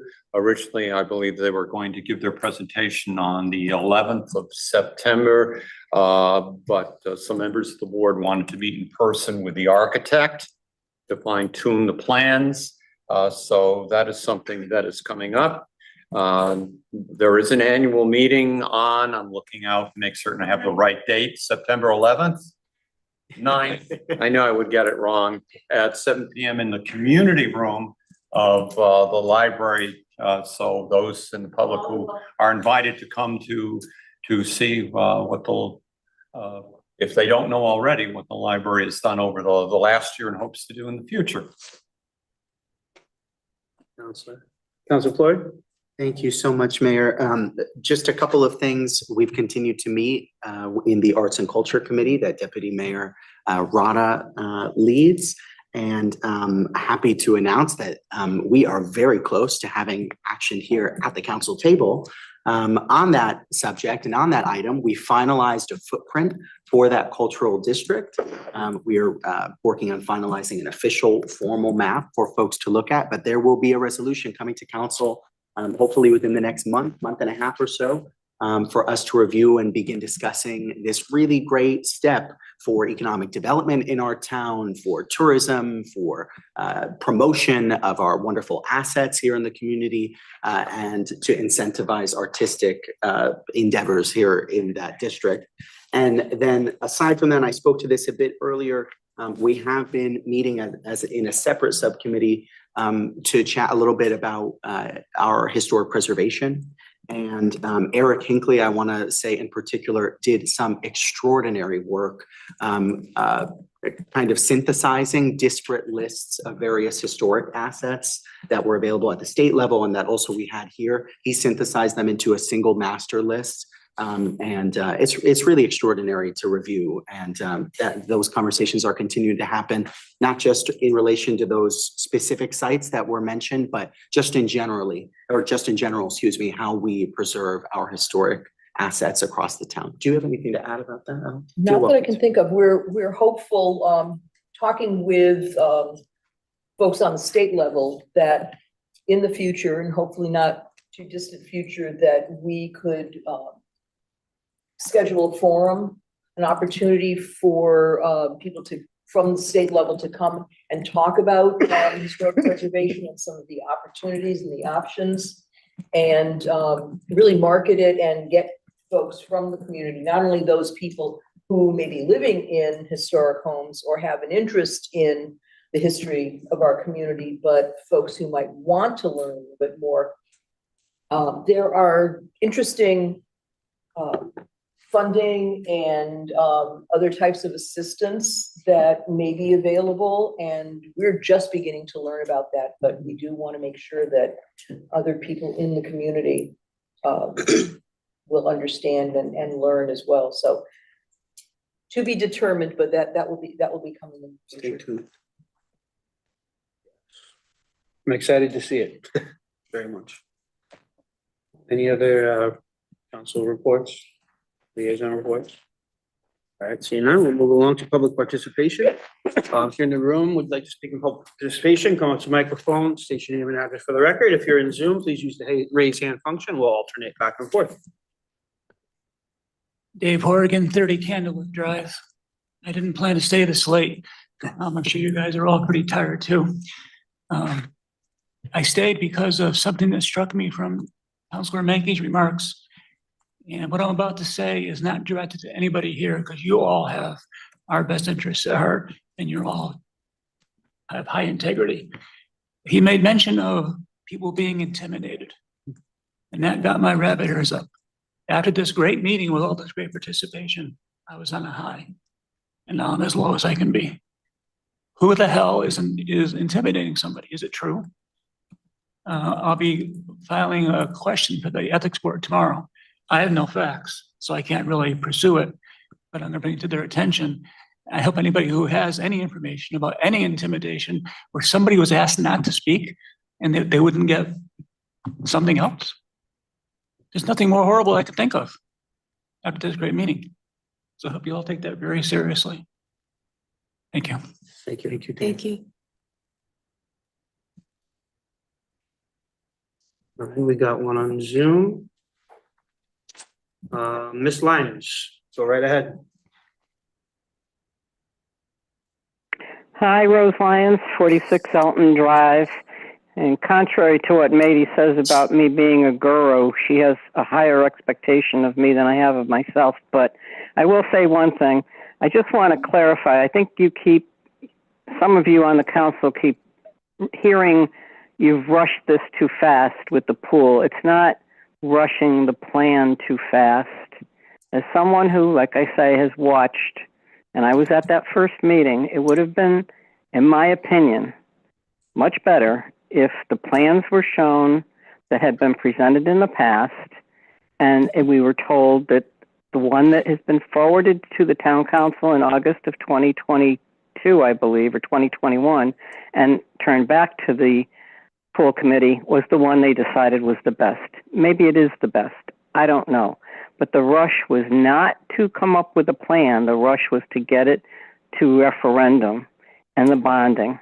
I think the questions that were asked tonight could have been answered prior to this. If it was such a priority, why wasn't it brought out right after the election? I just don't understand.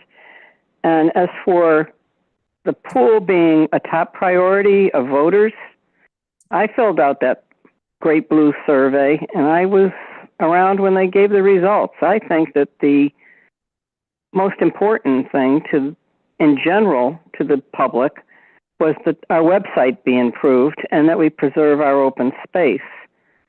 Yes, probably Mill Pond Park Pool was priority under the department's priorities, because from my recollection, each department gave a choice. It was a multiple choice thing of what you wanted.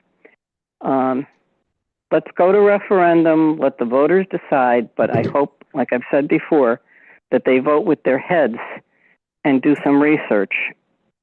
Out of all the people that spoke tonight, I think Matt Braddock, I think was his name. He lives on Audubon. He's spoken at the pool committee.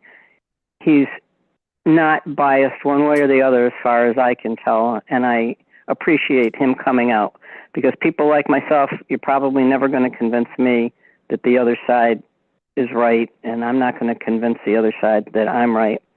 In any case, to the historic homes issue, back when they were talking about changes in zoning at Newington Junction, no one on TPZ seemed to care that it was a historical district. Gail Bedraco brought it out to them, and I don't even know that, yes, she was on the council at the time, I think, I'm not positive. But we seem to be a reactive community. If we see something being sold and we think it should stay, we want to buy it. We don't think ahead. We don't put the money into our budgets. I think $25,000 was cut from the historical homes that we already have budget this past budget season.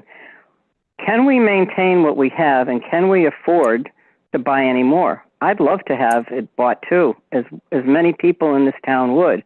But how people that were so oblivious to the fact that there was even a historic district over there now are clamoring for us to buy it is beyond me. In any case, thank you. Have a good night, and see you in November. Bye. Thank you, Ms. Lyons.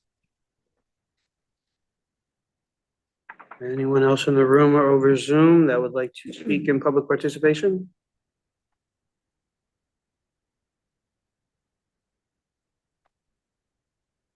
Seeing none, we'll move on to remarks by counselors.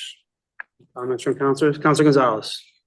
I just wanted to say thank you to the community. This past weekend, I was involved in an event for the veterans at Victory Gardens. It was a thank you celebration for the end of the summer. And I got involved with about a month to go before the event started. And I reached out through social media and through word of mouth for help from the public. And I had an overwhelming response from so many people, and I had so much help to make it a great success. The smiles on the veterans' face when they got their gifts, and the DJ was there, and the bounce house for the kids. And it was really, really a nice, great time for them. And I just wanted to say thank you to everyone that helped out. I would never have been able to put it together without every one of you. So I really, really appreciate all the help.